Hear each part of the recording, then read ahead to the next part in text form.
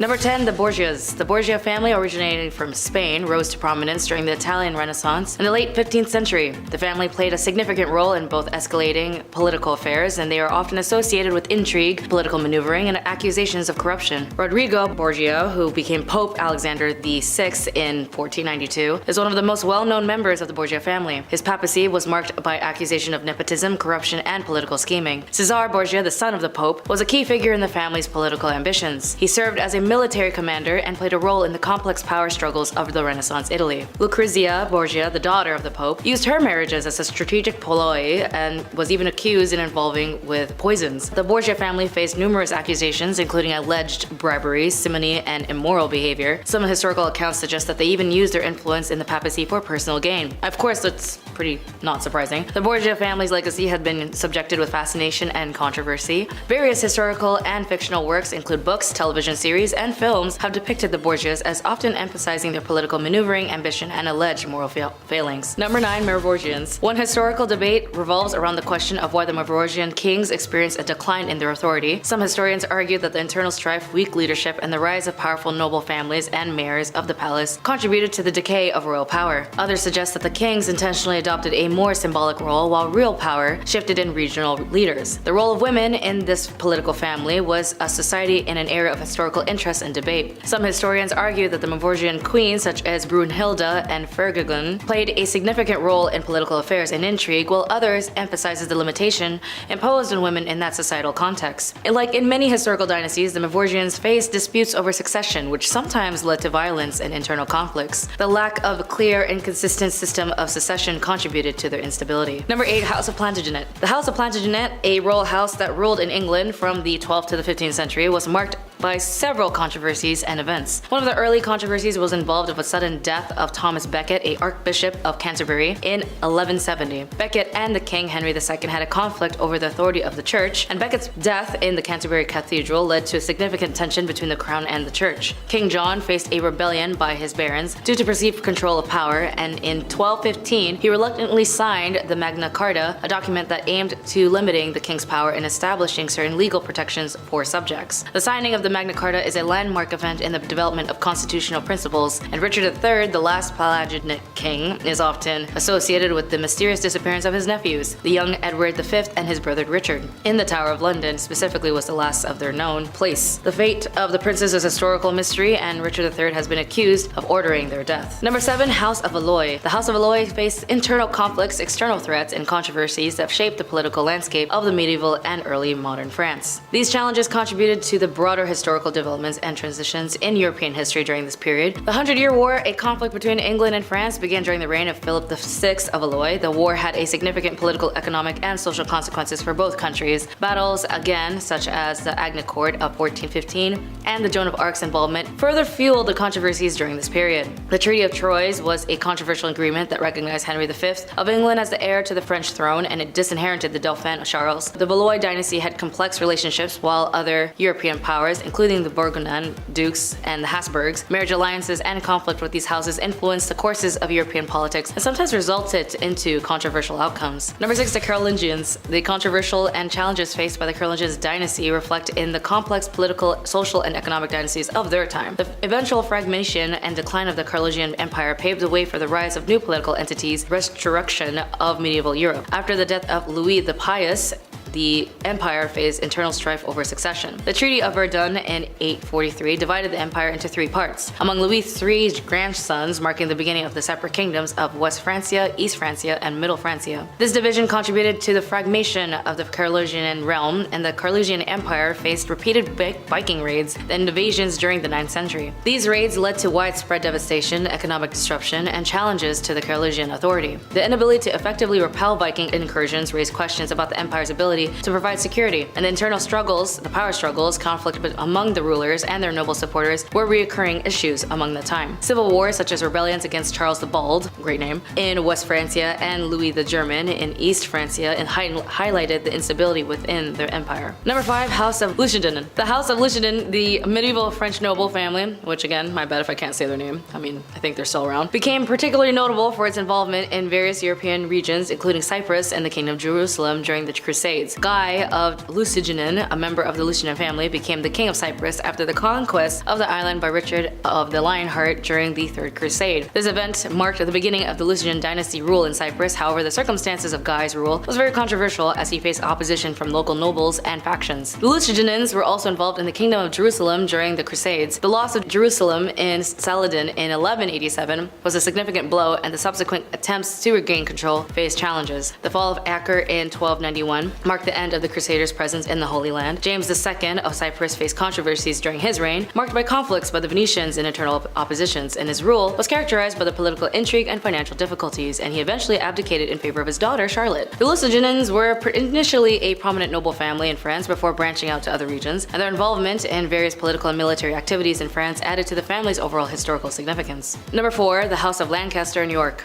As mentioned in number 5, was initially a prominent noble family in France before branching out to other regions. Their involvement in various political and military activities in France added to the family's overall historical significance. As we know from number 8, one of the most enduring controversies of the War of the Roses is the fate of the young princes in the Tower, Edward V and his brother Richard, who disappeared while under the guardianship of their uncle, Richard III. The mystery surrounding their disappearance had led to various theories, including possibilities of their death, and the execution of Richard, Duke of York, the father of Edward IV and Richard III, was a pivotal event that intensified hostilities between the houses. It set the stage for further conflicts and fueled the desire for vengeance. The Battle of Towtown was one of the largest, bloodiest battles of the War of Roses. The Yorkist victory of Towtown secured the throne for Edward IV, but was resulted in significant casualties that further enmity between the houses. The War of Roses left a lasting impact on the English history, shaping the course of the monarch and influencing the subsequent events. Number 3, the House of Draculesti. Vlad the Impaler belonged to the House of Draculesti, a noble family with the ties of the Order of the Dragon, a chivalric order. The name of Draculesti is often associated with the Romanian word Dracul, meaning devil or dragon. The association of the dragon is sometimes linked to the title Dracula, famously associated with the vampires in later folklore. Vlad's father, Vlad II, was the member of an Order of the Dragon. However, the circumstances surrounding his reign and relationship with other nobles, including political allegiance and conflicts, have been subject of historical debate. Vlad and his younger brother Radul was held captive by the Ottoman Empire as a form of assurance for their father's loyalty. Vlad's imprisonment and the events that led to his release are not entirely clear, and there are different accounts of the conditions of his captivity and return to Wallachia. One of the most controversial and notorious events associated with Vlad the Impaler is the night attack of the Travogati in 1462. After claiming the throne, Vlad launched a brutal campaign against the Ottomans and his political rivals. Thousands were reportedly impaled on long, sharp stakes, earning him the epithet the Impaler. The controversial aspect of Vlad's rule has contributed to his lasting legacy in folklore, popular culture, as Bram Stoker's Dracula drew inspiration from Vlad the Impaler. The character of Count Dracula is often associated with this historical figure. Number 2, House of Sforza. House of Sforza initially gained power in Milan through military prowess. Francesco Sforza, the founder of the dynasty, married Bianca Maria Visconti, an illegitimate daughter of the last Visconti Duke of Milan, and seized control of the city. This military takeover raised questions about the legitimacy of their rule, as Galenzio Maria Sforza, son of Francesco, faced controversy during his rule due to his lavish lifestyle, patronage of the arts, and alleged of tyranny. His reign was marked by political intrigue, cruelty, and a focus on personal indulgence, leading to both administration and criticism. But then Galenzio Maria Sforza was assassinated in 1476, allegedly by his conspirators by his own court. The circumstances surrounding his assassination and identities of the perpetrators are subjects of historical debate. Some believe that his own relatives were involved with the plot, as Ludovico Sforza, also known as Ludovico il Moro, usurped power from his nephew, whom he had previously served as regent, and the Sforza family was known for its intricate political maneuvers, forming alliances with various Italian states and European powers. These alliances sometimes led to conflicts and controversies as the family navigated the complex web of Renaissance diplomacy. And finally, at number 1, the Habsburgs. Habsburg's family has expanded as one of the longest reigning, as well as one of their 2 branches, both Spanish and Dutch relations. This family is the most evil as they use their political powers and means to control so many countries around the world. Countries that still hold their colonial rule in their culture, food, language, and in some cases their name. Philip II of Spain, a member of the Habsburg dynasty, was a staunch supporter of the Catholic Church and the Spanish Inquisition. The Inquisition was responsible for persecuting heretics and religious deniers, and its methods were brutal and controversial. Maximilian I, Holy Roman Empire and member of the Habsburg family, dealt harshly with the Anabaptists during the German Peasants' War. He ordered the execution of Anabaptist leaders, contributing to religious tensions in the Holy Roman Empire, and Ferdinand II, Habsburg ruler of the Holy Roman Empire, played a central role in the 30-year war. His policies aimed at recatholizing areas that had adopted Protestantism led to widespread conflict, destruction, and loss of life. The assassination of Archduke Franz Ferdinand, heir to the Austrian-Hungarian War, was a key trigger for the World War I. The subsequent action of the Habsburgs led Austrian-Hungarian Empire in issuing an ultimatum to Serbia and entering the war had profound and far-reaching consequences. As his family ties into so many conflicts in war as a result of loss of life is why they're number 1 due to their obsession in this era as time of expansion of land and rulership and religion. Number 10. Singh, the Maharajas of Patalia. Okay, you have to be kidding me on this one. As unsettling as this story is, I don't think history can actually forget this Maharaja anytime soon, because this story is just honestly that wild. So try as we might, I don't know if it'll be possible. Maharaja Sir Bhupinder Singh was the ruler of Patalia who sired around 88 children. Yeah. You know the saying, diamonds are a girl's best friend? I feel like this man was actually living that as a motto because he loved jewels and he had a ton of ladies. He was married 10 times and also had a bunch of consorts on top of that. Apparently he loved jewels so much, in fact, that once a year he would don only a diamond-encrusted breastplate and present himself to his subjects. His virility was famous among them, and rather than actually be dismayed at how many women he had in his life and how many children he'd sired, people actually apparently saw it all as like a good omen, believing his manhood even had special powers and would protect them all from evil. I don't know about that, but it's pretty crazy. And friends, before we move on to our next spot on this list, if you love what we do here at Bumblebee, be sure to let us know by clicking that subscribe button. It helps us out, it feeds the algorithm, it feeds us honey, it's just good for everyone. Number 9, Jala Dynasty, the Maharajas of Bikaner. At one point, the dynasty had the claim to multiple lavish properties. However, unfortunately, after they merged with the government of India, giving up their titles, the homes that had once belonged to their family name became too much for them to manage. One such home was the Bikaner House, which was built in the 1930s in America. The 10,000 square yard property was sold to the US government for $4 million due to the family's lack of ability to pay their taxes on the property.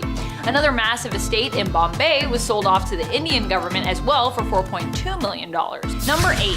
Wadiyar, the Maharajas of Mysore. Well, some might say the Wadiyars were attempted to be erased by a curse placed on them by those they had long ago usurped to take control and take the crown for themselves. At least part of this curse, if not all of it, has seemingly been broken at this point. They were cursed to be childless, but the most recently appointed ruler of the royal family actually had a son in 2017 by his wife. However, you could also argue that the Wadiyars as rulers have kind of been erased by history as of the 1970s, when the government of India basically stripped the Maharajas of all privileges and titles. Still, the people of the region respect the royal family even today, even if they do technically hold no power officially. So they still kind of are royal. Number 7. Devi, the Maharanis of Kuch Behar. Indira Devi was the daughter of the Maharaja of Baroda, and his second wife was the Maharani. Well, she was betrothed herself to a Maharaja of a different region, Gwalior. However, when she was still young, she met and fell in love with another man who was himself the younger brother to the Maharaja of Kuch Behar. If this wasn't scandalous enough, Indira refused to give up on her love and even chose to boldly break off her own engagement by sending a letter to her fiancé saying that she did not wish to marry him. She did this without consulting her parents, and despite them attempting to dissuade her from marrying her love, she basically did so anyway, with them basically accepting her marriage but refusing to be a part of it at all. So she kind of got like disowned, but like not officially disowned. Through her husband Jitendra, she would become the Maharani of Kuch Behar, when shortly after their wedding his elder brother died. While their life together was seemingly happy, they quickly had 5 children together. Her husband would die less than 10 years later, leaving her widowed with 5 children and making her the regent of Kuch Behar in his absence, with her eldest son poised to inherit the position of ruler when he came of age. Now, she was not seen as being a very good ruler and often preferred to gallivant through Europe with a passion for fashion, specifically Italian designer shoes, of which she had many, some of which were even diamond encrusted. Though I can't imagine taking all of that on would be easy, honestly. Not to write her off, but just saying. Sounds like she also had like kind of a crazy life. Number 6. Singh, the Maharajas of Jaipur. Maharaja Madhav Singh II was questionable when it came to how he spent his money. At one point, he used his immense wealth as the Maharaja of Jaipur to order 2 giant silver boats to be made. Around 14,000 silver coins were melted down so that his wish could be granted. Now, why did he need this? Well, because he wanted to carry with him on his trip to Britain a ton of Ganga Jal, which is basically holy water, I believe, or just water perhaps. he just really loved water, I guess. I mean, I can understand if it's holy water, it being somewhat religious, but sounds honestly like a lot of holy water if you got to make 2 giant silver boats. And why exactly did he need to transport it via silver? Like, that's unnecessarily lavish. Number 5, Scindia, the Maharajas of Gwalior. This one actually connects to an earlier story I told of a different family. Remember Indira Devi? This is the man that she was actually going to marry, but she didn't. Maharaja Sir Madho Rao Scindia of Gwalior is an interesting man who seemed very worldly, but like most royals out there, even he had his eccentricities. At one point, he apparently had a model train set made entirely out of silver, which he then used to deliver food and drink around his dinner table. Honestly, I feel like this one is actually like one of the lesser vices on our list here. It actually kind of sounds cool, to be honest. However, like all royals, even his family's claim was abolished following the partition. So whether or not it was cool doesn't really matter anymore. Number 4, Kanji, the Nawabs of Junagadh. The Nawab of Junagadh is an interesting one, specifically the ruling of Muhammad Mahabet Khan III Kanji, known as the last Nawab of Junagadh. Muhammad apparently loved his dogs, so much so that it was believed at one point he owned up to 2,000 of them. That's a lot of dogs. While his people struggled living in squalor and poverty, he did things like throw lavish parties for his dogs. Each dog was supposedly given their own room, their own servant, and their own phone. Although I don't know how a dog uses a phone. I guess they just like knock it off the hook and then they just like bark into it? I don't know. Can't imagine they would be able to dial anything, but you know, maybe he also had all of his dogs trained to use the phone? I don't know. At one point, the last Nawab ended up throwing a lavish wedding for his favorite dog, Roshanara, when he ascertained that she had fallen in love with another dog who was named Bobby. He even invited the Viceroy of India at the time, Lord Irwin, to attend, but of course the Viceroy politely declined the invitation because, yeah, that would be a weird thing to attend and also probably doesn't look good on you to go to lavish dog weddings. Number 3, Devi, the Maharanis of Baroda. Princess Sita Devi was once known as the Maharani or Queen of Baroda, but after a time, even her right to rule was pretty much erased. In fact, while she grew up in India and was the Queen of Baroda, she died in Paris, France. During her time as Maharani, she became responsible for many treasures and apparently had an affinity and a love of pearl carpets, of which the Baroda treasury actually had quite a few. I didn't even know pearl carpets were a thing, but apparently they are. A pearl carpet, while luxurious, certainly sounds like it wouldn't be that comfortable, honestly. And while pearls are strong, I would be worried about damaging them by walking all over them. But that's what you do with these carpets. I mean, I don't know, maybe you just like put them out and you just like look at them. And you're like, look at that. Look how pretty that is. Don't step on that, just look at it. Number 2, Khan, the Nazims of Hyderabad. Literally, this family was pretty much erased when you think of what happened to them after India gained independence, with their wealth literally being seized by the government. Mir Osman Ali Khan was the last Nazim of the region known as Hyderabad. During his lifetime, he was also considered to be the wealthiest man in the world, according to the Guinness Book of World Records. Khan's family owned the Golconda mines, thanks to their royal claim, which at the time was the only place, the singular place, supplying diamonds to the world at large. The Nazim's wealth was so great that he apparently used one of the world's largest diamonds, the 5th biggest diamond in the world, known as the Jacob diamond, which weighed around 145 carat, as his paperweight. You know you're on another level when that's what you use as a paperweight. Number 1, Wilayat, the Queens of Oud. This one is quite unsettling in the sense that it was never actually, but for more than 30 years, people believe that this woman, Begum Wilayat, had actually been the Queen of Oud displaced by the partition. However, only a few years ago, we learned that this was all a lie, thanks to the reporting of New York Times journalist Ellen Berry. Berry befriended the younger son of the family, and during the course of her investigation digging into who these people were before chaos ensued, learned that though Begum Wilayat had fervently claimed to be royalty and demanded what was rightfully hers to be returned until she took her own life in the 1990s, the truth was she and her family had apparently never been royalty.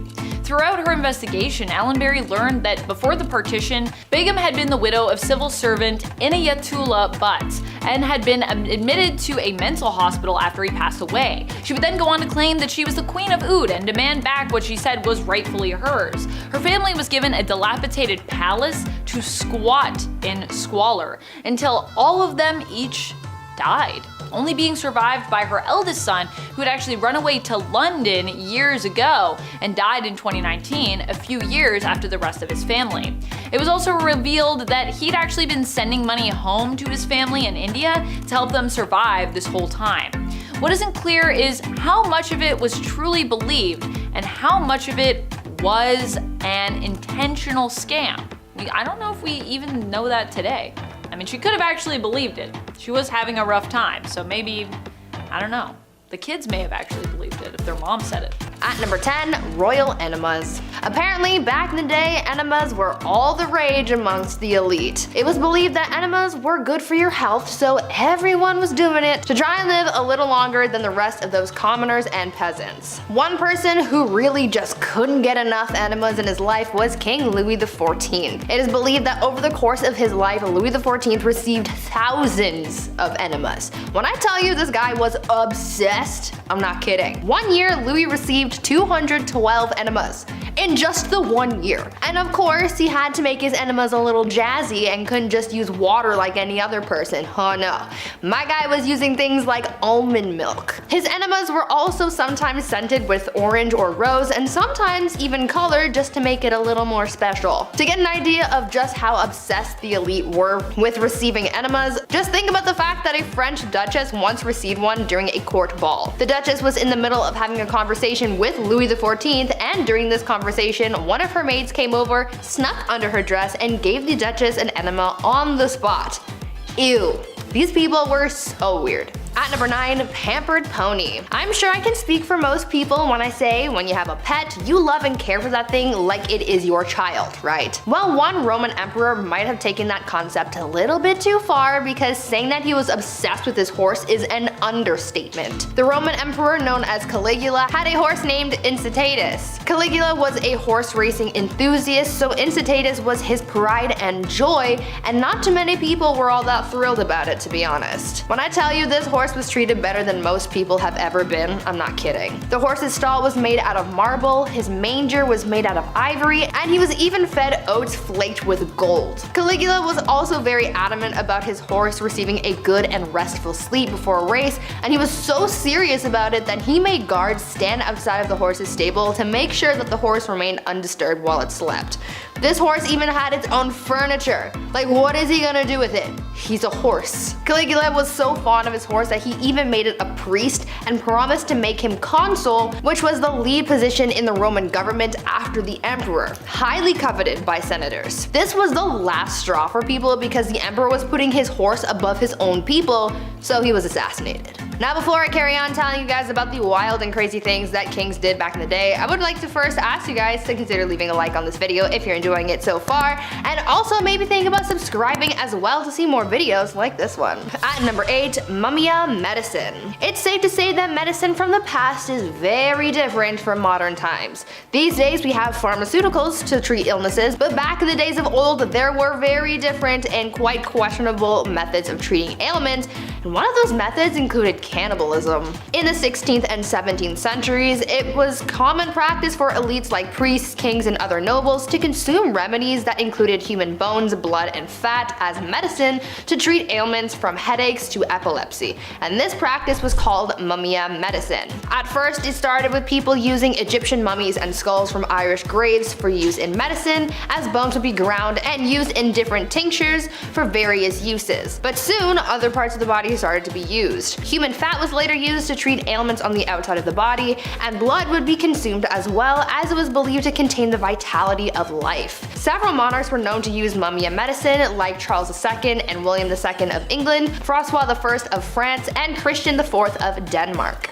At number 7, kissing sheets. For thousands of years, monarchs worried about the threat of being poisoned by their enemies, and so they thought of an array of precautions to take in order to prevent being taken out by some kind of spicy death sauce or something. Many monarchs hired tasters to try their food before it was given to the king to make sure that it wasn't poisoned, but some monarchs were also afraid of being poisoned through something that they touched. This is why Henry VIII hired someone with a very important job to make sure that his bed wasn't poisoned. The person who was tasked with making the king's bed was also required to kiss every part of his bed in the morning. They would kiss the pillows, sheets, and blankets to prove that someone hadn't smeared poison on it. The king was also concerned with people poisoning clothing too, so his clothes as well as his son's clothes were also tested for poison before getting dressed. At number 6, eternal youth. I know that there are a lot of people out there who want to live forever. I am one of those people. I am afraid of dying, but I also want to see what humanity will look like many years from now until the sun consumes the earth. Unfortunately, that's kind of impossible, at least for now, until we come up with some kind of way to make people live longer. But this idea of prolonging your life has been around for thousands of years, and one Chinese emperor was super obsessed with the idea and really tried his best to live for at least another 10,000 years. Emperor Ying Zhang was obsessed with finding a magic elixir that would make him live longer, and he demanded that his subjects find this immortality elixir for him. Now, even though he brought a lot of prosperity to people during his rule, he never let go of his demand for immortality, and it put a lot of pressure on his underlings to find him something to help him live forever, but obviously that didn't happen. He was so concerned with his lifespan that he even brought magicians into his court. His obsession alienated him from his people, and after all of that effort trying to live longer, he died at the age of 49. At number 5, no bathing.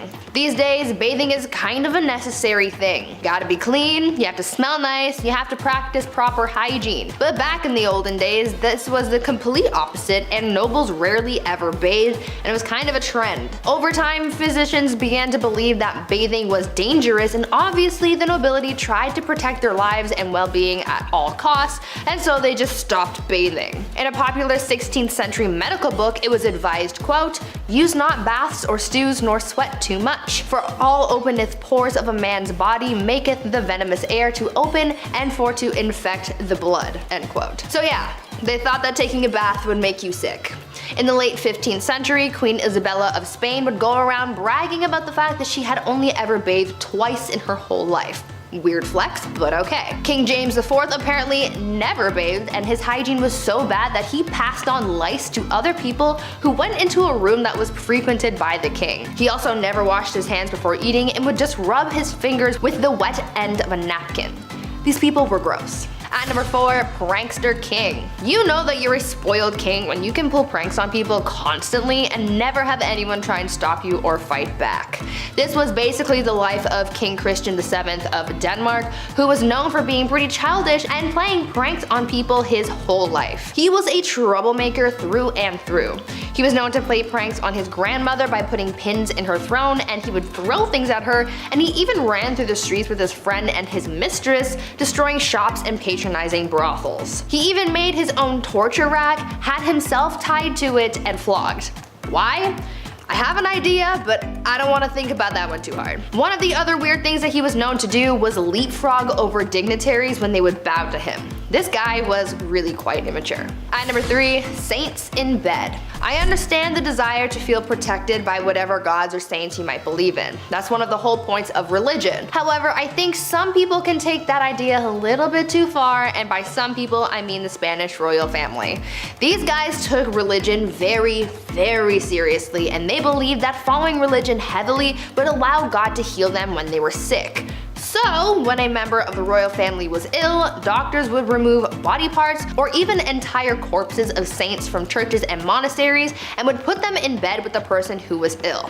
Yeah, they slept with the corpses of dead saints to be healed of their sickness. Could you imagine if that was still how medicine was practiced today?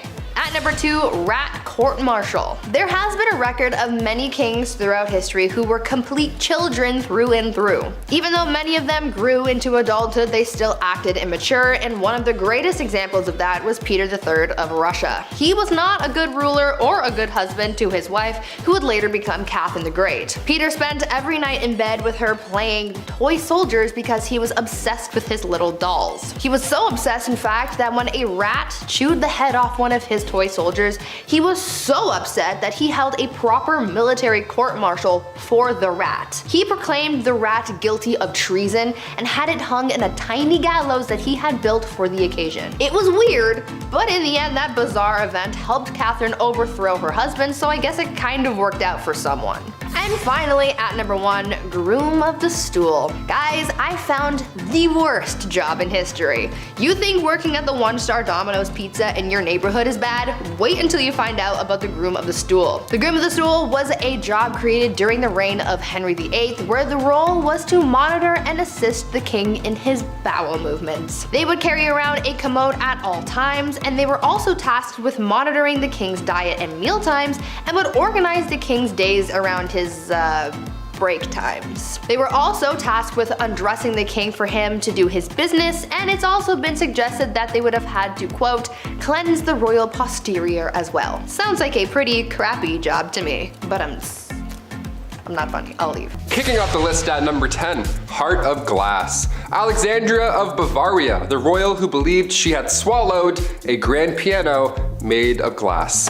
I'm not joking, yeah, she was a princess, so not technically a queen, but this is so insane that I had to kick off this list with it. The 23-year-old Bavarian princess was quite the scholar. She was known to enjoy literature, but she equally put energy into convincing those around her that she'd swallowed a piano made entirely of glass when she was a wee child. She grew up afraid that her inner piano would shatter. We have an inner demon, she has an inner piano made of glass. So she would enter rooms slowly and sideways, I'm not kidding, to, you know, avoid cracking that personal piano problem. Just like King Charles VI, he thought he was going to break at any given moment. Saying you were made of glass was quite an uncommon delusion. The victims were more often than not royalty. They had glass, they watched this fancy material shatter in their hands all the time. No wonder, it probably scared them. There's actually a play on this glass delusion. It's called The Glass Piano by Alex Sobler. Quite recent too, apparently it's a blast. Check it out if you have the chance. We love that. Keep writing plays about glass pianos. This is insane. At number 9, Rosemary's Baby. Back in the days of old, it was very important to the monarchy to have a male heir. Many kings throughout history have been known to get very upset when they weren't given a son to inherit the throne,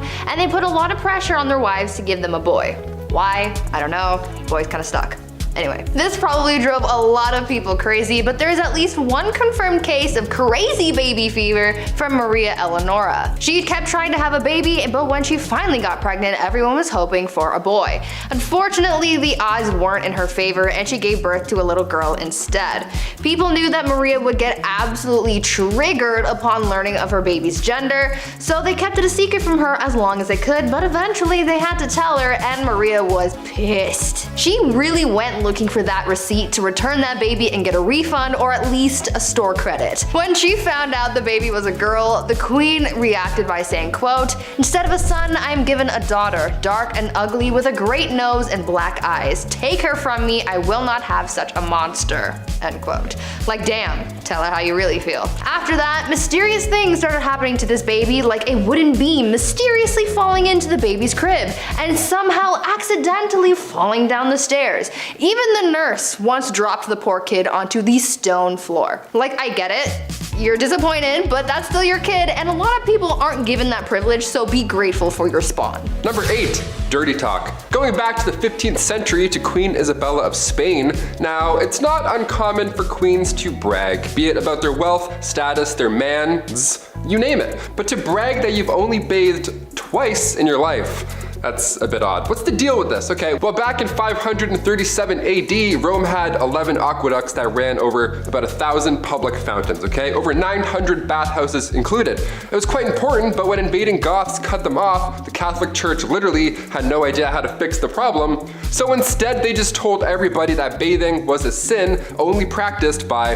pagans. So at one point in history, you could have ran a bath, thrown in a bath bomb, relaxed for an hour, got out, and then immediately, you're a sinner. Worst of the worst too, how dare you? Having a bath on Monday afternoon, you monster, you pagan monster. The Old Spice guy would have rocked their world. At number 7, Mother Knows Best. I think after hearing about these queens who've done some dark things to get their way, you would think that it's safe to say you don't mess with a woman and her plight for power. Unless you want to end up 6 feet under, that is. One Roman Empress, Julia Agrippina of Rome, was pretty spoiled already. She lived a lavish life, her husband was the emperor, and she had a family. But that just wasn't enough for her, and she wanted it all. Julia was quite ambitious, and she spent most of her early life trying to dethrone her predecessors. She believed that she and her son had a claim to the Roman throne by birthright, and so she bamboozled her way into royalty by tricking her uncle Claudius into changing Roman law so that they could get married.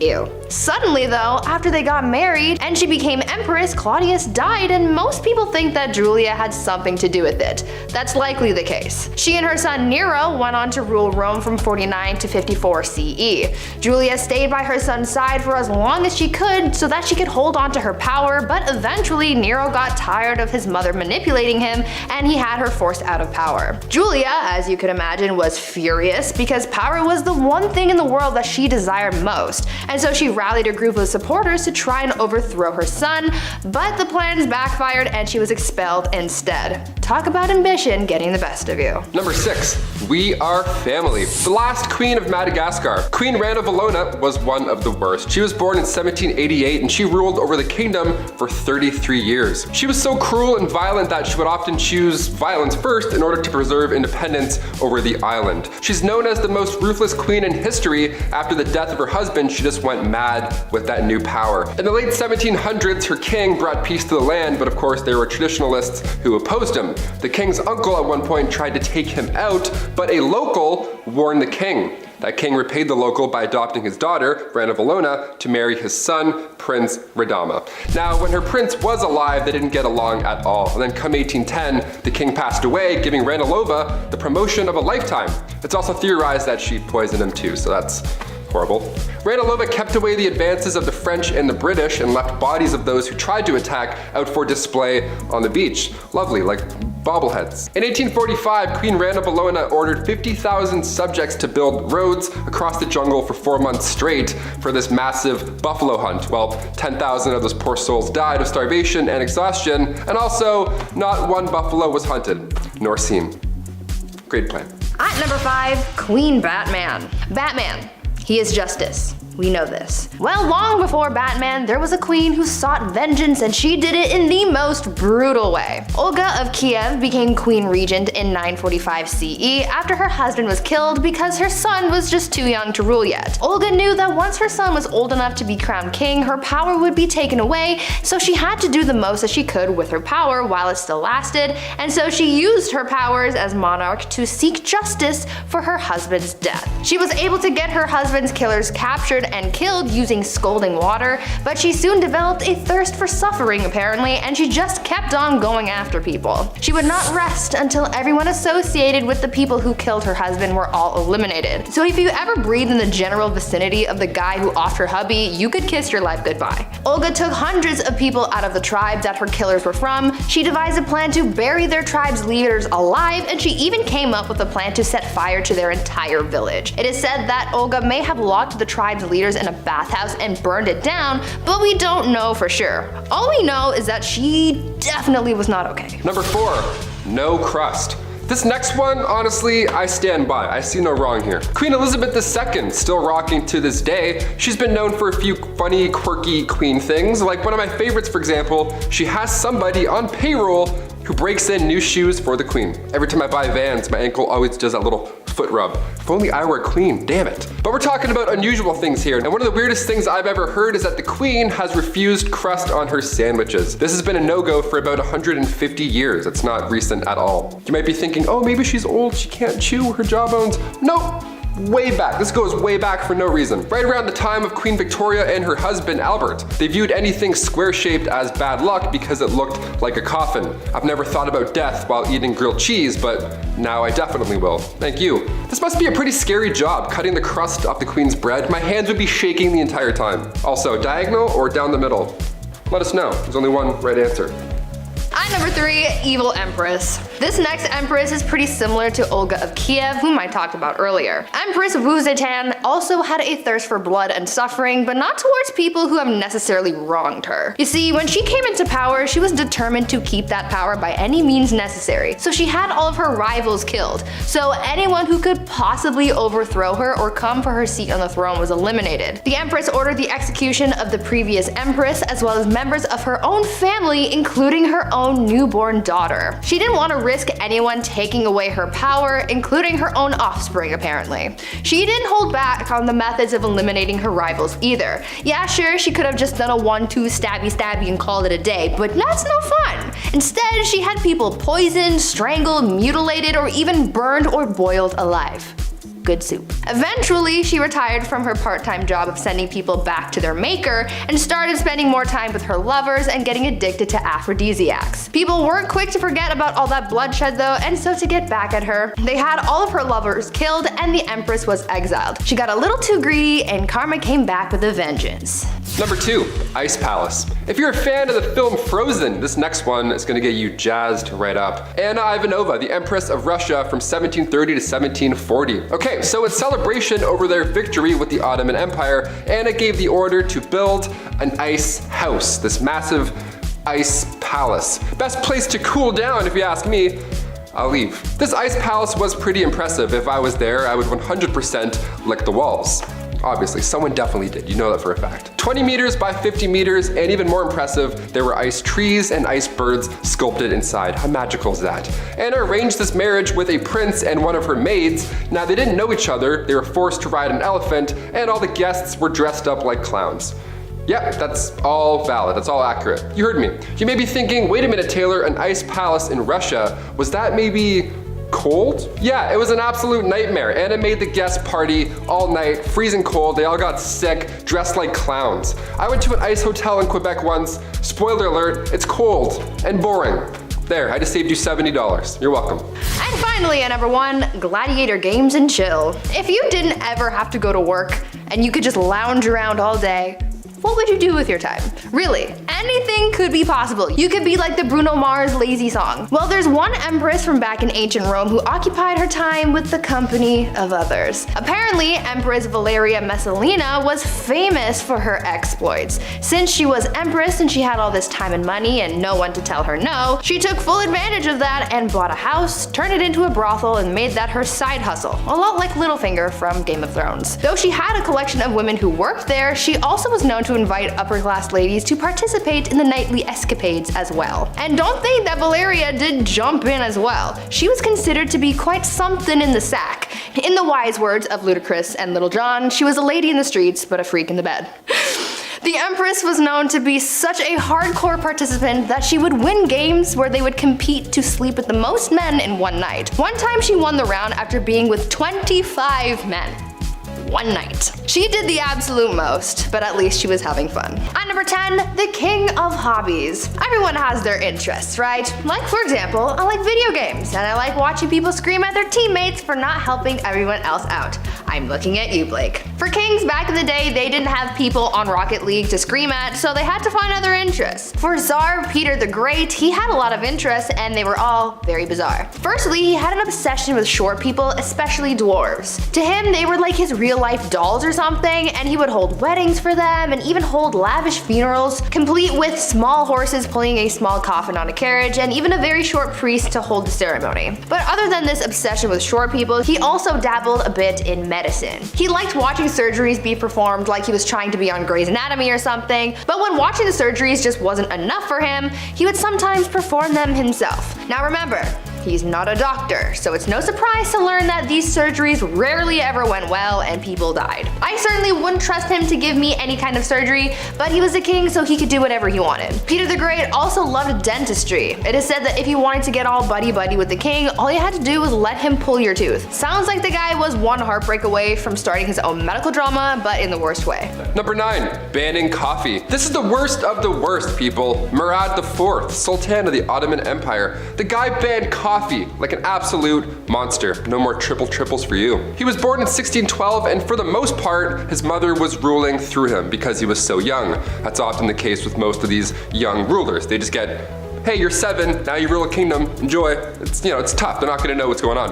But when he got a little bit older, he put forth these laws, punishable by death, might I add, in order to get things back on track. That was the key. He banned coffee, tobacco, and alcohol. He would actually disguise himself as a civilian during the nighttime and would wander around aimlessly in hopes that he would find one of these dark roast renegades. If you were caught outside having a quick smoke break, you weren't arrested, you didn't get fined, but rather, Murad IV himself would take your head off right there in the streets. No trial, no jury, just straight to execution. All because you're drinking a Bud Light Lime. At number 8, why you mad? Now this could be a bit of a controversial opinion, but if your name includes the words the mad, I would assume that you're not doing too great, right? I mean, you have to earn that title, and if it's a title that harsh, that simply begs the question, what in the HE double hockey sticks did you do to get that name? Well, for Charles the Mad, he did a lot. Charles became king when he was only 11 years old, so that certainly didn't help his development, and knowing this kind of helps explain a lot of his actions. He was known for getting really angry and throwing fits of rage, and was known to give people the gift of the big sleep, if you know what I mean. Charles didn't always kill people though, only sometimes. Other times he liked to switch things up. Sometimes he would run around his palace pretending to be a wolf. Other times he would go through phases where he just really didn't want to keep up with his personal hygiene, and he would get so gross that he literally had to be cut out of his own clothes. Now I don't know how long you have to go without bathing to get to that point, but really I don't think I want to know the answer to that question. Charles also thought that he was made of glass, and so he would go through phases where he would sit completely still so that he didn't break. Kind of like Drax from Guardians of the Galaxy, but not as, extraterrestrial. Well, maybe he was. That honestly would explain a lot. Number 7, party hard. Zhu Huzhou was the emperor of the Ming Dynasty in the early 1500s. Now, lately we've been talking about kings and queens. We're on part 2s for both now, and there's a good amount who simply just aren't ready. They're too young to rule. Like Joffrey from Game of Thrones. Kings like that actually existed. They were horrible. They were young, they were too young to know what was right and wrong. Plus, they usually have some corrupt parents whispering in their ears the entire time. Zhu took the throne at just age 14, and for a while, ministers were confident that he would grow into the role and become the leader that he was born to be. Well, when he got older, he transformed a zoo just outside of Beijing. He transformed it into his own personal brothel. Yum. I mean, on one hand, I'm glad the animals are free, but like a zoo, you couldn't find a more romantic place? Can convert an Applebee's to a brothel, maybe? I don't know, something with AC. His final days were spent partying, and some would say a little bit too hard. He got intoxicated and fell from a boat. That's how he ended his life. Honestly, not a bad way to go out. Pretty OG. At number 6, love game. A lot of kings and queens throughout history have been known to engage in the horizontal hustle a lot. I mean, when you're a ruler of a kingdom, you don't really have much to do in your spare time. So what else are you gonna do? Play a board game? No. These monarchs were getting busy all the time, but there was one king who was just so obsessed with getting a good old pickle tickle that it just became his whole personality. King Philip V was known to be a nymphomaniac, and he liked doing the deed a lot, but because at the time, the Catholic Church said that having sexy time with anyone but your spouse was a sin, the king and his wife were getting busy all the time. Eventually, his first wife caught on to how to use this to her advantage, and she would often refuse to sleep with him until she got her way with anything she suggested or demanded from him. You would think that he would catch on to this game, but maybe his urges were just so strong because he always caved and gave her what he wanted. Obviously, this man did not follow Hoodville. Absolutely not. Just to give you guys an idea of how obsessed this guy was, when his wife was on her deathbed, before she went he literally tried to get one last bang in. On her deathbed. Like, dude, not the time. Number 5, George V. We love hobbies here on Bumblebee. I mean, I used to collect special quarters growing up. I swear to God. The only time I've ever been good at saving money was when I was 12. I would see one of these and be like, don't touch it. George V turned out he loved stamps. A lot. Like a lot. Since he was a wee young lad, he was collecting these little guys. Here's the unusually impressive part about him though and his hobby. He continued to collect stamps during World War I. This guy was busy. Everybody's trying to stay alive and George is just licking stamps in the library like a prince. Like all collections, it started at an early age and now it's at the point where it's past impressive and it's just borderline strange. This guy had albums on albums of stamps. He had around 330 albums, each with 60 pages full of stamps. Quick maths, that's like 20,000 pages full of stamps. So naturally he was nicknamed the king of stamps, or rather the king of philately, the official term for collecting stamps. It's a nice word. Philately. Philately. Back in 1905, he set an all-time stamp record, which I didn't even know that was the thing, and it was the most money ever spent on a single stamp. The guy dropped like 220,000 US on a single stamp. Somebody even asked the prince down the road if he had heard about this idiot who spent 1,400 pounds on a stamp, and he was proud of it. He was like, that was me, you wanna see it? The next King George is a little different, to say the least. At number 4, womanizer. I'm going to preface this by saying that George IV of England was voted as England's worst king by historians, so that should already tell you a lot about this guy. Georgie here was yet another one of those monarchs who was a little too invested in his intimate conquests, you know? Now we do know that the encounters that he was on were all consensual, so that's a plus. However, he was still creepy about it. Yeah. This man tried everything to get a woman to sleep with him. He would throw a tantrum if she said no, or threaten to end his life if he didn't get to do the 8-legged nature dance, you know? Somehow, this had a pretty good success rate, even though he was not a catch at all. It feels like this was one of those situations where you kind of just give in to make him stop talking, you know? Anyways, this guy was super creepy because on top of the lengths that he would go to just to get some time in the sack, he also kept trophies of his conquests. He would ask each of the people he slept with for a lock of their hair, and he kept them all. Back then, it was kind of common for lovers to keep locks of each other's hair, but George's collection was alarming because of just how many locks of hair there were. After the king died, his brothers found 7,000 envelopes, each with a lock of hair that was, quote, enough to stuff a sofa, end quote. Fun fact, if you want to see this insane collection, it is in a museum in Scotland, so check that out if you want, I guess. Number 3, kleptomania part 2. On our spoiled queens list, Brie mentioned Queen Mary and how she just couldn't stop stealing, which is hilarious to me, just this old lady stealing your shit. Well, the last king of Egypt also had sticky fingers. He was even better at it too. Check this out.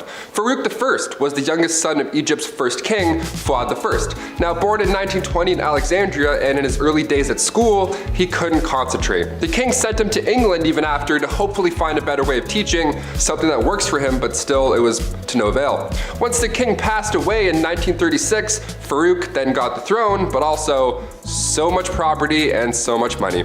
He had hundreds of fancy cars, 75,000 acres of land. This guy had it all. Literally, he had anything he could think of, but still he felt like he needed to take more, to steal. At 17 years old, he would slam 12 eggs for breakfast and then wash it down with 30 bottles of beer. Nutritious and delicious. Horrible. On top of the fact that he loved to steal, he was the biggest hoarder. So he had thousands of shirts randomly. He also had 50 diamond-studded walking sticks for some reason, and like a prince such as myself, he too collected coins. I mean, his collection was much nicer, but still, great minds think alike. Spoiled minds think alike, rather. Oh shit, this is eye-opening. One of the most bizarre facts about Farouk was he pickpocketed Winston Churchill once. He took the guy's watch. After everything I just said, he still decided to steal his watch. What a gem. We love him. Yeah.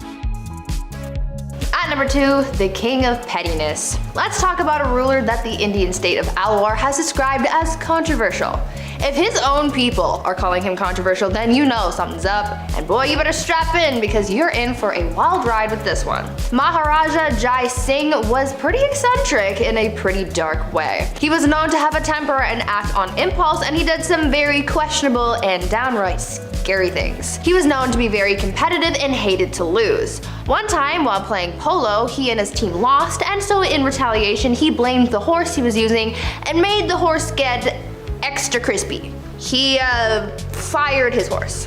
I'm sure you know where I'm going with that. If not, use your noodle, I don't know. Unfortunately, the cruelty towards living things didn't stop at animals, and he was also known to kidnap women from the streets and go all criminal minds on them. On a slightly lighter note, though, the Maharaja was also known to be very petty. Once he went into a Rolls-Royce dealership, and the person working there thought that he was broke and ignored him. Thinking that this was insanely rude, he bought 7 Rolls-Royces, sent them back to India, and used them to pick up garbage. This guy was really just doing the absolute most. And coming in at our number 1 spot, King Ludwig II. Home renovation shows rock my world. I can watch Love It or List It for months at a time. It's the dream, building your own home one day, and if you're a king, well, it's pretty easy to get that done. In our Spoiled Queens Part 2, I mentioned a princess that had a house made of ice, literal ice. Well, King Ludwig II had numerous castles built to resemble fairy tales. Literally, like fairy tales. I gotta admit, I kind of love this a lot. Ludwig was only 18 when he became the King of Bavaria in 1864, and then he had castles, like castles, more than one, built after he was inspired from romantic literature and spending some time at the opera. The kid was a dreamer, you gotta love it. He would spend his nights in one castle looking through a telescope at his new castle being built, so he would just watch it all night. That's like the king's way of waiting for your Amazon delivery. Just standing there, just like, oh, it's coming. 17 years and it's done. Just 4 years in, he designed his own castle, and to this day, it's one of the most photographed places in the world. Neuschwanstein Castle.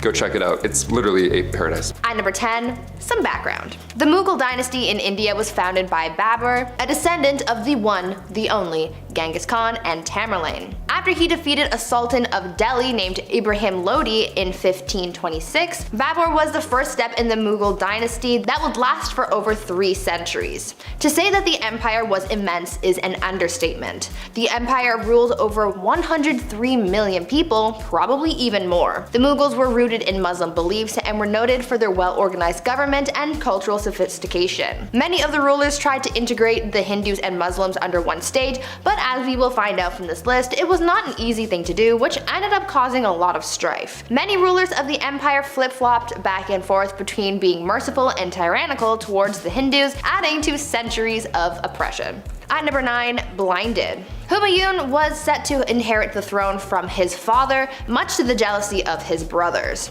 He was 23 when he ascended the throne in 1530 after the death of his father. His brothers reigned over different fiefs, but none of them were satisfied unless they had the crown. He also wasn't the best ruler. Humayun was sent into exile for 15 years after he was overthrown by one of his father's generals, Sher Shah. Humayun fled and eventually ended up in Persia, where he built back up an army through his partnership with the Shah. Slowly, he took back his land, facing his own brothers who were constantly scheming against him. But Babur, his father, made him promise that he would never lay a hand on his brothers.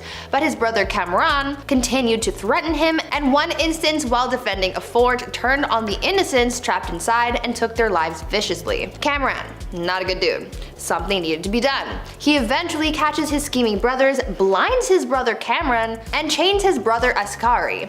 A little messed up, but like, you know, not bad for war. Before I carry on with the rest of the video, make sure you guys are subscribed to the channel and maybe consider leaving a like on this video if you're enjoying it so far. At number 8, Akbar. Humayun continued to deal with the competition of his brothers until finally his reign came to an end, but not in the way that you would expect. He was carrying a bunch of books up some stairs and he accidentally fell, leading to a lethal head injury. His 13-year-old son Akbar had to inherit the throne. Akbar would later become known as the Great, but that doesn't mean that he didn't do some questionable things. Where his father failed to conquer, Akbar swept through. But just like his father, he encountered jealousy and dangerous ambition in the dark corners of his reign. In Delhi, an attempt to assassinate him was made, the bowman nearly missing him. Who was behind it? The slave of a nobleman who recently tried to start a rebellion. But the plot thickens. Akbar's foster brother's mother had further designs to establish power for herself through her son, Adam Khan. Khan actually ended up taking the life of Akbar's foster father, which led to Akbar throwing him down the stairs and therefore killing him. The mother died 40 days later due to grief. Grief over her son or the loss of power? Who knows? At number 7, Jahangir. So this guy was super impatient to become the ruler and was getting tired of Daddy Akbar taking his time. So he revolted. Damn, this court honestly was just rife with rebellion. They never got tired of it. In 1599, while his father was otherwise engaged and away from the palace, Prince Salim led a revolt. During the revolt, he even skinned a man alive. Akbar was pissed about this and wrote to his son and said, quote, "I have never skinned a bird alive in my life, and you have treated a human being in this manner." Jahangir then went on to conspire against a close advisor of his father named Abul Fazl, whom Jahangir killed in a small battle. Despite Akbar being devastated at his son's behavior, he was the only male heir left to inherit, so on Akbar's deathbed, he forgave his son and implored the nobles to recognize him as a leader. At number 6, sewed to an ox. Now Jahangir was emperor, but the trouble didn't stop there. I saw some sources recognize him as a somewhat benevolent figure, while others said that he was the exact opposite. He was pretty brutal, and his first task was crushing a rebellion against that which his own son began. Apple, not far from the tree. He was traveling to Lahore when he came across two nobles who were sympathetic to his son's cause, so he decided to punish them in a very peculiar and violent way. He ordered that one be sewed to the skin of an ass and the other to an ox.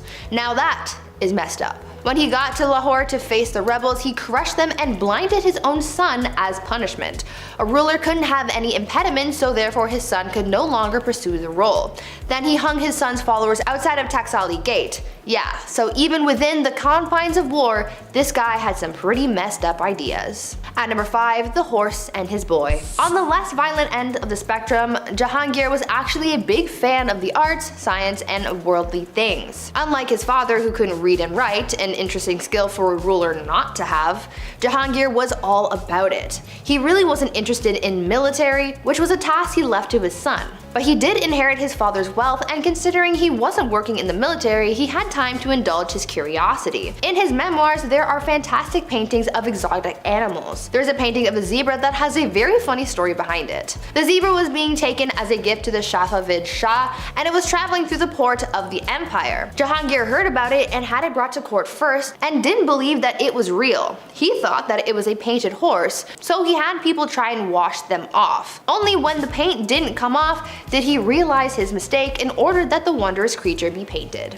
At number 4, Shah Jahan and the Taj Mahal. Okay, so this one isn't messed up for violence or anything, but it is the ultimate love story, and we just can't leave it off this list. There is one part that is messed up to me because, man, I don't even know, but we will get to that. If you've ever been to India, then one of the stops you made on your trips was probably to the Taj Mahal, a breathtaking mausoleum built by the Mughal Emperor Shah Jahan to commemorate the love of his life. Considering how big and intricate it is, you know that their love was bigger than any storybook. An Indian poet called the Taj Mahal a teardrop on the cheek of time, a testament to grief and power. Mumtaz Mahal was Shah Jahan's favorite wife, forsaking all of his other wives just to be with her.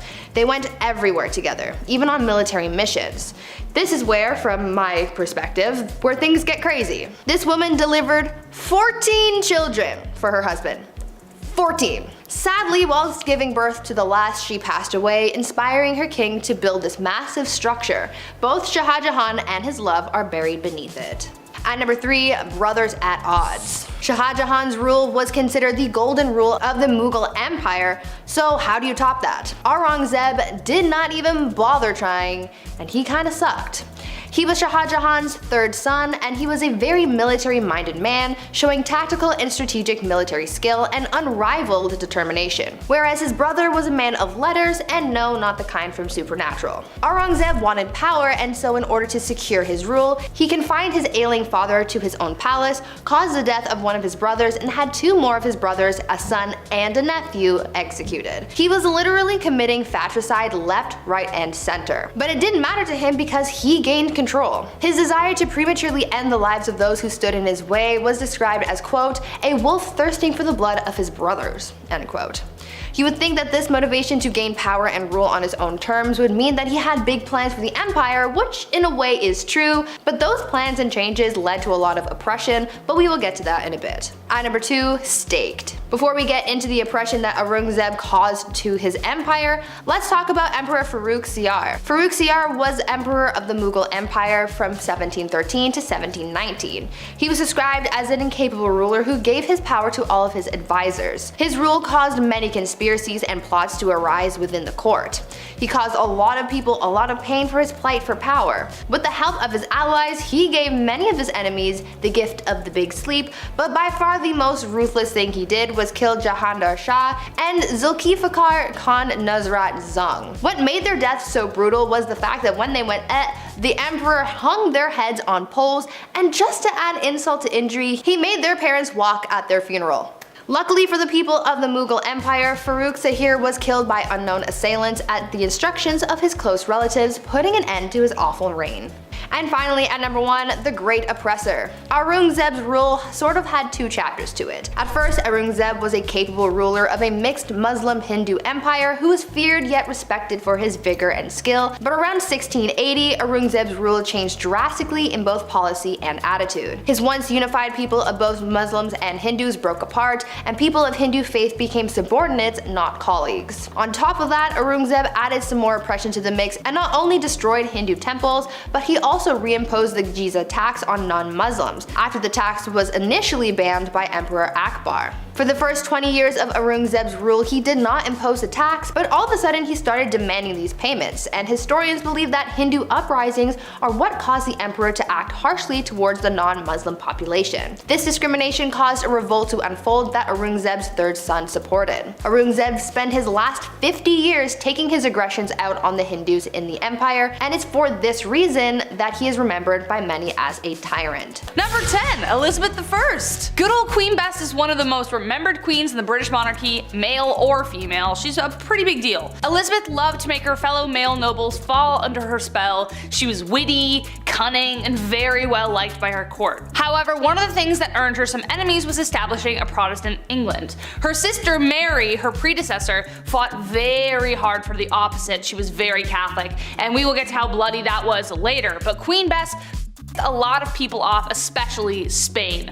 She was supposed to marry the Catholic Spanish king after her sister passed, but she turned him down. This led to a conflict between Protestant England and Catholic Spain, but her navy defeated the Spanish Armada in 1588. Mary, Queen of Scots, laid claim to the English throne and was one of Lizzie's greatest internal threats. Mary was a Catholic, which made all the Catholics of England back her. Mary was also presumed to be behind several assassination attempts against the Queen. Finally, Queen Elizabeth had to take action, and after keeping her cousin hostage for 20 years, she finally had to have her executed. And we'll talk more about her later. Number 9, Catherine the Great. So Catherine the Great was called the Great for a reason. She was a pretty epic woman by most accounts. She even had one of the first vaccines, which is pretty crazy. Though she wasn't actually born in Russia or even Russian at all, Catherine was not content to go down in history quietly. She considered herself an enlightened ruler, and history tends to agree, with aims of prioritizing education for the people. She had many lovers, and there is enough evidence to suggest that the son she had was illegitimate.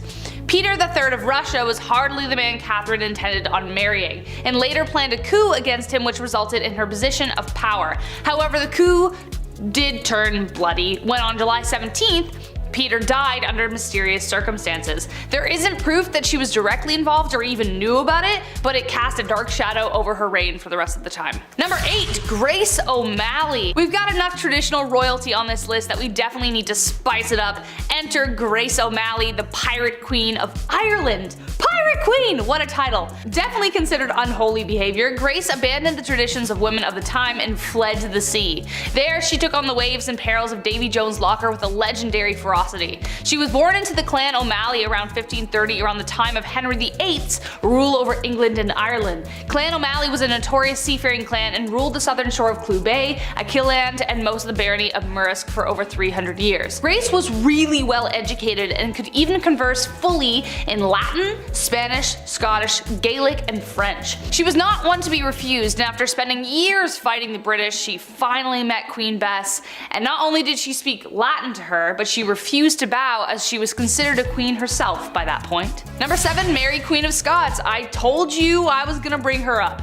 A name you will recognize as I've already mentioned her before, but in terms of who the villain in that story is, it depends on which side you're telling the story on.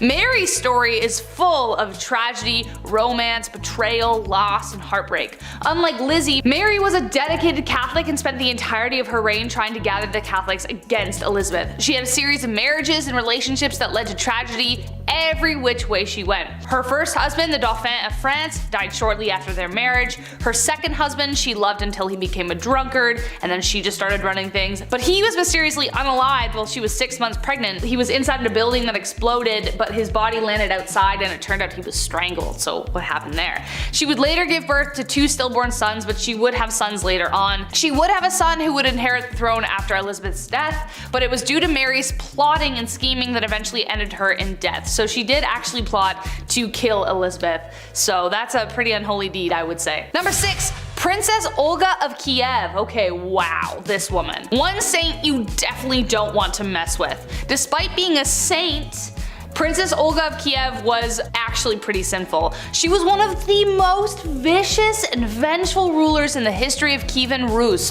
which would later become Russia, Ukraine, and Belarus. Olga took center stage after her husband died and made sure she would never be forgotten. Her husband died in a very gruesome way by the enemies that we're going to talk about in a second. When the people who viciously unalived her husband tried to persuade her to marry their leader, they sent 20 men. Olga told them to wait in their boats, had her men dig a ditch in the meantime, and the next morning buried the men alive. She then lied and told the king she would accept his offer if he sent his best company to retrieve her. He didn't know about all that stuff yet. When they got there, she locked them in a bathhouse and torched it. But it didn't stop there. Olga didn't stop there, that's not her style. She would later host a steak dinner with her enemies in which they were staked. Very Vlad the Impaler, I know. Then she set whole villages on fire by attaching sulfur to pigeons, and then it was just crazy. Damn, like hell has no fury like a woman scorned, let me tell you. Number 5, Queen Isabella I. The Spanish Inquisition, pretty high up there as far as terrifying points in history go. If you weren't willing to convert to Catholicism, you were tormented, interrogated, and burned at the stake.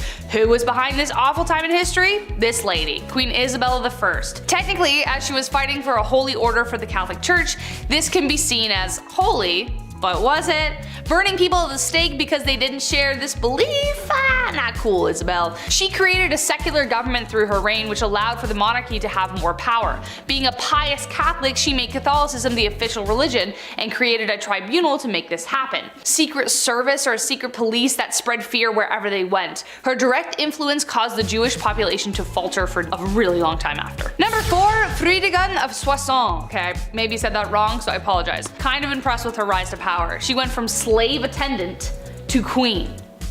How do you bridge that gap? No idea. Boy was she ferocious. Assassination and manipulation were her main political tools. Fridegund was among a small number of enslaved women in the Merovingian household that became a queen. Merovingian was the OG Central Europe before everything got split up. She survived political dangers and retained her husband's loyalty and could persuade monks and priests to jump onto her plots with ease. She encouraged her husband, the king, to set aside his first wife and then even take the life of his second. But his second wife, Galswinda, had a sister named Brunhild who became the mortal enemy of Fridegund. She had good reason to be. Fridegund continued to do everything she could to secure her position, one assassination after the next. She was a pretty stormy lady. Number 3, Bathory. Okay, alright. Technically not a queen, I get it, but she might as well have been with the power that she had. So fight me. She's remembered as the most evil woman in the world in history, I think. I don't know. That's my opinion. Bathory was the stuff of nightmares. Elizabeth Bathory was born on August 7th, 1560 into a prominent Hungarian noble family, making her practically untouchable. She married a very famous war hero who is suspected of gifting Bloody Lizzie with the skills she used to kill. After she died, Bathory became obsessed with immortality. Supposedly when one of her servants accidentally spilt blood on her and her skin appeared younger after. Bathory then began her mission of horror, luring over 650 young virgin women to her palace and brutally taking their lives. She was even bold enough to lure daughters of nobility. Before draining them of their blood, she would make them suffer in ways you don't even want to imagine before bathing in the blood itself. When she was finally caught, 3 of her servants were executed, but she was simply locked away in her tower for the rest of her days on house arrest. Ugh. Number 2, Catherine de Medici, also known as the Serpent Queen. History colors her story as the tale of the evil queen. On one hand, she is remembered for being one of the most powerful French queens in history, and then on the other, she was blamed for the many atrocities that took place during her reign. Her regency was marked by the French wars of religion and the many games Catherine played within them.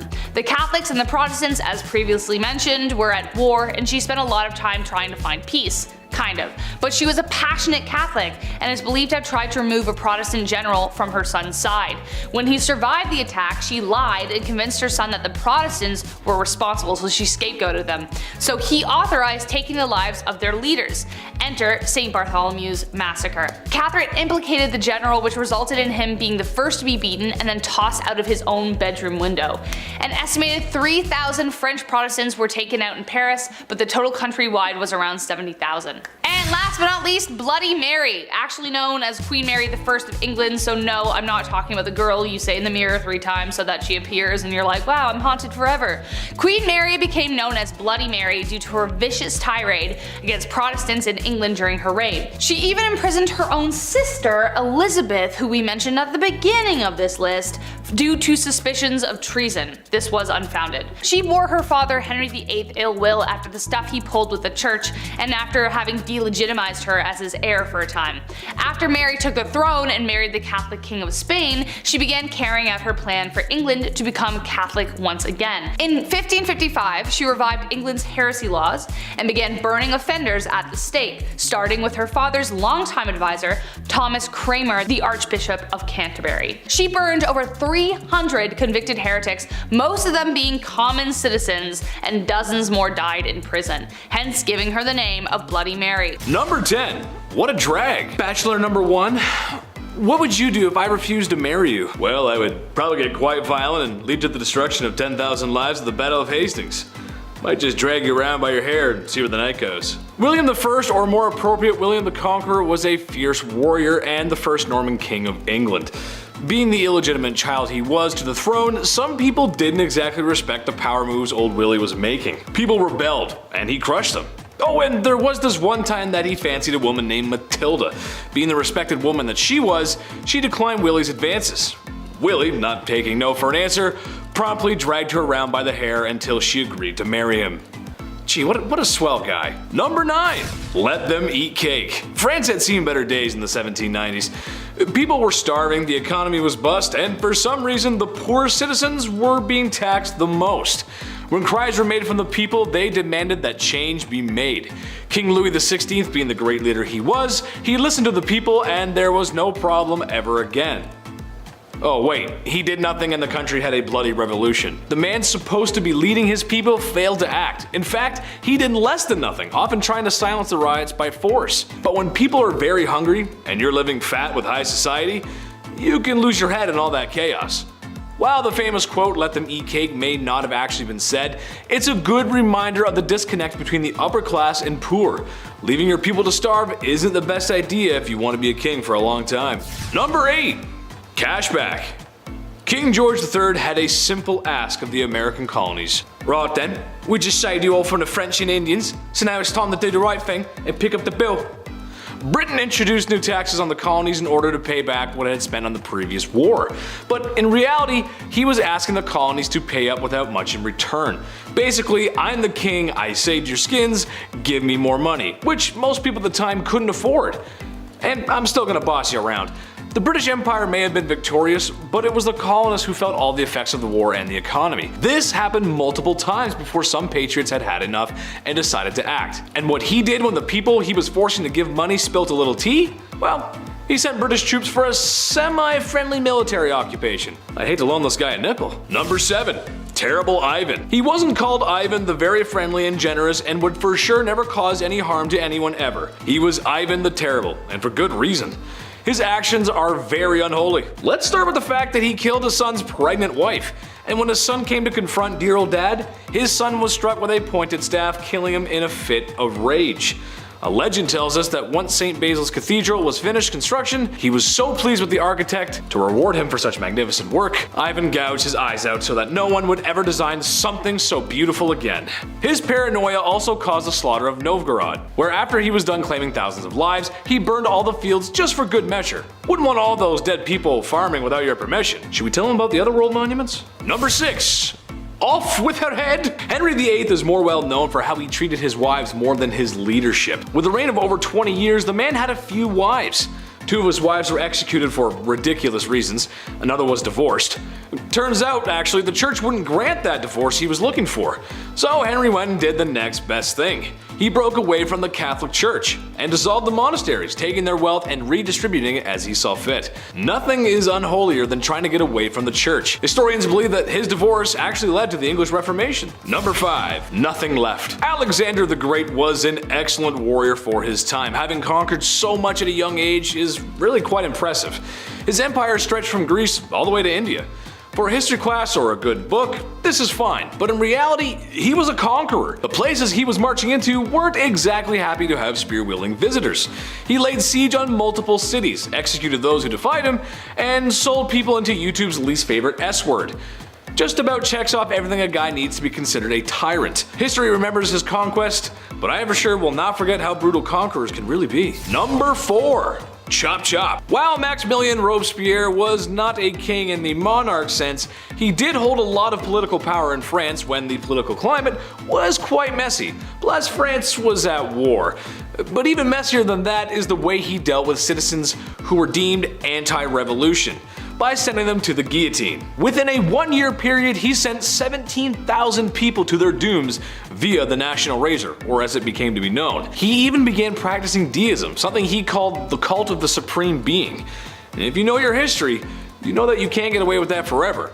And with some sweet poetic justice, Robespierre was sentenced to the guillotine. Number 3. All my friends are dead. Usually when people expire, the human thing to do is bury said lifeless human. It's just what we do. But apparently Ferdinand I of Naples did not get that memo, instead taking a page from Night at the Museum. No, this is not a cute comedy movie starring Ben Stiller, but in reality a complete horrifying nightmare. Ferdinand took the saying, "keep your enemies close," a little too literally, as his favorite form of punishment was to mummify his enemies, which, let's face it, if he's a king, there's gonna be plenty. And he would like to display these mummies in what's probably the coolest place to be if you're into that weird goth stuff. He did keep some alive in the dungeon, but he much preferred his guests embalmed, where he would have them dressed up on display, just as they were before making the mistake of crossing Ferdinand. Now, what's the point of having that hardcore collection if you're not going to show it off? Well, he did. To the people he suspected of treason, which, in a place like that, treason leaves your mind pretty quick. Number 2. Average height for the time. Napoleon Bonaparte was one of the greatest military strategists of his time, maybe of all time. With full support of the French army, Napoleon found himself earning gallant victories one after another, all being accomplished at a very young age. However, after years of great success in multiple wars and kicking a lot of imperial butt, it started to go to his head. Shortly after the coup that overthrew Robespierre, Napoleon had gained enough support to claim himself as the Emperor of France. With said power, dissolved the freedom of press, reduced the rights of women, and oh yeah, he was at war with most of Europe for years to come. While his military victories cannot be understated, his rise as a tyrannical dictator makes him very unholy. Number 1. Dracula. There's been a lot of unholy things said here today, but old Vladdy takes the cake. What he lacked in land and power, he made up for in his brutality. As the legends go, Vlad was creative in his punishments, and was well noted for his human art pieces. And by art, I mean impaling his enemy on pikes, sometimes through their rear ends, and leaving them as warnings for anyone who dared cross him. Similar to the time visiting envoys wouldn't remove their hats as it is to do in tradition, so Vlad had their hats nailed to their skulls, so that they may never remove them. There are a few other stories that are just too hot for YouTube, but I think he's a textbook example of unholy. He may also be the inspiration for Dracula. Imagine being that much of a monster one is created in your likeness. I mean, just looking at the painting of this guy creeps me out, man. Whoa! Number 10. Girl Troubles. Maria Eleonora of Brandenburg was a kind and loving mother, so long as you were a boy. Unfortunately for the royal mom, she had a great difficulty giving birth to a male heir. So when her daughter Christina was born, Maria proclaimed that she was given a dark and ugly daughter with black eyes. Eleonora often called her a monster. Oh yeah, and she did try to kill her on several occasions. Nothing says mental stability like blaming your daughter for being a daughter, and not more like a son, because the male-dominated patriarchy that is royal society has no effect on this, right? Number 9. Eyes on Irene. Irene was born into nobility and worked her way up the royal hierarchy. So why is Irene on this list? That's because she's probably the worst mother ever. When her son Constantine grew into adulthood, he made efforts to sideline his mother and challenge her position as a ruler. Irene, feeling some angry mom energy, retaliated in probably the worst way. In 797, Irene organized the capture of her son, and when he tried to escape, ordered that his eyes be gouged out. Constantine would later die of his injuries. Listen, I've had my fair share of minutes clocked out in the timeout corner. You can ask any one of my teachers, they'll tell you. And maybe even a few times today I should be put in the timeout corner too. But holy shit, Mom, eye gouging? I ain't that bad. Sheesh. Number 8.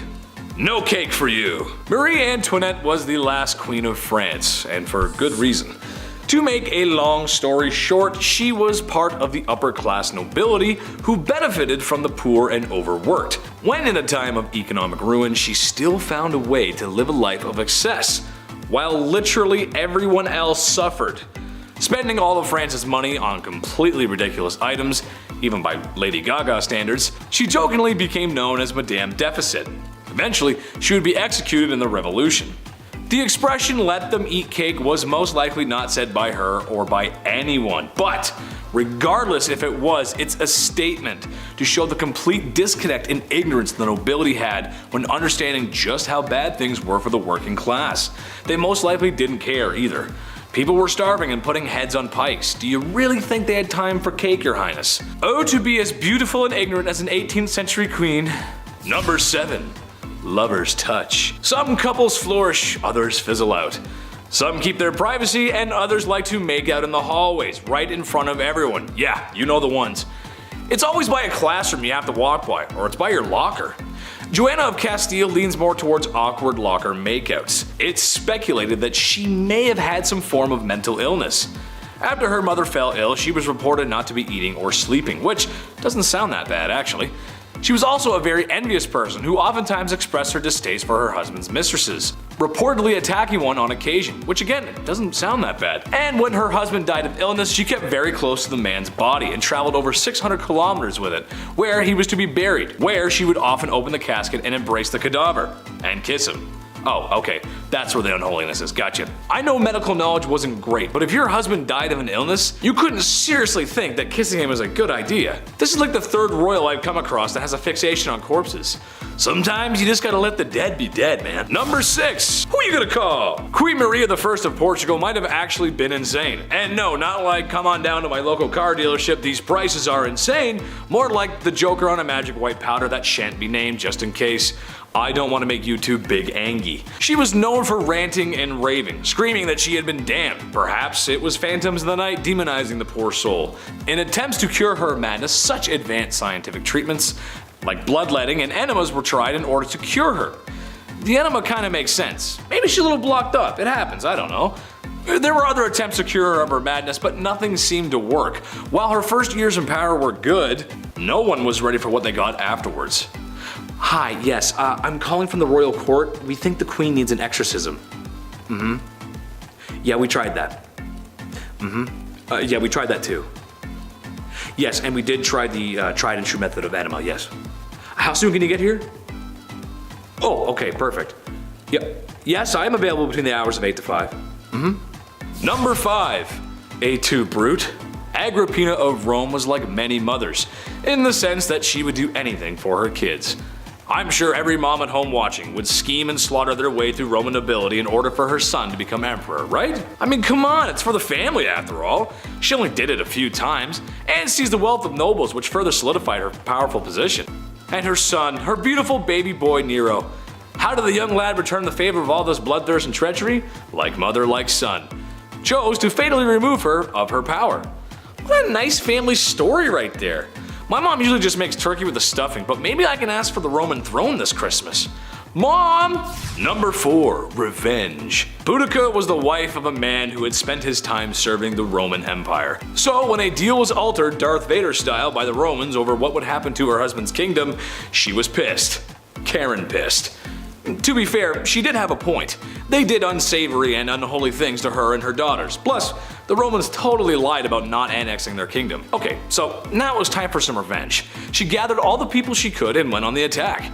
The Romans surprisingly did not fare that well. Boudica was having such good luck she decided to burn London down. Of course, no civilians were harmed in the process. I'm just kidding, a lot of people probably didn't do too well as humans can't live in fire. Sure, she was owed some revenge, but burning down a whole city? That's a lot. The Romans did eventually catch up, and she was forced to drink poison in order to avoid capture. She is remembered as somewhat of a hero to some. Number 3. Girl power. Tamar of Georgia was a woman who didn't take kindly to men questioning the rule of a woman, as you would wind up dead. She is noted for having a hand in the golden age of Georgia. Funny enough, she was made a saint, even though she vanquished all the Orthodox clergymen at the time for also questioning her rule. Her husband aided in conquering more land, but when he couldn't keep it in his pants, she banished him and remarried. You go, girl. You commit acts of unholiness and stand up for yourself. Number 2, serial killer. Daria Saltkova was not necessarily a queen, but she was Russian nobility. She had strong connections with the royal court and other Russian nobility. She was also very unholy. Now, maybe you can blame it on her being widowed. Maybe she's just crazy. But her actions were sadistic. She's noted for having severely tormented her serfs and would straight up just kill them, with numbers reaching at least 138. At first, complaints about family members disappearing after working for her royal nightmare were ignored. She was just too powerful and connected. Eventually, a petition was put together and shown to Catherine the Great, where it was decided Daria would be tried publicly. She spent 1 hour in a public space in Moscow where people scorned her for her crimes. She was then sentenced to prison where the rest of her days were spent. She is also at times compared to Elizabeth Bathory, who committed similar non-nightmare inducing crimes. Just kidding, they were an absolute nightmare. Number 1, Her Royalness Queen Elizabeth II. Queen Elizabeth II may be the modern Queen of England, but that does not make her free of controversy and unholiness. If you are to believe in conspiracy theories, then perhaps old Blighty had a hand in a few things that to a normal person would be considered immoral. The death of Princess Diana immediately comes to mind, as there is some evidence to suggest the family is behind it, and her being the queen and all, it's easy to make the connection. But perhaps the most unholy crime ever committed, apparently the queen likes her sandwiches with the crust cut off. Imagine all the extra time needed to trim the crust off every sandwich. I want to talk to HR just thinking about all the extra work. But maybe you can cut the crust off of mine? Don't tell anyone though. Okay, thanks. Number 10. No one's ever really gone. You may have heard that said when losing a family member, a pet, or in the worst Star Wars movies ever made. Sorry, not sorry Disney, those are terrible. But perhaps there is someone who is never really gone. Genghis Khan. Yes, that's right. The ruthless Mongol warrior who conquered so much in his time that we're still talking about it today. So why is this big bad warrior still with us today? Well, that's because of DNA. Yeah, in his time there was lots of activities going on, besides the usual pillaging the village and unaliving those who oppose you. There were a lot of happy endings, let's say, and by that I mean forced non-YouTube friendly conduct bedroom happy endings. So much so that when a study was conducted back in 2003, 8% of men in Asia were thought to be descendants of the mighty man himself. 0.5% worldwide. That doesn't sound like a lot, but we're talking about millions of people here. Next time you go out, you may be brushing shoulders with the warrior's kin. Prepare for battle. Number 9. Henry again? Boy, it's really hard not to talk about this guy. But dude was kind of down bad for it. He's just most well known for his mistreatment of his wives, and by mistreatment, I don't mean getting into a fight over whether or not the toilet seat should be up or down and then having a very toxic argument in front of family members. No, because when Henry was upset with marriage, he wanted divorce, which honestly was kind of taboo for the time. Oh yeah, and he also beheaded 2 of his wives because that's how it goes. I know every couple has their issues to work out, but for most dads out there, having sun-drenched beer-fueled weekends, they never go beheading after that. Although, Dad's been staring at the lawnmower for a while and there's a lot of blades on that. Dad? While it is true King Henry VIII did behead 2 wives, he didn't do it to all of them. And at some points we're honestly quite pleased with his holy sanctity of marriage. Anyone who's ever been married can tell you how peaceful and sacred that bond really is. Number 8, the People's Princess. Okay, I know Prince Charles isn't exactly a king, but he is royalty, and the man kinda did Diana dirty. That's a quick and half put together allusion to a Michael Jackson song for the English majors and the audience. Being royalty isn't easy. Being royalty in a modern age when paparazzi overwhelm you with lights and cameras just for a juicy piece of gossip like, when was your last bowel movement? Is it slow? Extra, extra, read all about it, the princess is constipated. That's just not fun. So after Prince Charles and Princess Diana had been married for a few years, you can understand how excited the media was to find out about their marital disputes. "There was 3 of us in this marriage, so it was a bit crowded," was a quote by Princess Diana that gave the media a field day. Sadly, Prince Charles was having an affair, and it wouldn't be too much longer that Diana would perish in a car accident that may or may not be organized by the royal family themselves. Number 7, midlife crisis. This one's kind of generalized because if I didn't, I'd have to mention almost every king ever. So here we go. Back in ye olde times, the access to better healthcare just wasn't there. Doctors aren't washing hands. Imagine, Buddy eats some greasy mutton and then says, "All right, time for your enema." But those aren't the only greasy hands around certain orifices I'm talking about. I'm talking about kings marrying older girls at the ripe age of 12. Yep, that's right. Nothing says experience in womanhood like being 12. People didn't live long, and oftentimes these arranged marriages had ulterior motives, like alliances or business, really. However, that does not make up for marrying a 12-year-old who may or may not have started those super weird changing times, like when you were 12, and now there's hair showing up in places that you didn't know there could be hair. I sent a courier to the chief, and he came back with this message. It ain't it. Number 6, till death do us part. Love and marriage go together like a horse and carriage, but sometimes the crooning words of Frank Sinatra aren't enough to keep people in love. Sometimes marriages end up like the ones we see on sitcoms, but when there's no laugh track, it's not very funny, and sometimes divorce is the answer. Medieval Germans thought this too, and something they practiced was divorce by combat. Basically, the man goes into a hole with his arm tied behind his back, and the woman is free to move around with a sack of rocks. These proceedings are strange, as I'm sure no husband or wife married today would ever get so frustrated with one another that they would want to hit one another on the head with rocks. Oh, the blessings of being married. Number 5, domestic disturbance. William the Conqueror was one down bad dude. The illegitimate ruler to the throne left a bad taste in some people's mouths, and was just as ruthless in silencing those rebellions that were always uprising against him as he was with the famous battles he was a part of, like the Battle of Hastings. But what I think he should be remembered by is the way he asked Matilda to marry him, or rather the extreme measures he took when she refused his advances because he was an illegitimate leader. William dragged Matilda by the hair out into the middle of the street and beat her until she agreed to marry him. I don't have to tell you how messed up that is, and I sure hope I don't. Number 4, Nero Sauna. The Romans were kind of a big deal, especially if you're into history. Large city, culture, and some other structures are still around today. That's kind of cool. But while the city of Rome may have been the best city on earth at the time, Romans themselves could use a little work. Meet Emperor Nero, the vicious leader of Rome who became emperor through ill-gotten gains. However, in what may have been one of the first acts of flexing the male patriarchy, the divorce or forced separation of his wife Claudia Octavia comes to mind. It was a rocky marriage from the start. There was a general dislike from the very beginning, but when Nero remarried, as emperors did, he had Octavia banished to an island, where shortly after she would be suffocated in a hot vapor bath. Her demise was sad for most Romans. Oh yeah, and they tried to make it look like she did herself in.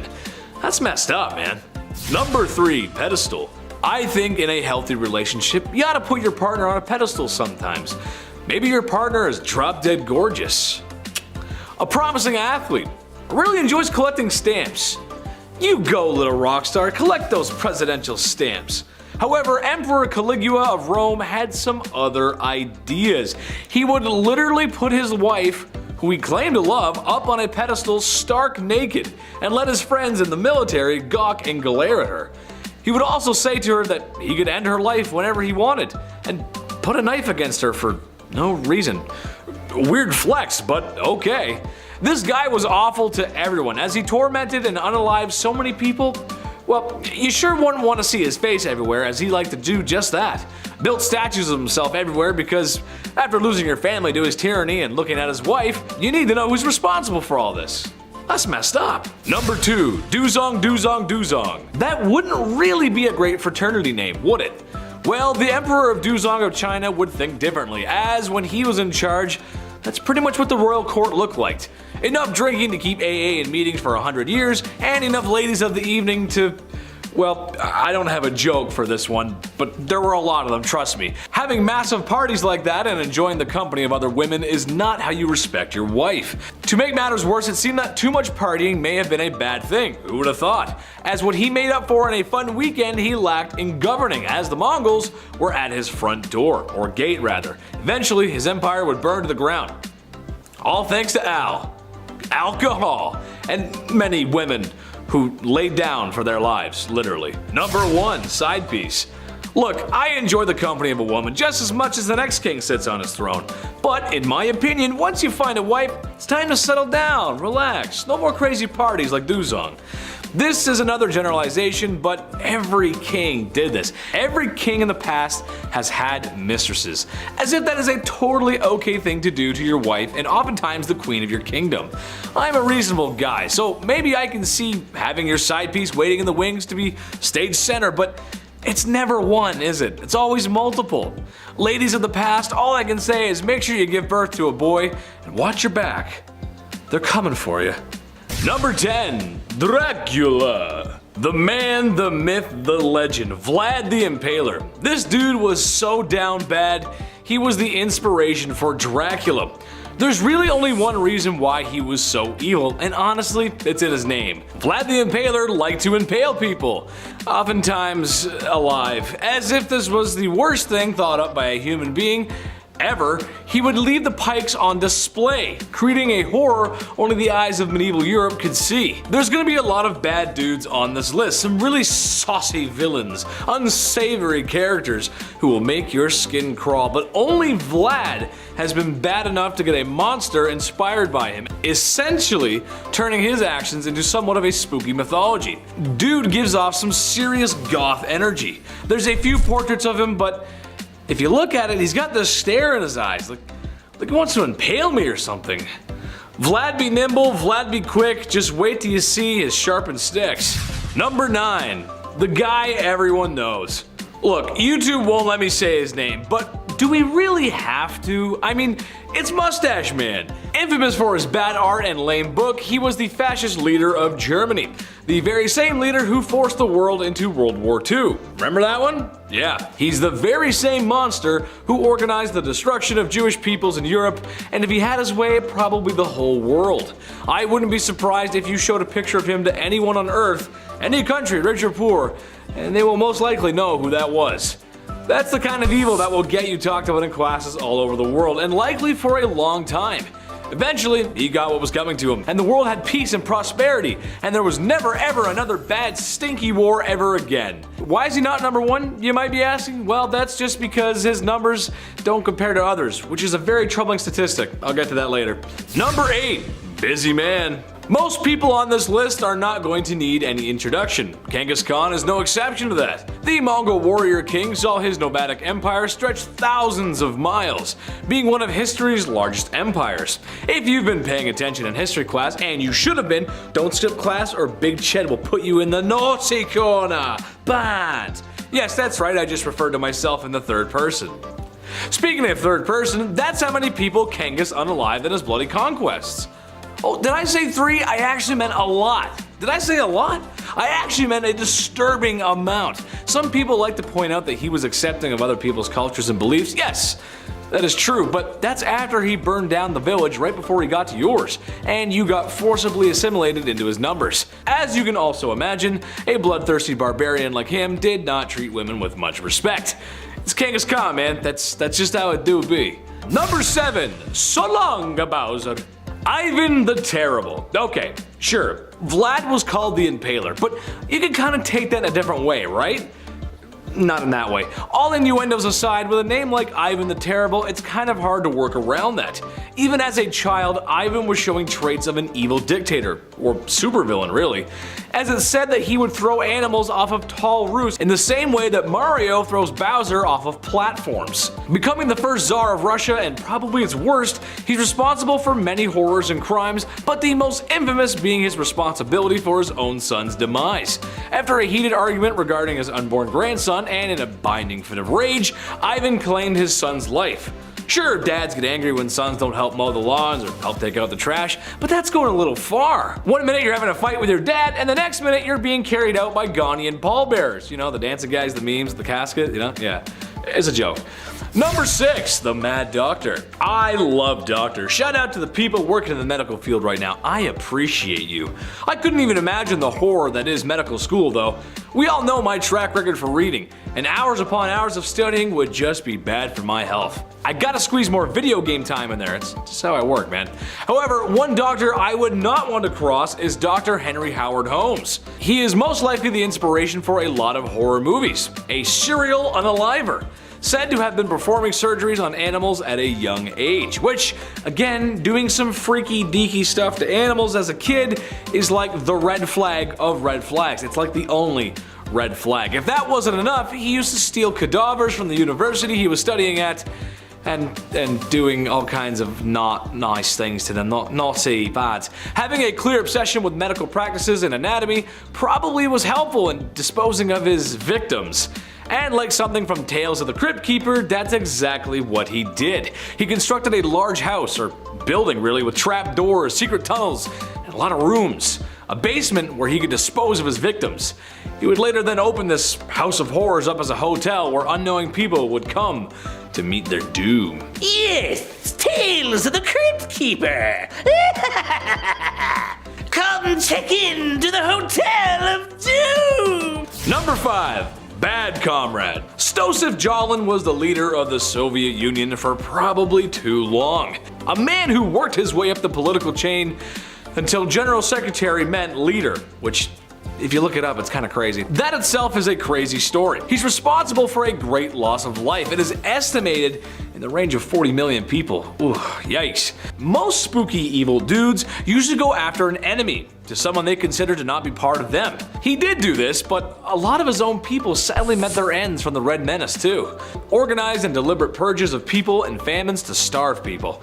It's safe to say he is and was and always will be one of the worst humans to ever walk the face of the earth. To put it in perspective, Jalin's son was a soldier in World War II, and after being captured by German forces, the Germans thought they had one on the boss. Heck, this was a get out of jail free card, right?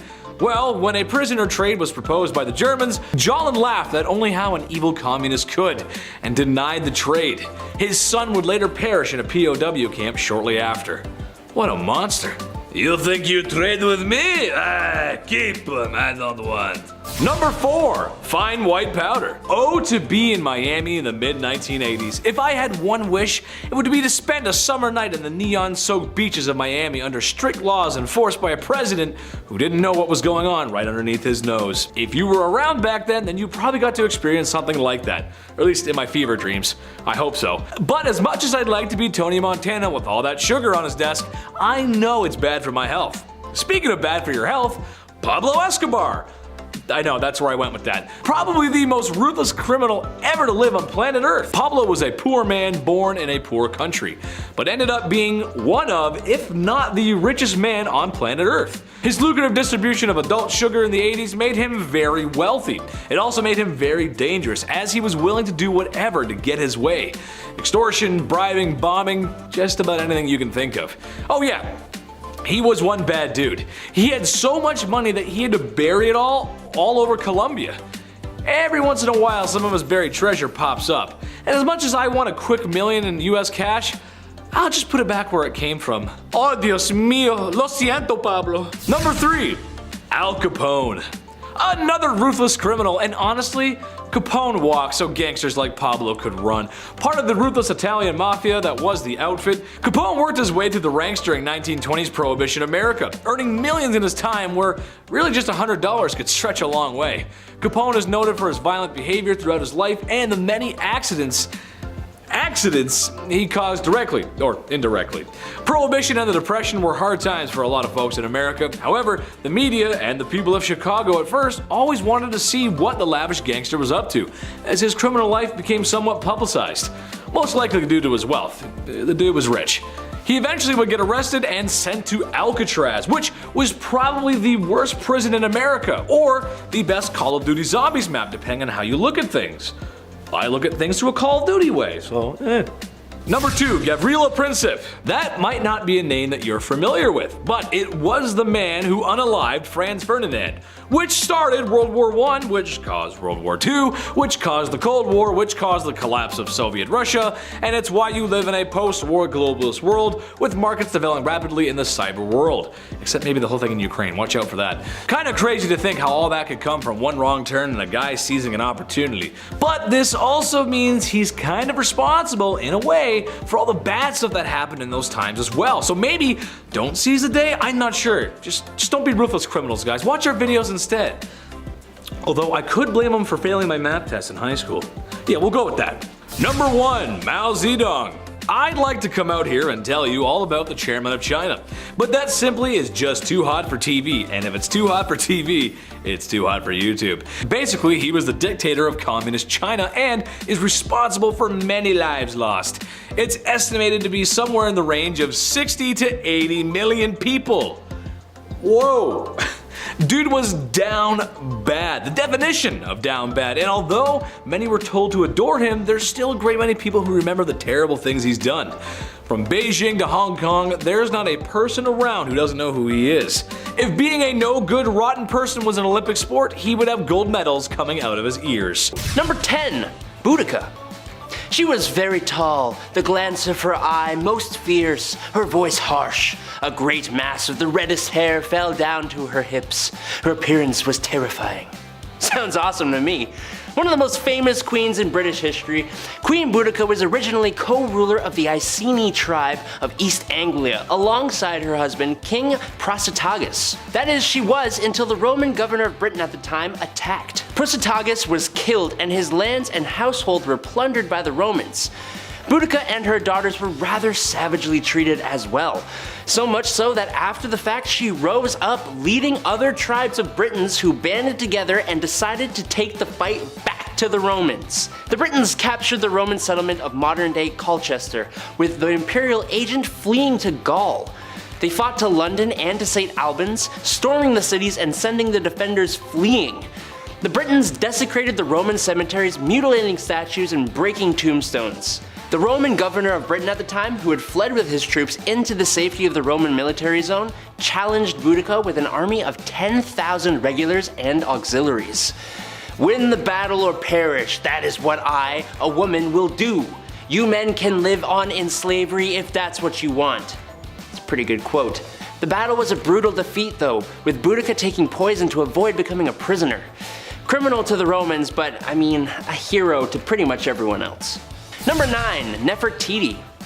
Kind of hard to call this a crime, but basically Nefertiti was the wife of the Egyptian pharaoh Amenhotep IV. Being close to equal in power to her husband, as well as very influential in her own right, she and her husband did something quite scandalous. They decided to turn their backs on almost the entire pantheon of Egyptian gods, sort of. They made one god the prime god of Egyptian religion during their reign. That would be the god of the sun, Aten. They moved the capital of Egypt to a new location, which they named after Aten, and they even both changed their names. He became Akhenaten, and she became, give me a sec here, Nefertiti. Nefertiti. There's like a hyphen in there, I don't know. Both of those names, as you may have noticed, have the name Aten in them. Nobody liked this change and it was quickly reverted after they were no longer in power. Sure was scandalous though. Number 8, Anne Boleyn. Honestly, for most of the wives of Henry VIII, it's a little hard to, well, 1, pick one, but also 2, really know if any of the things they were accused of actually happened or if they were just easy excuses. But nonetheless, here we are, and since we haven't talked about any before, why not start with the second one, who was pretty much the catalyst for Henry VIII and England breaking away from the Roman Catholic Church and forming a whole new church, resulting in the deaths of an eventual thousands of people. You see, divorce is strictly prohibited in the Roman Catholic Church, so when Henry met Anne, his wife Catherine, who had not produced him a son to carry his name, just kinda had to go, prompting the whole damn Reformation. Was it worth it? No, because the marriage lasted 3 years before she was charged with infidelity and incest, and lost her head. I kinda feel bad for anyone associated with King Henry VIII though. Number 7, Queen Dida. Queen Dida of Kashmir was quite an ambitious queen mother. Dida seized complete administrative control during her husband's reign, ultimately becoming queen regent for her son and grandsons. That ain't enough for Miss Dida here. Mere advisory for her? No sir, she despised being just an advisor, and well, she disposed of all 3 of her grandsons using medieval forms of witchcraft and torture. Yikes. How dare they make Gma their advisor?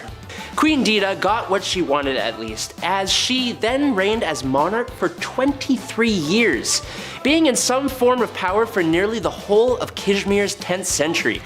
And while she may have been more than a little brutal, she was honestly one of the best and strongest rulers Kashmir has ever had.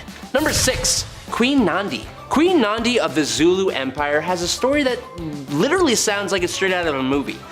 Before the Zulu Empire ever came to become a thing at all, Nandi was impregnated by a Zulu chief in the 1700s, giving birth to a son they named Shaka. But being the 3rd wife of the chief, she and her son were often ridiculed and shamed by other chieftains. Despite all that, Nandi raised Shaka to be an extremely fierce warrior. Shaka grew up to become the Zulu chief in 1815, and Nandi became the queen mother alongside him, known in English as the Great She-Elephant. She, alongside her son, wreaked havoc on those who had mistreated her and Shaka. But since Shaka remained unmarried, it was Nandi who, funnily enough, remained the power behind the throne of the Zulu Empire throughout her lifetime. She is the reason the empire ever existed in the first place, and if any of what she did was a crime, I kinda get it. Number 5. Julia Agrippina, Nero maker. Yes, making Nero should be considered a crime. But honestly, Julia Agrippina of Rome did quite a bit more than just that, and I can see where Nero got it all from. You see, Agrippina wanted to be in power, and when her uncle, Emperor Claudius, separated from his wife due to a scandal, Agrippina saw an opportunity, no matter how messed up it seems to both us and the people of the time. Agrippina seduced her uncle, became his 4th wife, and by extension, became the empress. But it doesn't stop there. She manipulated her uncle husband into making her son Nero heir to the throne, and set up a marriage between Nero and her daughter-in-law Octavia. It's even rumored that she poisoned the food that ended her husband's life, allowing Nero to rise to power, which really bit her in the butt when Nero had her assassinated. What is this crazy family? Good God. Number 4. Queen Theodora. Queen Theodora was scandalous before she even became queen. She was involved in theater from a young age, and one of her most well-known character portrayals involved her stripping down to next to nothingness. But her acting career slowed right down when she met and married Justinian I, who was the heir to the throne of the Byzantine Empire. The 2 of them were as thick as thieves and ruled together, but that doesn't mean she didn't have a knack for dispatching of those who threatened her position. She was scandalous, but she did way more good than she did bad. She set up houses for ladies of the night, worked for women's marriage and dowry rights, and banished brothel keepers from the Byzantine Empire. She was also a huge supporter of monophysitism. I hope I said that right. She's even considered a saint in the Eastern Orthodox Church of the modern day. Killing it, Theo. That's kind of a bad joke, actually. Number 3. The Great She-Wolf of France. Queen Isabella of France started off her queen life married to Edward II of England, who preferred the company of men to his own wife. This is obviously a precarious and possibly extremely frustrating situation to find oneself in, but she kept it bottled up and even gave birth to a son, Edward III.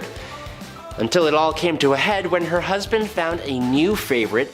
She visited France and had an affair with Lord Roger Mortimer, an exile from England. But the better twist came when Isabella, alongside Mortimer and a mercenary army, invaded England, took the throne, and she became queen regent for her son Edward III until he came into power.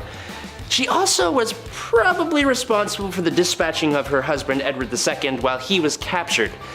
Eventually, her son would come into power, and she was imprisoned for 2 years before being allowed to live a quieter life in retirement. Number 2.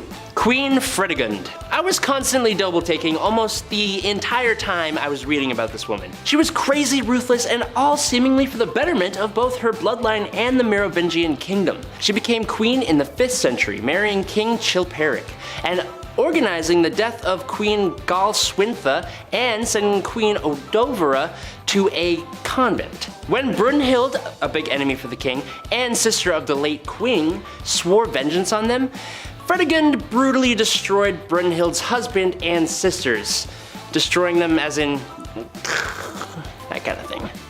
The queen also made sure that all of the other heirs to the throne stopped breathing, making it a sure thing that her bloodline would occupy the Merovingian throne. Her son, Clotaire II, was only a baby when the king met his end in 587, so, of course, this ambitious queen rose up to power, fighting battles, quelling rebellions, and ensuring the smooth running of the Merovingian kingdom in her role as queen regent. She met her end in 597, 10 years after her husband, but Clotaire II continued in his mom's footsteps, having Brunhild and all her descendants removed from existence, resulting in 20 years of peace. So it's good. Number 1. Cleopatra. A list of scandalous queens would not be complete without one of the most well-known and famous rulers in history. Cleopatra VII, Philopator, was the last pharaoh Egypt ever had, reigning from 51 to 30 BC. Her life was full of scandal. When she first came into power, she was co-ruler with her husband and brother, Ptolemy XIII. But that didn't last very long, as the two did not see eye to eye, and it started a huge civil war in the country. At the same time, a conflict from Rome made its way to Egypt as well, resulting in Julius Caesar allegedly being seduced by Cleopatra and helping her end her brother's life. And again, being co-ruler with another of her brothers, also named Ptolemy, and ending the life of one of her sisters. She was also having an affair with Caesar and even produced a son with him, who became co-ruler with her after Caesar's death and after her other brother was seemingly assassinated. I'm so glad I was not a part of these families. Just death and betrayal everywhere. She then went on to seduce second Roman triumvirate member Mark Antony and sided with him when Octavian and Mark Antony engaged in the final war of the Roman Republic, which Antony lost, fighting with and alongside him until she poisoned herself to avoid being paraded through Rome and executed by the victorious Octavian. Number 10, Irene of Athens. First off, it's safe to say that all these people were a little spoiled. Like the royal family times 1,000. When you're named after cities, you were like rich.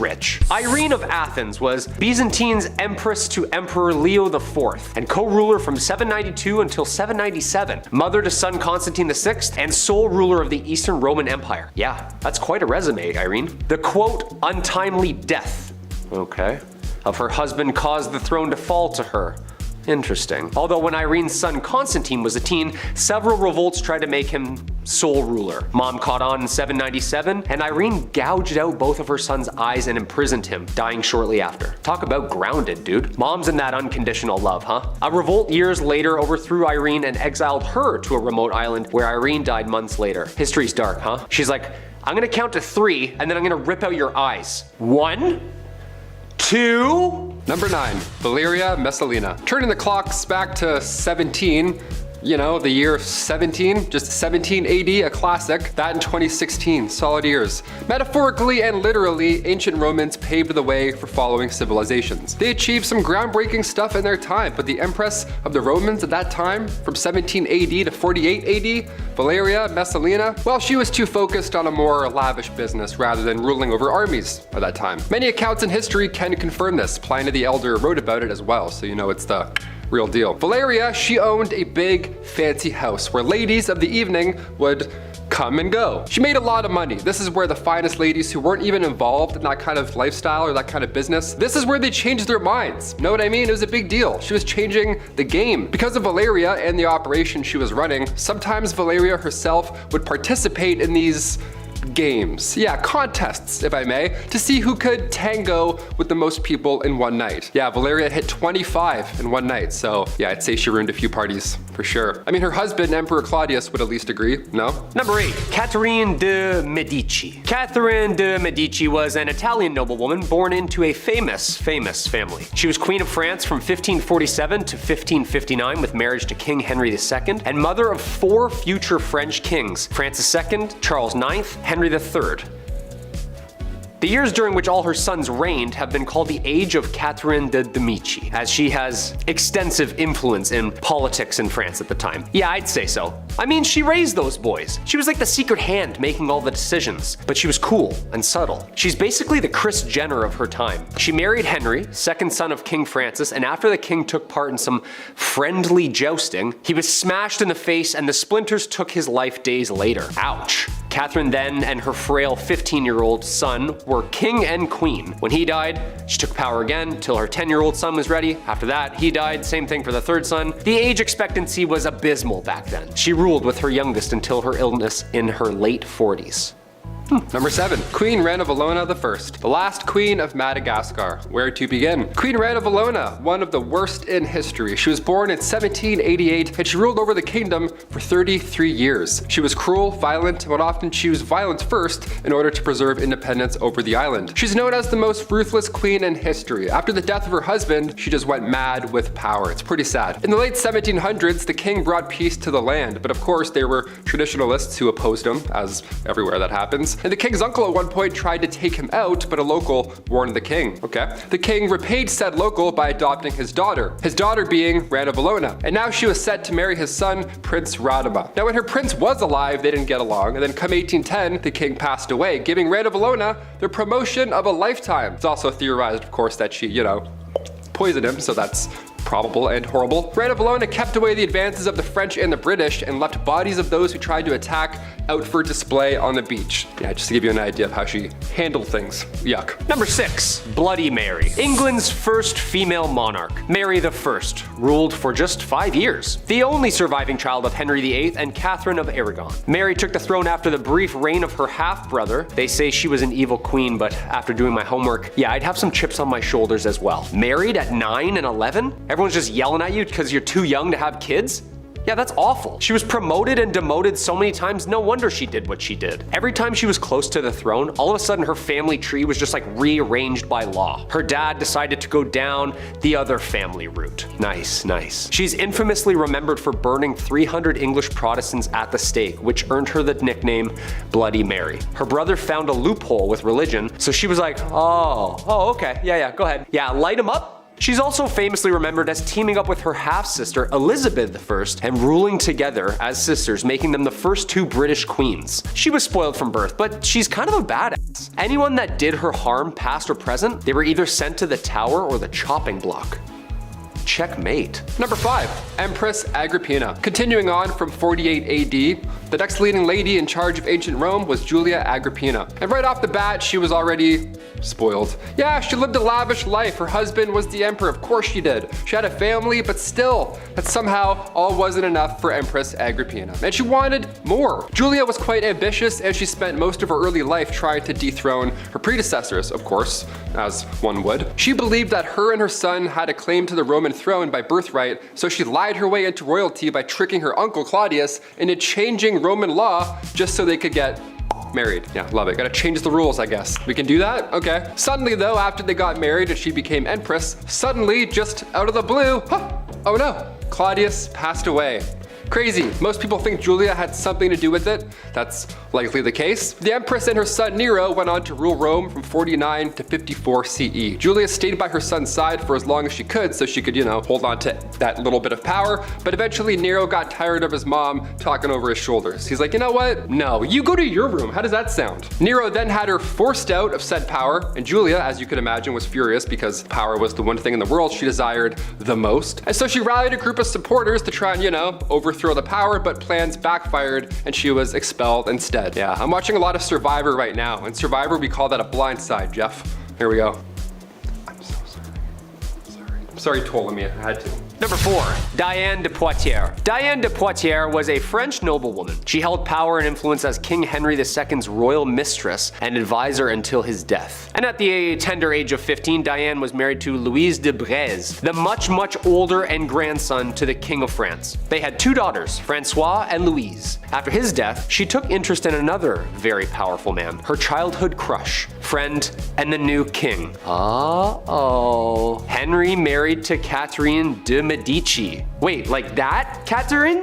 Yeah, Oh yeah, talk about a bizarre love triangle of power. After he got clocked in the face and died in a jousting accident like I said before, Diane adopted the habit of wearing black and white for the rest of her life. Queen Catherine de Medici soon assumed control though, restricting her access to the royal chambers from Henry's deathbed and not even allowing her at the royal funeral. I mean, she's a married woman.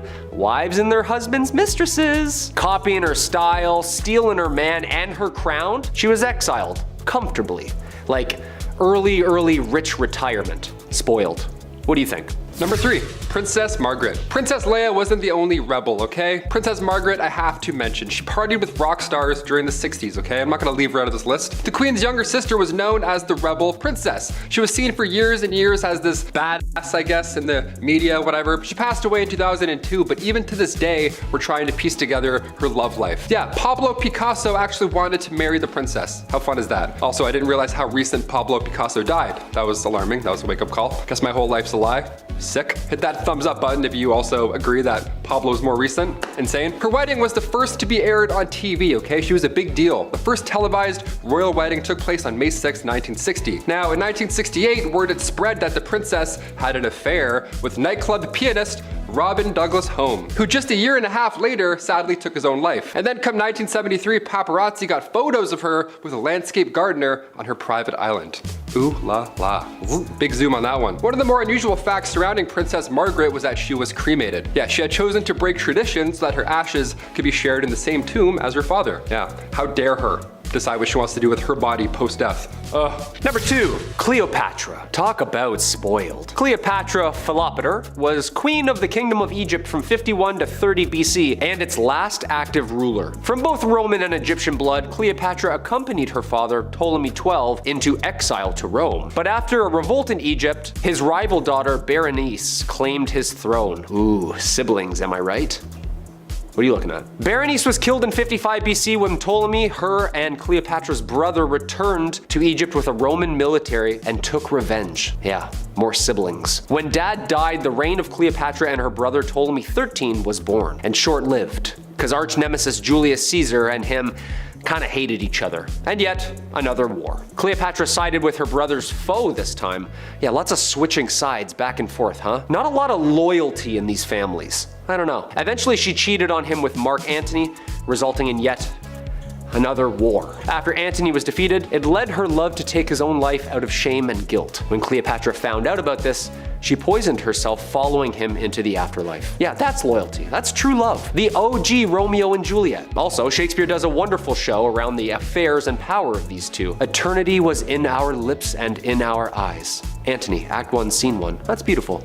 Beautiful, lovely. And number 1, Clara Ward. Back in the late 1800s, the name Clara Ward would stir up quite the conversation. She was famous, but you know, for all the wrong reasons, of course. All it took was her bumping into a European royal. That's it, the rest is history. Since birth though, Clara was born into money. She didn't even need a royal husband in the first place, okay? She was born into a wealthy industrialist family, but she would sometimes visit the family mills, you know, make it look good, shake some hands, get some photos. Hey, yeah, nice button, awesome, see you later. She's involved, you know, she's part of the team. But then she crossed paths with the Prince of Karaman, Kime. He was there for trade, but when he left, he brought back with him said wife. People were freaking out at this point. A royal married a common American girl? This is unheard of. She was the talk of every town. See, unlike Meghan Markle, Clara loved to show off her newfound wealth. Some loved her in her image, others not so much. The marriage only lasted 6 years. Clara eloped with a Hungarian musician, and after her divorce, she turned to modeling. So yeah, it seems like she was in it for one reason. I don't know. I feel like she enjoyed the clout, just a little bit, right? Just a bit. Number 10 in our countdown is Julia Get a Grip Agrippina. When the Emperor Claudius's wife, Melissina, became entangled in an adultery scandal, the power position of the Roman Empress was suddenly wide open in the year 49. Julia Agrippina, exiled for a conspiracy against her first husband and widowed from her second that she was believed to have poisoned, concocted a scheme. In an outrageous maneuver, she seduced her own uncle Claudius to become his fourth wife. She didn't stop there, however. She then had her uncle husband make the son she had had in her prior marriage, Nero, his heir by marrying him to his own daughter from his previous marriage. Whew, now that's quite a family tree. Taking the title Augusta, she maintained a stronghold over political and household affairs, considering herself a co-ruler to her husband. After Claudius died from eating poisoned food, which is how her prior husband died, so make the connection there, Nero became a Roman emperor and would forever change Roman history in his time of rule. However, Agrippina could only hover above her son for so long, and his annoyance of her invasiveness grew. Nero chose to assassinate his mother with a trap, a boat set forth on the Bay of Naples designed to sink. But when it did, she swam ashore. Nero changed his plans and had his soldiers invade her summer home to do the deed instead. Number 9 in our countdown may be one of our most badass queens, Empress Theodora, from street busker to top dog. Syrian-born Theodora starts her journey as an actress, dancer, and mime alongside her 2 sisters in the late 400s, something she abandons by age 16 to be a mistress to a Syrian official, and she travels much of North Africa with him before his maltreatment and temper made her settle down in Egypt alone, where she took up wool spinning. It was here she met Emperor Justinian, and the two fell in love, and after Justinian changed some laws so that they could marry, they began co-ruling the Byzantine Empire together. So, what made her mad, you may ask? Her ideals and the smearing that they led to through history. She was historically known for supporting religious freedoms, women's rights, and the education of the masses. Her decisions, which reflected her opinions, led to the Nicaea riots of Constantinople. She intervened and was able to persuade her husband to stay. The two successfully quelled the revolt, and in turn, she made Constantinople one of the most sophisticated cities in the world and promoted women's equity. Theodora's name appears in almost all the legislation passed during the period, and she received foreign envoys and correspondence with foreign rulers. Her husband died in 1527 AD, and Theodora took sole control of the Roman Empire. Under her reign, bridges, aqueducts, and churches were built. Theodora died of cancer on June 28, 548 AD. She and Justinian are both considered saints by the Eastern Orthodox Church. The she-wolf of France is in number 8 of our countdown. Her actual name is Queen Isabella of England, and she was famously married to the closeted Edward II. Acting as a beard to someone who doesn't love you would be hard enough, but the two did also have to produce heirs together. One would be the future King Edward III. Queen Isabella was in a desolate and lonely situation, especially as her husband's 2 male suitors, Piers Gaveston, who he gifted her jewels to, and Hugh Despenser, who was a wildly hated extortionist, were always his preferred company. So she rounded up some spiteful nobles, first killing Gaveston by beheading, and then driving Despenser from the country and redistributing his wealth. King Edward unsurprisingly was upset and sieged against those who had contributed to the death and exile of his lovers, all whilst his wife took cover in the Tower of London. It's here she met exiled British traitor Lord Roger Mortimer and started her own affair. She had him broken out and sent to France, where she later joined him and with her son, and then sent Edward a letter that essentially said, "Suck it." The anger at having been cast aside turned into burning desire for vengeance as Isabella invaded England with her new husband and army and usurped the throne, where she and Mortimer then ruled until her son came of age and had her dethroned for her violent tendencies. She died 28 years later in retirement, and Edward III later went on to rule England for 50 remarkable years. Maria the Mad comes in at number 7 of our countdown. She was just 16 years old when she became the Princess of Brazil and the Duchess of Braganza, then their queen following the passing of her father. Brazil changed from just a Portuguese colony to a large kingdom. Brazil, the Algarves, and the United Kingdom of Portugal are 3 famous formations recorded under Maria the Mad and her son. After the death of the queen's husband/uncle in 1786, however, there was a noticeable decline in her mental health. 1788 saw the passing of her daughter, newborn son, and her closest confidant. By 1792, after the passing of her eldest son a year prior, Maria seemed to be experiencing combined symptoms of hallucinations, depression, and anxiety, all resulting from mass traumatic losses. It evolved to later include religious mania and melancholia. She started avoiding court gatherings and social or royal obligation. It was then her treatment went to Dr. Francis Willis, who tried straitjacketing, blistering, and ice baths, none of which were helpful for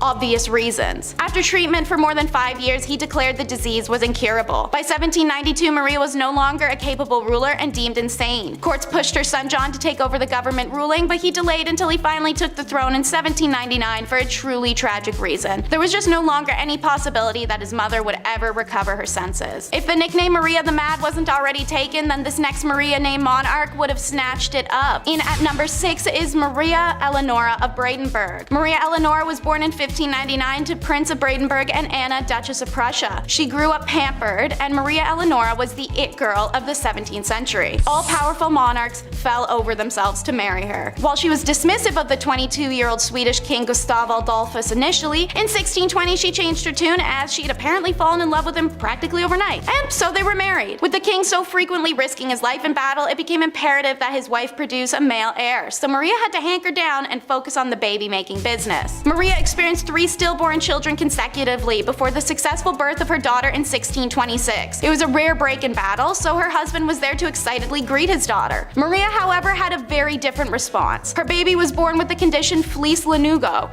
a condition where hair covers the body of a newborn. Her infant was enveloped from its head to its knees, leaving only its face, arms, and lower legs visible. Maria was horrified, claiming to have birthed a demon, and rejected her daughter for the decade to come, even after losing her husband in 1632 Battle of Lutzen. And while everyone mourns their own way, it's easy to say Maria really took it up a notch. She forced their daughter to sleep in blacked out rooms and reportedly hung King Gustav's heart in a golden casket on the ceiling above the bed, making the girl sleep directly under her father's blessed remains. In 1633, Maria Eleonora returned to Sweden with her beloved's embalmed body. She refused to bury Gustav for more than a year, reportedly embracing and caressing the decomposing king. Maria's story continues to become more demented with time, and her daughter grows to become her caretaker, especially when troublesome Maria runs away to Denmark permanently and her daughter's left to become the queen and pay her mom's allowance to Danish royals. Awkward. Number 5 may have not gone mad, but it was her favorite emotion, Empress Anna of Russia. She is remembered as a horrible and spiteful child with a cruelty streak. Young Anna, it was reported to be mannerless and vulgar. So when her father, who experienced a stroke shortly after her birth that left him handicapped, passed away, her very traditional mother attempted to raise her in classic elements of strict religious femininity, so she may be a quiet and obedient woman. Anna had other plans. She hunted animals, kept guns and swords, and terrorized other children as well as the commoners. This behavior was all a massive red flag for some of the crazy things she'd do later in life when granted power and the means. Anna's only husband ever was Frederick Williams, who at their reception indulged a little too heavy on alcohol and gave him a hangover so wicked that 3 days later he just died. In 1730, her uncle Peter the Great passed. The Privy Council turned her into the Empress of all of Russia since she was widowed and childless, which was assumed to cause less trouble. The joke's on them, because she turned around and immediately abolished the Supreme Privy Council and re-established the autocracy. Now, she had the sole power, and while she made some serious political waves, Anna also made some strange choices. She has a serious vendetta with Peter the Great's daughter Elizabeth, her cousin. Elizabeth was a better looking, younger, and also a rival for her throne. So she ruined her life. No nobleman could marry Elizabeth. If Elizabeth chose a commoner, the Empress would strip her of her titles and her claim to the throne. When Anna found out about Elizabeth's side piece, the unhinged Empress ordered her men to cut out his tongue and exiled him to Serbia. Anna even woke up one morning and decided to force Prince Mikhail to marry her lower-class older maid as a joke. After the ceremony wrapped up, Anna placed the Prince, Mikhail, and the maid in a cage, dressed them as clowns, and paraded them on top of an elephant to an ice palace she had constructed for their honeymoon. In the extreme cold of Russia, she reportedly advised them to get to doing the dirty with each other if they wanted to keep their bodies warm enough to stay alive. Maria Eleonora wasn't the only queen who couldn't give up on a dead relationship, pun intended. Number 4 is Joanna of Castile. Never meant to be a princess, let alone a queen, Joanna earned her title and nickname Joanna la Loca through unfortunate means.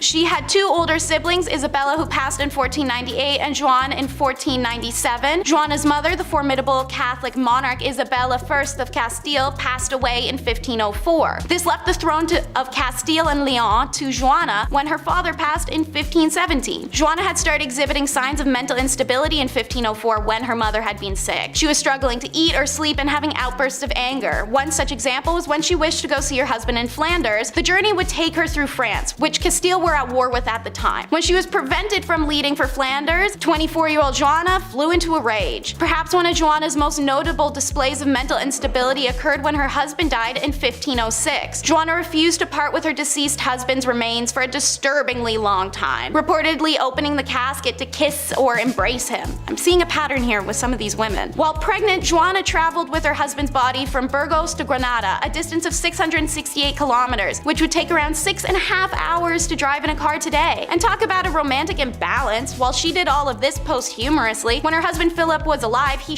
talk Joanna's madness to anyone that would listen and completely discredited the woman. In 1509, Joanna was placed in the royal monastery/convent of Santa Clara and Tostillas, Castile by her son Charles, who also forbade Joanna to have any visitors until her passing. The most recognizable name on our list is Marie Antoinette, who is number 3 in our countdown. Married at only 14, Marie was known to have lived an opulent lifestyle, but there was a lot of conspiracy and debate about the young woman. She was performing what she knew her royal duties to be, and she was known for not always being the most educated. She started the trend of riding donkeys and the worldwide trend of feathered/stuffed bird hats. She even once had an entire miniature village created with functioning shops so that she and other elites may dress like commoners and experience living lower status. Marie was misguided and young, but she was also the victim of an incredible smear campaign. She was accused of having ulterior motives constantly, supplying the Austrians with military plans or siphoning millions of livres of treasury money to Austria. It was the tales of sexual deviance that were the most damaging though, alleged to have had orgies, laid with commoners, or even have sex with her own ladies-in-waiting. Her most offensive accusal was thrown at her in trial before her famous decapitation, where she was accused of committing indiscretions with her own child Louise Charles. With such a vast array of accusations against her, not one of which was supported by any concrete evidence, the trial was a formality, conceived merely as a step towards completing the revolution. Marie Antoinette was declared guilty and executed only hours later at the age of 37. Speaking of sexual deviance, meet Queen Anna Nzinga, who is number 2 in our countdown. Queen of what's now known as present-day Angola, Anna took the crown when her brother passed away.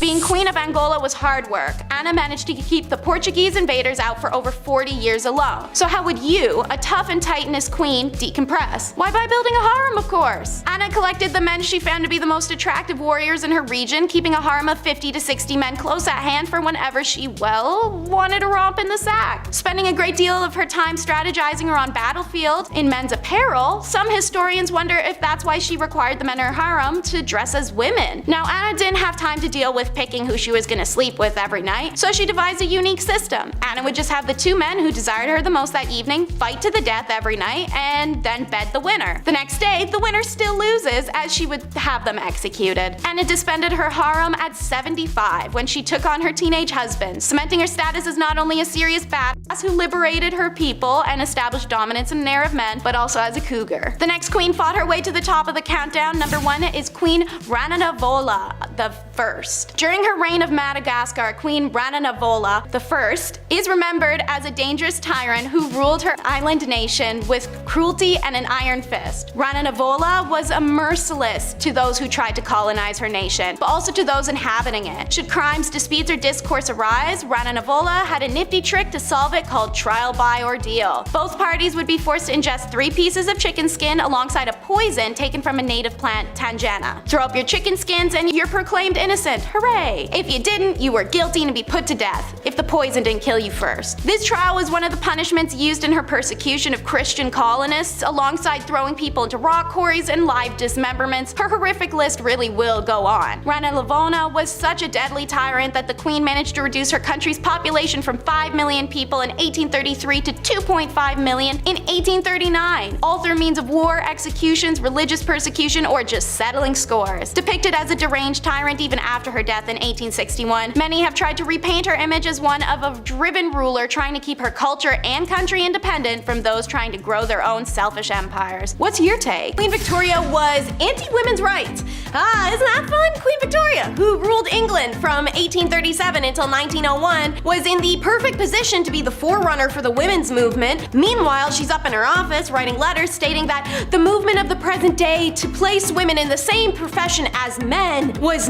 mad and utterly demoralizing. She stated a woman's place was in the home and also condemned the idea of a woman becoming doctors or any career. In a letter written by Victoria to her uncle Leopold, King of the Belgiums, she wrote that her husband Albert grows daily fonder of politics and business and is wonderfully fit for both, and I grow daily to dislike them both more and more. We women are not made for governing, and if we are good women, we must dislike these masculine occupations. Y'all, the Queen wrote that! In 1850, the Queen was faced with the Women's Franchise Bill passing in Parliament and began a very lengthy correspondence with Prime Minister William Gladstone, letting him know about her strong aversion to these so-called erroneous rights of women, and that she felt so strongly upon this dangerous, unchristian, and natural cry and movement of women's rights that she is most anxious that Mr. Minister Gladstone and others should take some steps to check this alarming danger. Let woman be what God intended, a helpmate for man, but with totally different duties and vocations. Yeah, it didn't age well. And if you're doubting me, let's take a look at this petty beef. Queen Victoria was not for the girlies. She was a bitter and jealous B-word a lot of the time and over many different things. One was Lady Flora Hastings, lady-in-waiting, but also very close friend to Victoria's mother, who in 1839 presented herself to the Queen's dock with abdominal pain and a severe gut swelling. Lady Flora had been part of the royal household during Victoria's upbringing when the young heir to the throne was subjected to a strict system of rules and regulations that left her isolated and unhappy. The Queen still harbored that grudge against Flora because of her association with this bleak time and also her mother,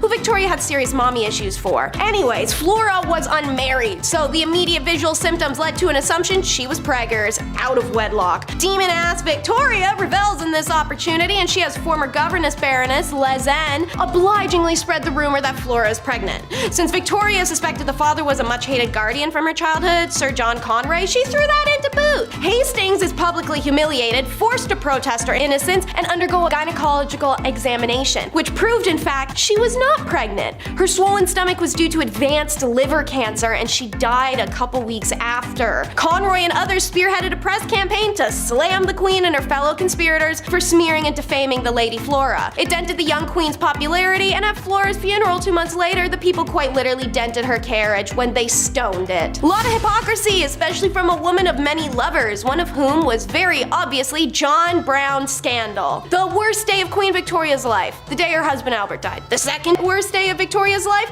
when her loyal servant John Brown died. John Brown served as the Queen's constant companion, and he pledged to be with her always. After the death of Albert, Victoria relied on her devoted manservant from Scotland for everything. Victoria's children referred to him as Mama's lover, naturally due to the fact they slept in adjoining room. Heated gossip naturally made its way around why Brown's shocking informal manner with the Queen and his high-handed, rude ways with other royals seemed to suggest his closeness with Victoria, in the words of one contemporary insider, was contrary to etiquette and even decency. Speculation that the two secretly wed came out when the Queen's chaplain claimed on his deathbed that he performed the ceremony. There was also talk of 3 additional hidden children. Premarital relations between John Brown and Victoria, or possible marriage, it's never been proven. However, when Victoria died, she requested a photo of him be placed in her coffin, along with a lock of his hair, some of his letters, and his mother's wedding ring he had gifted her. When Victoria died, her son Edward had any statuary destroyed or removed that talked of Brown. He also had 300 letters of his mother's burned.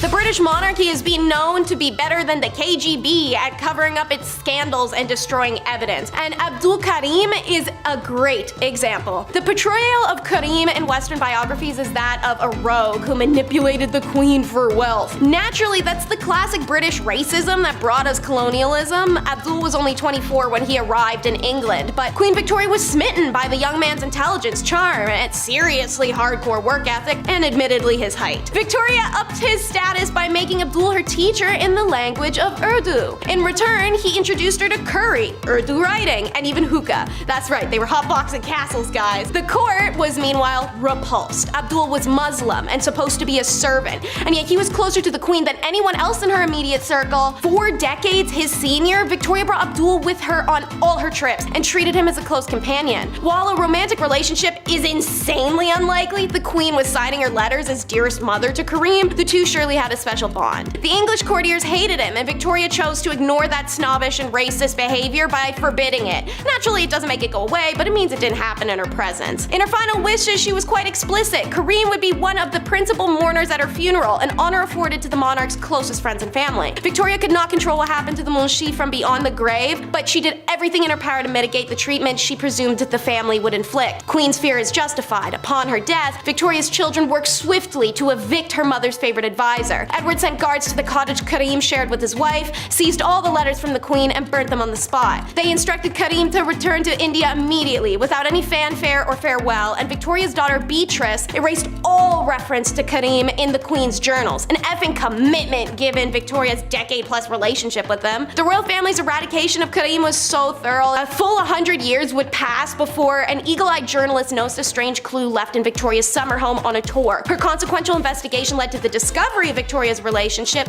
the worldwide attention of it, the novel, the movie, and the finding of his heirs. Meanwhile, when the Queen didn't like you, it was back to the usual political agitation and request denied. In 1822, after a few small-time jobs in the Tory governments over the years, Robert Peel became Home Secretary, where he famously established Metropolitan Police Force for London and reformed criminal law to reduce the number of offences punishable by death and educate prisoners. In 1834, 3 years before the events of Victoria, Peel became Prime Minister of a minority Tory government. Those governments struggled to pass legislation against the majority rival Whig Party and eventually resigned in frustration after just 100 days or so in power. Then in 1839, Peel got the chance to form the Tory government by Queen Victoria, but he asked in return she replace the Whig ladies of her household with Tory equivalents. Said ladies in waiting were her friends, and many were married or related to the Whig ministers and MPs, so Peel refused to form government and Whigs returned to power. The Whig government was limping, but Victoria was passionately attached to Prime Minister Lord Melbourne and also refused to dismiss her female friends. It took the royal wedding of Albert and a failed attempt on their lives in the following year to revive the hatred that this gathered her from the public. And speaking of, Miss Victoria gave the progressive prime ministers endless hell, while lapping up the flattery of her favorite prime minister Benjamin Disraeli, who famously admitted he laid it on with a trowel. She never hid her intense dislike of William Gladstone. His approach to the PM role was progressive social policies, and she absolutely hated it. And his proposed plan for Irish Home Rule, which she considered a threat to her empire. Any name she could toss, she would. A mischievous firebrand, arrogant, tyrannical, obstinate, half-crazy, wild, incomprehensible old fanatic. More than a few observers sensed there was an element of jealousy in her enmity towards the people's William. He was always more liked than she was. When Gladstone won the 1880 general election, she announced to the world she would abdicate the throne rather than accept him as prime minister. Then offered 2 other liberal grandees the job who insisted Gladstone had to take it. Then she tried to force him to weed out the members of cabinet she didn't like. He refused. Her interventions failed to prevent her cabinets from achieving what they were determined to do, but she could wear them down. One of her prime ministers said handling her was like having a whole separate government department to deal with. But she just wasn't a pious wife or an eccentric widow. Queen Elizabeth was also a bad mama. Let's get it straight in clean-cut, open, honest terms. Victoria did not like children, but she loved the act of making them, especially with Albert. Unfortunately, she was wildly fertile, so you want one of those things. In those days, you got the other thing. She definitely seemed to be one of the women who lacked inherent biological maternal instinct. That's never a flaw, ladies. You aren't broken, just so you know. Because intercourse during pregnancy was believed to harm babies back then, it meant for the better part of a year, she'd be banned from intercourse or even cuddling with Albert. The 2 things she wanted more than kids. It's honestly quite fair from her position that she resented her children between being deprived of her husband, not wanting children in the first place, and lacking a maternal drive. Victoria, we should remember, didn't also have much of an experience of a family life, and she was raised under isolated conditions. Victoria in many respects was an awful mother as a result. She couldn't help but view her 9 children as functional extensions of herself, expecting unquestioning obedience, and was bullying them about their failings. When Bertie, the future Edward IV, rebelled against the rigid system his parents devised for him, she called him backwards and lazy. And when Victoria, who had decided Beatrice would be the unmarried companion of her old age and forbade mentions of weddings in her presence, learned her daughter was secretly engaged, she was so angry she refused to speak to her for 6 months. She only relented when Beatrice agreed to live with her after they were married. This ain't just some fun and games, this is the Baccarat scandal. Queen Victoria's son, the future King Edward IV, was a notorious playboy and hedonist. His passions included eating, banging, and gambling, with the latter landing him in very hot water in 1891. It starts with a game of Baccarat during a party at the country home of a shipping millionaire. One of the players was Sir William Gordon Cumming, another infamous playboy who was once described as possibly the most handsome man in London, but certainly the rudest. Gordon Cumming was alleged to have cheated during the Baccarat game, an accusation he angrily denied. So as tawdy British gents, they have a tea and a chat and come up with an agreement that all players would say nothing of this grave offense if Gordon Cumming signed a declaration promising to never play cards again as long as I live. Not a hard ask. Yeah, no, he signed it for nothing. Much to Gordon Cummings' annoyance, the story did leak and became high society gossip. And like a tawdy British gent, Gordon Cummings decided to sue several of the background players for slander. The trial was a media circus, the future king appearing in the witness box and society ladies watching through their little opera glasses. Gordon Cummings did lose the case. However, the public was largely sympathetic to him and resented Edward for his part in the whole ugly affair. The prince became deeply unpopular for a time, was even booed at Ascot the same month. Another child of Elizabeth's caused a media circus that had her mama reeling. It's the scandal-coated daughter. Princess Louise seemed to rebel from the moment she came into the world. She was an exceptional learner, talented, intelligent, artistic, big on women's rights movement, and the most beautiful of Victoria's 4 daughters. Although an artistic career, or in the words of Victoria, any career, was not appropriate for a princess, let alone a woman, the queen allowed Louise to attend art school and later the National Art Training School. Now, on to the nasty. Historians assert that Louise had an affair with her brother's tutor. Some accounts state she fell in love with him in the years of 1866 to 1870, but it's not determined if anything physical occurred or if it was just a real big crush. Hearing of Louise's infatuation for a man 14 years her senior,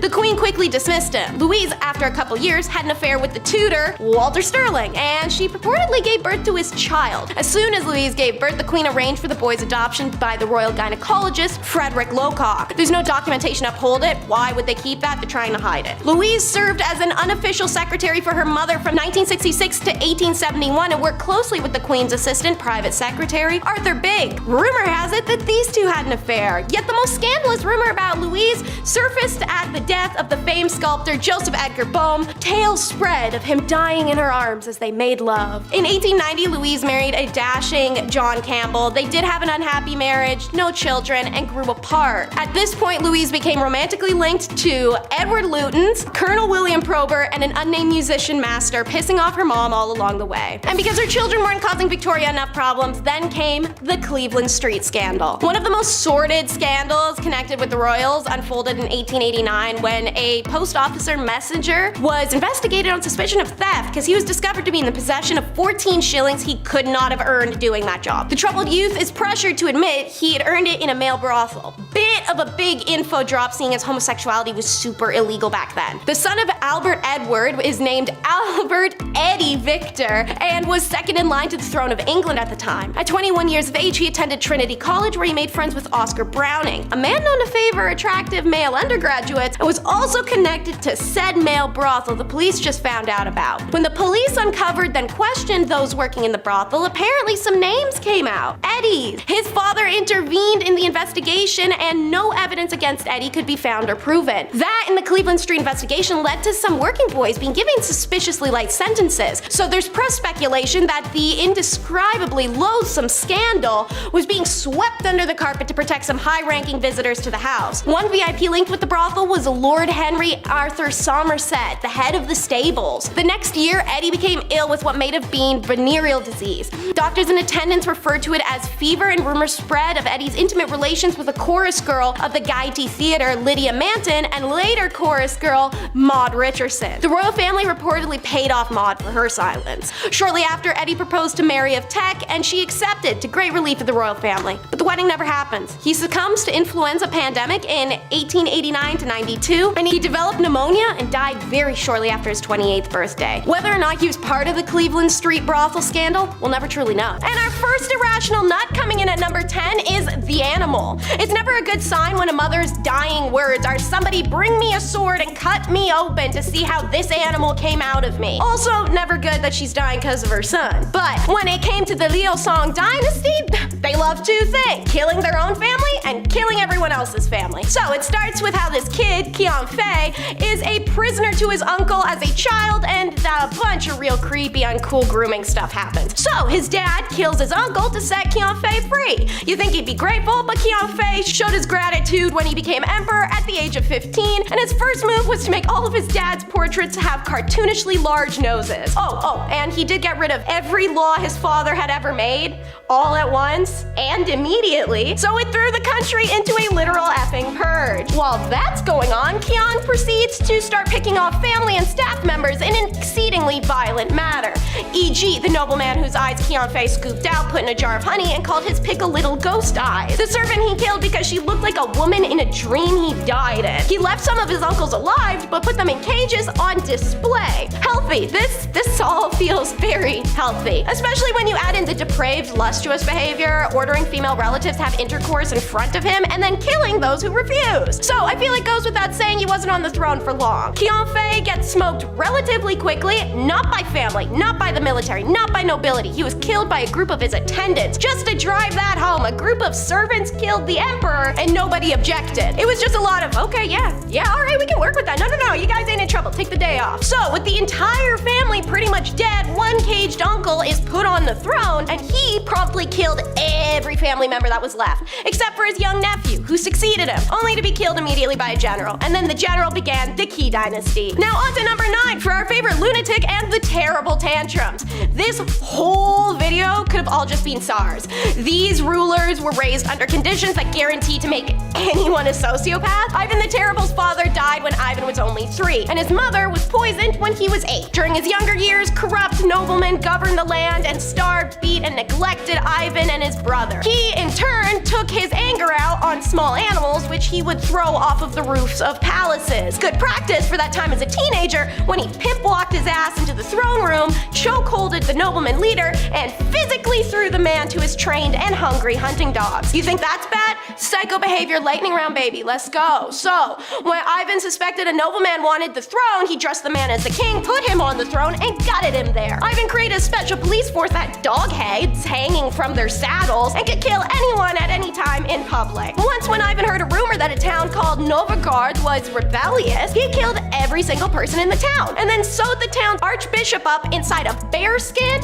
like this is the end scene of Midsummer, and as dogs hunt the archbishop Bearman down. It's hard to write all that and then use the phrase conditions deteriorated, but somehow conditions deteriorated. He was known to spend hours banging his face against the stone floor found in front of religious icons. What truly changed history, however, is he goes after his pregnant daughter-in-law. His actions cause her miscarriage, and his son, also named Ivan, berates his father. His father then beats his head in with a scepter, immediately ending the ancient Rurik line of nobility. With the only strong heir to the throne dead, Russia descended into chaos after Ivan's death, and at last nobles could place a family of their choice on the throne, an heir called Michael Romanov. Okay, it's lady time. Number 8 is religious mania Maria. Maria of Portugal, unlike pretty much everyone else on this list, had an idyllic childhood. Her father, the King of Portugal, paid a massive amount of attention to both her and her sisters. But while the king was winning Dad of the Year, his minister, the Marquis of Pombal, managed the country, which apparently meant imprisoning everyone who questioned him and killing anyone left over. I'll give him credit for still being loyal to the king, however, when someone tried to smoke said king, the Marquis rounded up his strongest political enemies, tormented them into confessions, broke their bones on a scaffold, and then burned the scaffold down. Unfortunately, that genetic religious mania starts kicking her ass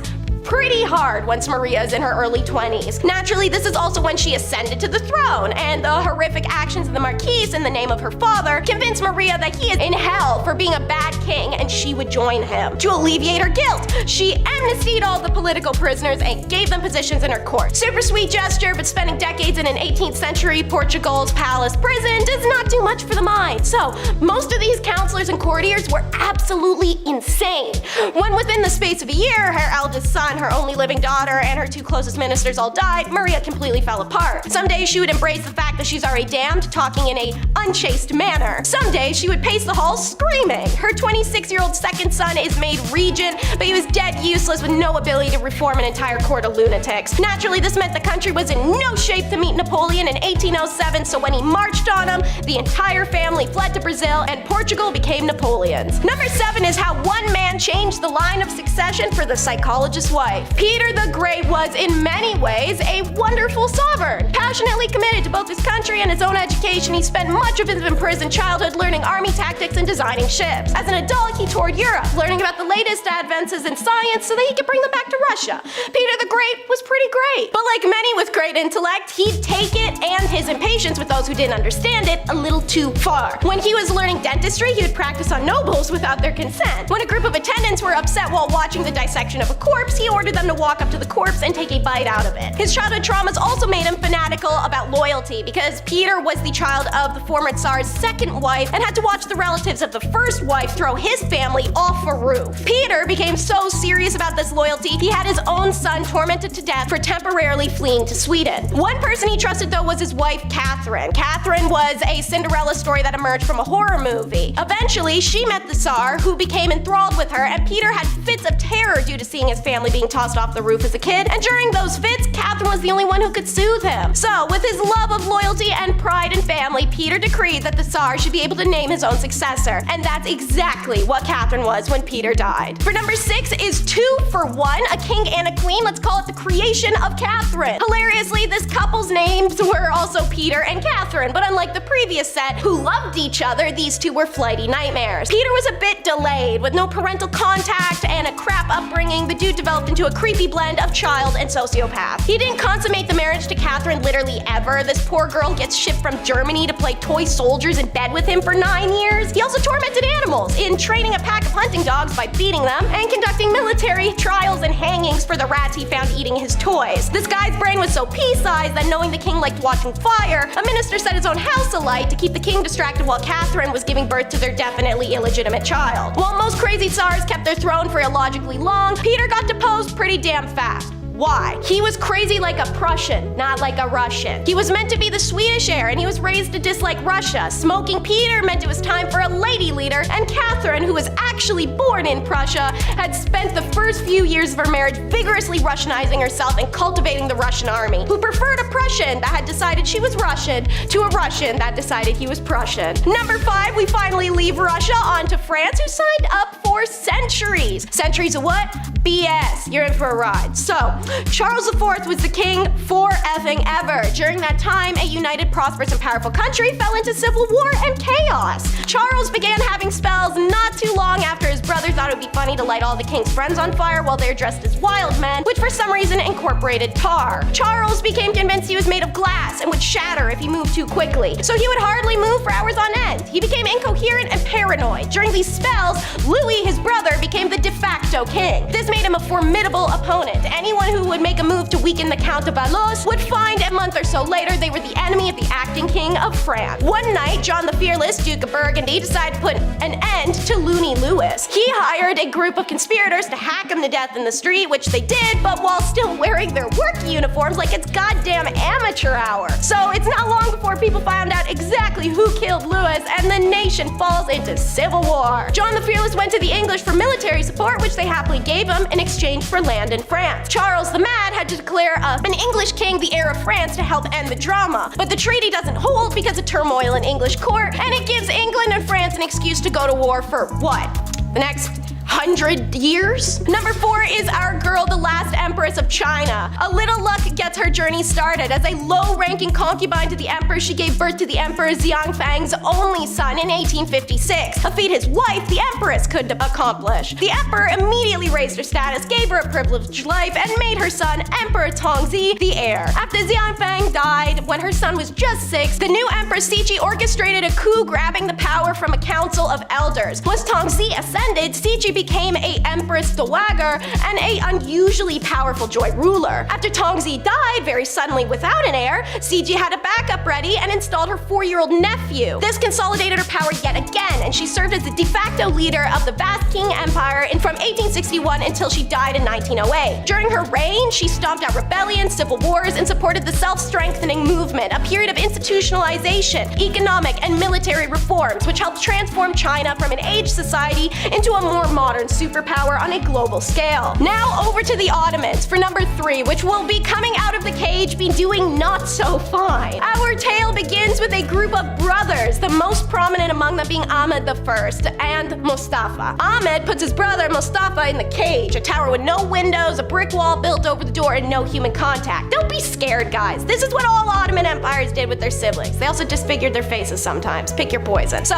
Ahmed craps out a few sons, then drops at the age of 28. So out of the cage Mustafa came, 14 years after being put into basically an above-ground pit. What could go wrong? Well, you could argue it's kinda Odd, he walked around with 2 naked servant girls at all times, but the real problem was he had a habit of giving important positions to random people he met in life. Without a strong, organized central government, the empire started to crumble. Back in the cage you go, but with 2 women this time. He was replaced by Ahmed's oldest son, Osman. The young man might have made a decent ruler, but he banned drinking and smoking and intercourse in the army. Do I need to explain the problem? Anyways, they sentenced him to death via the boy crusher, which you can learn about in my video, The Top 10 Brutal Punishments from the Ottoman Empire. Out of the cage came Mustafa again. At this point, he had a habit of sitting and giggling to himself. In between giggle fits, he'd go around looking for his dead nephew, forgetting the man was dead, and when he was told he had other ones, he'd kill them. He also went back to his old tricks appointing random people to important positions, and the officials in the provinces were one step away from declaring themselves local king. Put a cap on thing, the Safavid Persian Empire attacked and grabbed what's now Iraq. Back into the cage Mustafa went. Still in the Ottoman Empire, number 2 is bankruptcy and a 2-decade war. Someone had to succeed the cage man, and that was what Murad IV did, one of the nephews that Mustafa hadn't killed. Maybe because the dude was ruthless. His last act before dying was ordering the death of his last surviving brother. He had nothing against Ibrahim, but he simply believed that their line was cursed by madness and needed to be annihilated. Sadly for 279 women, as you'll learn, Ibrahim's mother successfully pleads for his life. Ibrahim spends his entire life in the cage with only occasional contact with people. He came out with what can be tactfully described as a lust for life. Made frantic by years of deprivation, he acquired everything like an animal, including 280 concubines in a harem. One day, he saw a cow's hoo-ha and had a cast made of it and circulated it through the empire for a woman that matched. When he found her, she became his favorite concubine and he named her Sugar Lump. Sugar didn't care for competition, so she told the psychotically jealous Ibrahim that one of the other women in the harem was unfaithful, but only she didn't know which one. Ibrahim's answer was having all 280 tied up in sacks and thrown into the Bosphorus River. Only one survived when her sack came undone and she was taking aboard a French freighter bound for Paris. What finally did Ibrahim in was fanatically acquiring all the gold and jewels he could, pulling from temples and threatening ministers. Then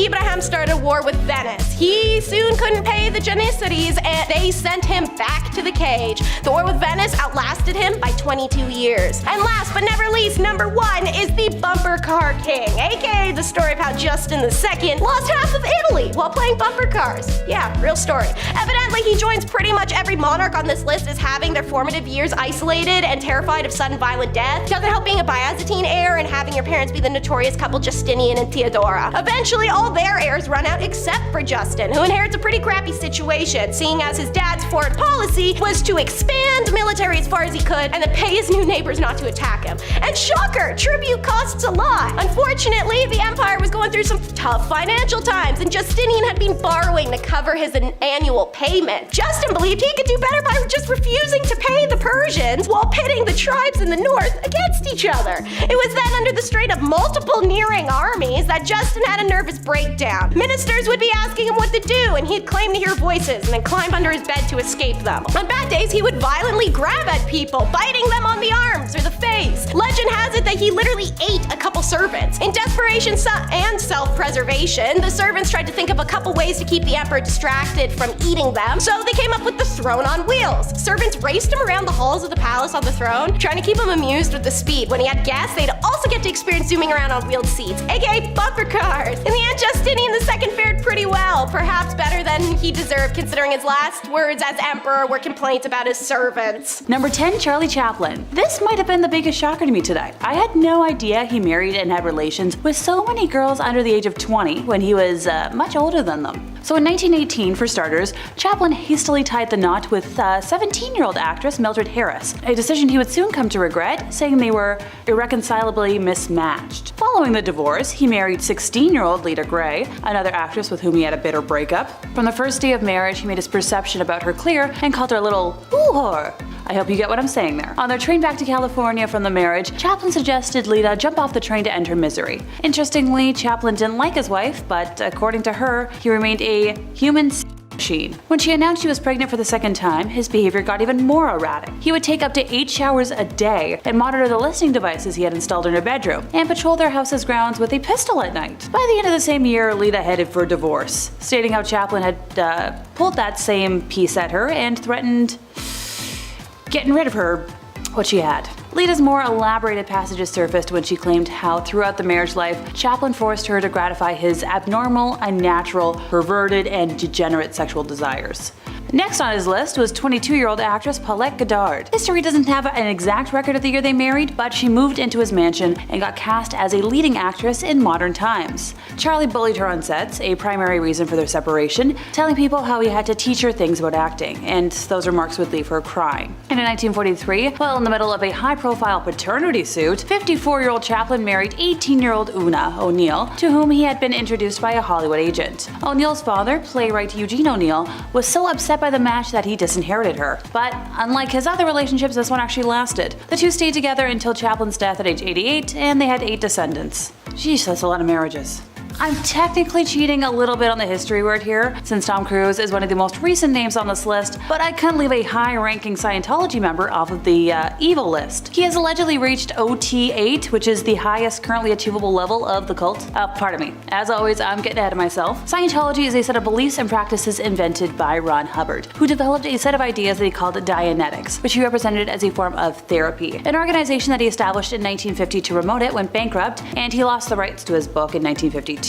But he then recharacterized his ideas as a religion for tax purposes and renamed them Scientology. By 1954, he had regained the rights to Dianetics and founded the Church of Scientology, which remains the largest organization promoting the cult. In 1967, he established a new elite group, the Sea Organization, or Sea Org for short, the membership of which was drawn from the most committed members of the church. By 1981, the 21-year-old David Miscavige, who had been one of his closest aides in Sea Org, rose to prominence. Now, Hubbard died at his ranch in Creston, California on January 24th of 1986, and Miscavige succeeded him as the head of the church, a position he holds till this day. It was actually at Tom Cruise's wedding day, to now ex-wife Katie Holmes, that people started realizing that Miscavige's wife Shelley was missing, and when a former Scientology member started asking around, she was punished for asking. There are just too many evil things about the cult for me to talk about right now, but you just gotta know that to be that high-ranking in a cult, you gotta be evil. Number 8, Steve Jobs. While I love and appreciate my iPod and the iPhones I've had over the years, Steve Jobs was no saint. In fact, his success can be attributed to his ruthless behavior, which is kind of commonplace with anybody that makes $1 billion. In his biography, there are plenty of examples, from firing people at Pixar without notice, to storming out of a 5-star hotel that he thought wasn't up to his standards, and berating service workers that he didn't consider up to his standards. Now, while that's all icky, you might be asking where the actual evil is, and don't worry, there's plenty. For starters, he not only neglected his daughter, Lisa Brennan Jobs, who he had with an ex-girlfriend, but he was also just straight up rude and weird to her. In her memoir, Small Fry, she painted him like a jerk who once told her that she smelled like a toilet. However, the creepiest revelation was when Lisa revealed that Steve liked making out with his new wife right in front of her. So, in the book, she describes Steve pulling in his wife for a kiss, moving his hand closer to her breasts while moaning theatrically, and when Lisa tried to excuse herself, Steve stopped her and told her to stay since they were having, in his words, a family moment. It's important that you try to be part of this family. Okay.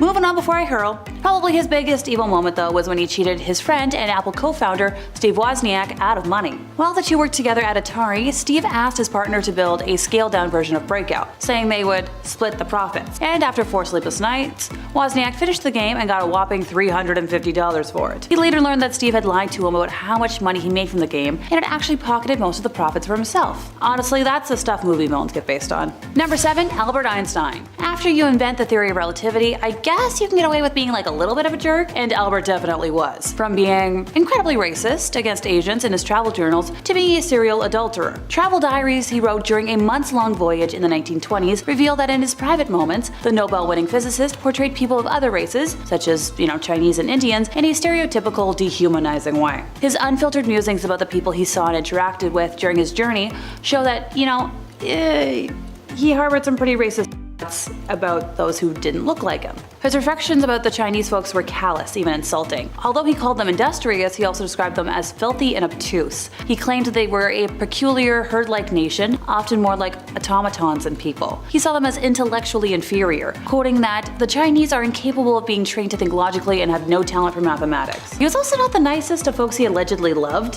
having created a baffling to-do list for his first wife, Mileva Maric. This list included rules such as, you will see to it that my clothes and linen are kept in order, that I am served 3 regular meals a day in my room, and you will expect no affection from me. You must leave my bedroom or study at once without protesting when I ask you to. Hard pass. Number 6, John Hamm. Oh, the handsome Mad Max star has a lot of female fans that love his charm, but the actor, kinda like his famous character, is pretty good at hiding his dark side. In 2015, news broke that the former frat boy was in the middle of a violent hazing ritual in 1991 where he allegedly set a guy on fire. Not only did John beat up a pledge by punching him in the kidney, he also led the poor guy around the frat house with the claw of a hammer beneath his genitals. As for the pledge, the whole experience made him sink into a deep depression, which sadly makes sense. This broke my heart, because until today, I very much enjoyed watching him on screen, but I guess I'll be able to villainize him better in Sucker Punch now. Number 5. Bill Cosby. It emerged in late 2014 that the famed actor, formerly known as America's Dad, sexually harmed dozens of women throughout his career.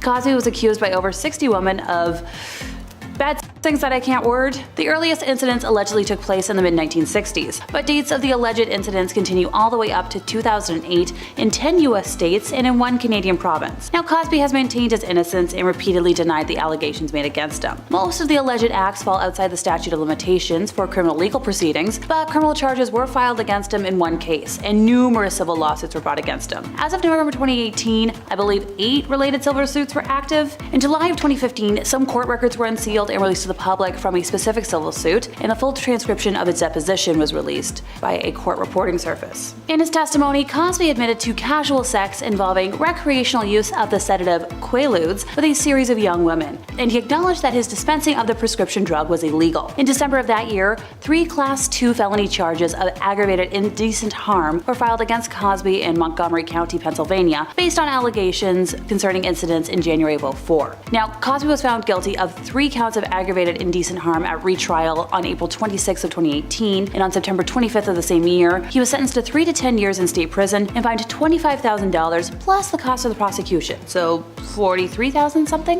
In 2014, Judy Huth filed a civil suit against Cosby in California, alleging that he had harmed her in 1975 when she was too young to consent. That trial began in 2022, and thankfully the jury ruled in Huth's favor, so good riddance. Number 4, Elvis. Although everyone knows he famously met wife Priscilla Presley when she was only 14, that wasn't the only time he fraternized with folks that were a little too young. According to a former member of his entourage, Elvis was fascinated with the idea of real young girls. He was particularly obsessed with virginal ones, which he called cherries, and excuse me while I retch. According to Baby Let's Play House, Elvis felt insecure about pleasing older women and would invite groups of young fans to his house for sleepovers instead. And once he met Priscilla, those fantasies didn't change. Determined to keep her virginal until their wedding day, he would instead have roleplay sessions where she would dress up like a schoolgirl and he would dress up like a teacher. Once the two married and had their first spawn, however, escapade stopped. Priscilla wrote in her memoir that Elvis had mentioned to her before they were married that he had never been able to make love to a woman who had given birth. When Elvis finally upgraded to adult woman, dating 21-year-old beauty queen Ginger Eldon after his divorce from Priscilla, he continued to treat them like crap. Ginger wrote in her memoir that Elvis once fired a pistol into her bedroom when she refused to bring him yogurt. Lovely. Number 3, Vlad the Impaler. Also known as Vlad Dracula, he was Prince of Wallachia 3 times between 1448 and his death in around 1476 or 77. The character of Dracula was loosely based on Vlad due to his sadistic personality and cruel acts done to the people of Wallachia, where he reigned as prince 3 times between 1448 to 1462 and killed about, only 20% of the population. Works containing the stories about Vlad's cruelty were published in Low German in the Holy Roman Empire before 1480. They described Vlad as a demented psychopath, a gruesome killer, and a masochist Caligula and Nero. One tale explains that Vlad had a big copper cauldron built and put a lid made of wood with holes in it on top. He put people in the cauldron and put their heads in the holes and fastened them there. He then filled it with water and set a fire under it and let people cry their eyes out until they were boiled to death. And he invited just overall frightening, terrible, unheard of punishments. He ordered that women be impaled together with their suckling young on the same stake, stuck on their mother's breasts until they died. Then he had the woman's breast cut off and put the little ones inside head first, thus he had them impaled together. He impaled victims through the rear end till the stake came out of their mouth. A German pamphlet once read that he had young folks roasted, and then he would feed them to their mothers, and he cut off the breasts of women and forced their husbands to eat them. Nightmare cruelty. Number 2, Hugh Hefner. While it might not seem shocking that the man who claimed woman empowerment came from seeing them in bunny suits through the male gaze, being a bad guy, just how awful he was may raise some eyebrows. He manipulated and drugged dozens of young women into taking part in acts while masquerading as a champion of freedom. He would also host weekly pig nights, during which he would bring in a dozen schmex workers he considered ugly to have friends. Holly Madison, a lovely woman who dated Hefner for 8 years, told how Hefner refused to use protection during and how the Playboy bunny lifestyle had her considering taking her own life. Linda Lovelace, the 1970s adult video star who found fame with the film Deep Throat, said she was treated like a piece of meat and forced to perform oral German Shepherd while Hefner and his friends watched. I could go into more detail, but I don't think I want to. Number 1, Gandhi. Yeah, sure, he was an activist who led India to independence, but it also turns out that he was kind of a in the book The South African Gandhi, Stretcher Bearer of Empire, it was revealed that Gandhi was a separatist who wrote to the natal parliament that general belief seems to prevail in the colony that the Indians are a little better, if at all, than savages or the natives of Africa. He later wrote to a health officer in Johannesburg that he was concerned about the mixing of the South Africans with the Indians. If that wasn't awful enough, he frequently used his power to take advantage of young women in their late teens and early 20s. His inappropriate behavior was so bad, it caused his personal secretary, R.P. Parasuram, to blast him in a strongly worded letter. Now, his secretary gave him an ultimatum: either stop manhandling women or I'm not working for you anymore. And Gandhi responded by telling him that you're at liberty to leave.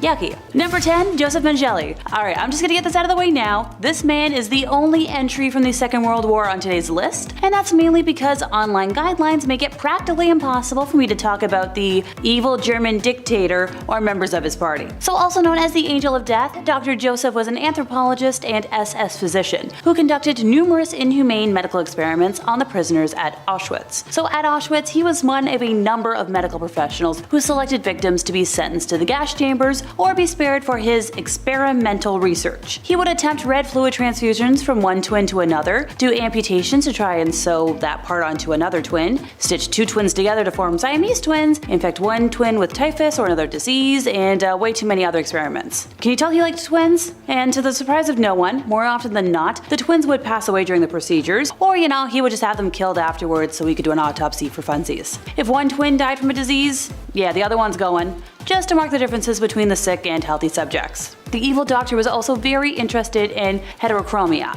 where people have irises of different colors, and he would collect eyes and body parts of his victims and send it off for research. He would inject chemicals in victims' eyes to attempt to change their eye color. Now remember, this was before the age of colored contacts. He also experimented on pregnant women before sending them off to the gas chambers and caused incestuous pregnancies, always under the guise of research. Now he tried sex change operations, he tried removing organs, and operating on victims without anesthesia. Oh, and if that wasn't disgusting enough, he tried to prove that Jewish and Romani people were genetically inferior through his morbid experimentation. Throughout his time at Auschwitz, Joseph sent his colleagues in Germany red fluid, body parts, organs, skeletons, and even fetuses that had been taken from prisoners. Yay. Number 9, Putin. Well, Vladimir Putin started off reasonably well, in his career, although there are some stories that his cronies planted explosives in Russian apartment buildings to help him snatch that presidency back in 1999. Granted, the folks who tell those truths keep going missing, so I'll give the Cliff's Notes version and pray I don't get nuked on the spot. 1 month after then-President Boris Yeltsin plucked Putin from obscurity, oh, and by the way, he was a KGB official at the time, which, yeesh, and made him prime minister, an explosion leveled a 9-story apartment building on Moscow's outskirts. Sidebar, if you don't know what the KGB was other than me shuddering just now, they were a security agency that make all the other ones in the world look like young folks trying to enforce rules for funsies. The pre-dawn blast on September 9th of 1999 reduced the building to a smoking pile of rubble, killing more than 100 people. A second building, less than 600 kilometers away, was rocked by an explosion on September 13th, killing 119 this time. Days earlier, a car exploded in a small town bordering the war-ravaged region of Chechnya, where reignited fighting was already spilling into neighboring regions. That blast outside the apartment building in the town of Buyansk killed dozens. If I got the name wrong, I apologize. I'm not the best with every language. French and English are my forte for a reason. It was followed 7 days later by a truck explosive that destroyed a 9-story building in another southern city, killing 17. On September 23rd, Putin asserted to the, everybody, that bad guys in Chechnya were to blame and ordered a massive air campaign within the North Caucasus region. When asked a day later about the campaign targeting what he called terrorists, Putin responded with the phrase that will forever be his catchphrase: "We will pursue them everywhere. We'll catch them in the toilet. We'll wipe them out in the outhouse." The statement became a Putin catchphrase and set the tone for the 20 years of rule that followed. The longer he's in power, the more evil he's become, leveling Grozny, attacking Georgia, grabbing the Crimea, carpet kabooming in Syria, imprisoning, poisoning, and assassinating opponents, and, muzzling the free press. When one would think, oh, it can't get worse. Yeah, he had another surprise. the unprovoked attack of Ukraine, which, an independent and peaceful nation, back in February of 2022. But thanks to the heroism of the Ukrainian people, it's not completely the walkover he expected. So fingers crossed he maybe gets voted out in the next election. Granted, it's a little tricky when people who oppose him have that weird coincidental habit of going missing. Number 8, Korean Kims. It's pretty difficult to distinguish between these two evil leaders, father and son, of the Democratic People's Republic of Korea. It's a country led by a dictator where the people have no say, and a monarchy with the father being succeeded by the son. Over time, there's actually been 3 Kims in that family. That suggests that being evil might just be like a generational thing, part of your genetics, kind of like having an oily nose is one of mine. Under Papa Kim Jong II, aka the Dear Leader, which is a bucket of irony I don't have time to unpack, millions of folks died because of food scarcity. Amnesty International condemned him for leaving millions of North Koreans in poverty and detaining hundreds of thousands of people in prison camps, where,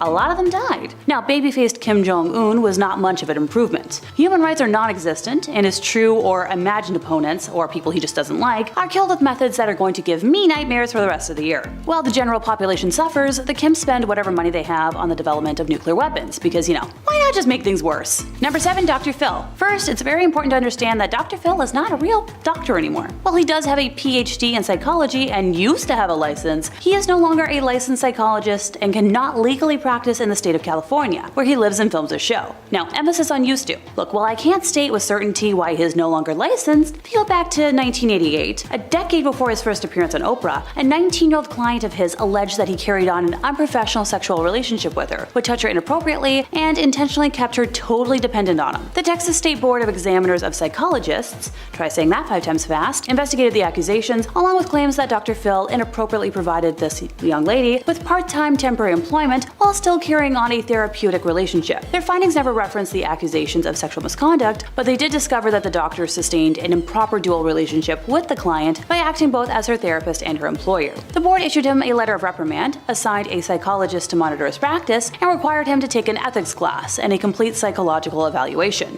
Whatever the reason may be, Phil McGraw is no longer a licensed psychologist, and he hasn't been for quite a while. He believes that his show's primary goal is to let people know that it's okay to treat problems and get help, and deliver understandable information about how to live one's life. Which, that's a cute soundbite and all, but Dr. Phil's show regularly exploits people with serious mental illnesses and disabilities for financial and entertainment purposes, if you can even call that entertainment. In one instance, Todd Herzog, a former winner of the hit reality TV show Survivor, appeared on the show in 2013 to discuss his drinking problem. However, he was so drunk that he had to be carried onto the set and lifted into a chair. Before you wonder why a supposedly trained psychologist is something so cruel as to put a man too drunk to walk on national TV, first consider the horrendously immoral and unethical actions that led to this situation. According to Herzog, he was set up. His dressing room came with a full bottle of, spicy juice. After drinking all of it, a staff member supposedly handed him a Xanax, which he took before he even went on stage. Which, all of this doesn't even scrape the surface of the accusations of misconduct and bad psychology that have followed Dr. Phil throughout his career. If I were to say all of those, I'd be here all day. Number 6, Osama bin Laden. Yeah, he doesn't really need an introduction. Remember 9/11? Yeah, he was the organizer and mastermind, sending himself and way too many innocents to their death. He became America's most wanted, and justice was, finally served on May 2nd of 2011 at 1 a.m. Thank you, Navy SEALs. They also found a huge stash of no-no tapes in his compound, because apparently the self-righteous threat persecuting women for being loose was not above sampling the strictly condemned fruits himself. Number 5, Caligula. Many Roman emperors can be described as self-centered, but this one's appetite for amusement, decadence, and scarlet elixir were on a whole other level. The emperor's short temper and even shorter attention span resulted in countless deaths of his subjects. Caligula killed people for just funsies. In one particularly vile situation, he even ordered his guards to put spectators in an arena to be eaten by wild animals because he was bored during an intermission. I just lose hours scrolling on TikTok and playing silly games on my phone when I get bored, which, isn't often. The emperor was indulgent and purposely wasted money, which led to starvation amongst his subjects. He openly slept with married women and sold his sisters to other men, which I guess seems kind of mild after having people killed to kill your own boredom, but simply put, he was scummy. Number 4, Jim Jones. As if I was going to do a list of the worst men in history and not include a single cult leader. So back in the 1950s, Indiana native Jim Jones founded the People's Temple, a group that he claimed promoted socialism and equality with religious elements of Christianity. Now, fast forward to the 1970s, he moved his group to California and set them up in a commune-like settlement in Redwood Valley. After he established several locations throughout the state, including its main headquarters in San Francisco, the temple forged ties with many left-wing political figures and claimed to have 20,000 members, even though 3,000 to 5,000 is probably more likely. Jones eventually came to believe that nuclear war was imminent and moved his followers again to the South American country of Guyana, which he thought would be outside the potential danger zone. The group lived there for several years as the People's Temple Agricultural Project, but after former members started speaking out against the church, San Francisco Congressman Leo Ryan decided to travel to Jonestown to see what was going on. During his visit, a number of temple members expressed a desire to leave with him and accompanied Leo to the local airstrip at Port Ketuma. There they were intercepted by self-styled temple security guards who opened fire on the group, killing the congressman, 3 journalists, and one of the defectors, as well as injuring 9 others, including Ryan's aide, Jackie Spire. A few seconds of the incident were captured on video by NBC cameraman Bob Brown, one of the journalists that were sadly killed in the attack. That evening in Jonestown, Jones ordered his congregation to drink a concoction of cyanide-laced, grape-flavored Flavorade. Oh, right, this is where the phrase drinking the Kool-Aid comes from, but it actually wasn't Kool-Aid, it was the off-brand stuff. All in all, 918 people died, including 276 minors. When members wept and showed signs of dissent, Jones counseled, "Stop the hysterics. This is not the way for people who are socialists or communists to die. No way for us to die, we must die with some dignity." On a tape, Jones can be heard saying, "Don't be afraid to die," adding that death is just stepping over into another plane and a friend. Jones directed that the youngest folks be killed first, and his wife Marceline apparently protested against this.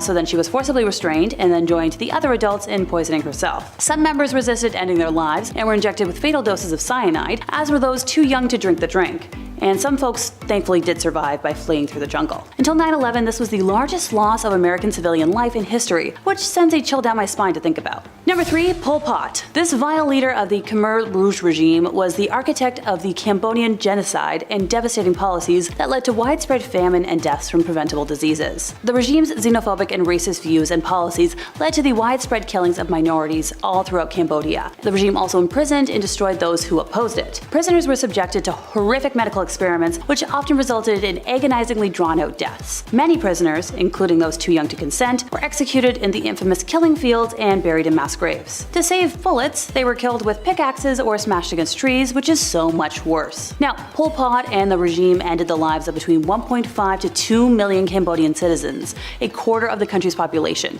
The most mind-boggling part for me is wondering how this wasn't taught in school, or at least my school growing up. Number 2, Chris Brown. If y'all don't remember, 14 years ago, on the February 8th of 2009, Brown's reputation was immediately tarnished when he physically harmed his then-girlfriend Rihanna after a pre-Grammys event. At the time, Rihanna was only 20, and she was left with visible injuries to her face and was hospitalized as a result. Now, Chris Brown was 19 at the time, and he pleaded guilty and accepted a deal of 1,400 hours of community service, 5 years probation, and domestic violence counseling. And look, while folks try to defend him, he wouldn't have made today's list if he was a single instance offender. But let's check the history book, shall we? In 2013, Chris Brown was arrested for felony harm in Washington, D.C. after he and his bodyguard were involved in a physical altercation with 2 men outside a hotel. The pair spent 36 hours in jail, and the singer was ordered to stay at least 100 yards away from the man he was accused of harming. In 2015, Brown allegedly hit a man in Las Vegas after an alleged argument over a basketball game at the Palms Casino Resort. The next year, he was sued by his ex-manager, who filed a lawsuit against him, claiming that he had been viciously attacked. And in 2017, he was ordered to stay away from ex-girlfriend Karrueche Tran after she put a 5-year restraining order against the singer. He's been sued by other women for sexual harm as well, so how he still has some sort of a successful career boggles my mind. Number 1, Louis B. Mayer. This is one name I didn't even have to look up today. As a lifelong fan of Judy Garland, I've had a bone to pick with him for quite some time. So in front of his staff, Mayer presented a calm, paternal presence. But behind closed doors, he was known for temper tantrums complete with loud sobbing and furious ranting. Most terrifying of all, these rages would go as quickly as they came, and then he would put his icy mask back on. Textbook signs of narcissism. Trust me. Elizabeth Taylor famously clashed with him constantly and dubbed him a monster for the way he tried to rule every detail of her life. Now, some of the worst allegations against Mayer come from Judy Garland. According to her, Mayer frequently groped her and made her sit on his lap. At other times, he would innocently place his hand on her left breast to show her how to sing from the heart. Oh, and this was when she was just a teen. He was particularly awful to Judy, calling her his little hunchback because of her short stature and curved spine, and encouraged her to take diet pills to slim down and look less girlish. Thanks in part to his actions, Judy was plagued with eating disorders and insecurities all all the way until her tragic early end. Number 10, Mary I. So this is a ruler who could have reserved a place in common history as the first woman ever to be, the Queen of England. Instead, she is mostly remembered as Bloody Mary, a name she acquired because of her staunch and violent opposition to the Reformation. Look, the interwebs don't like the B word, so I had to spell it out. So I'm hoping you figured out what I was trying to say. The most controversial part of her reign was her religious policy. Despite promises a month into her rise to the throne that she would not pursue forced conversion of Protestants, Mary had leading Protestant churchmen imprisoned. She sought to reaffirm papal jurisdiction over England, and when the deal with Rome succeeded, the Heresy Acts were reinstated, which allowed for the burning of heretics. This sent a wave of fear through England, and around 800 Protestant nobles immediately fled the country. I wonder why. In February of 1555, the executions began. Protestant Archbishop Thomas Cranmer was forced to watch the bishops Nicholas Ridley and Hugh Latimer being burned at the stake. Cranmer repented his Protestant faith, and technically, under law, he should have been absolved as a repentant, but Mary refused to accept his absolution and had him burned at the stake as well, just set an example, or for funsies. By the end of her terror, Mary had almost 300 people executed, most of them by burning at the stake simply for the crime of being Protestant. Her reign was relatively short, lasting a little over 5 years, since she passed in 1558 from either ovarian cysts or ovarian cancer and was succeeded by Elizabeth I. Number 9, Wu Zetian. Look, I know I said in the title of today that I'd be talking about evil queens, but I support all women's wrongs. And rulers in other countries tend to have different titles to their equivalent of queens. So Wu was born to a relatively wealthy family and had extremely progressive parents, becoming well versed in a wide range of subjects including writing, music, literature, and perhaps most importantly, politics and governmental affairs. By the age of 14, Wu was summoned to the imperial palace to become a concubine of Emperor Taizong. After his passing, the newly anointed Emperor Li Zi, the youngest son of the late emperor, who became Emperor Gaozong, brought Wu to the imperial court to be his own concubine. I'm not going to unpack that. In 654, Wu bore a daughter, but shortly after the birth, it passed, with evidence showing strangulation. So Wu accused Empress Wang of the death, and Wang lost favor with the emperor. The most popular theory is that Wu actually did the act to her own daughter.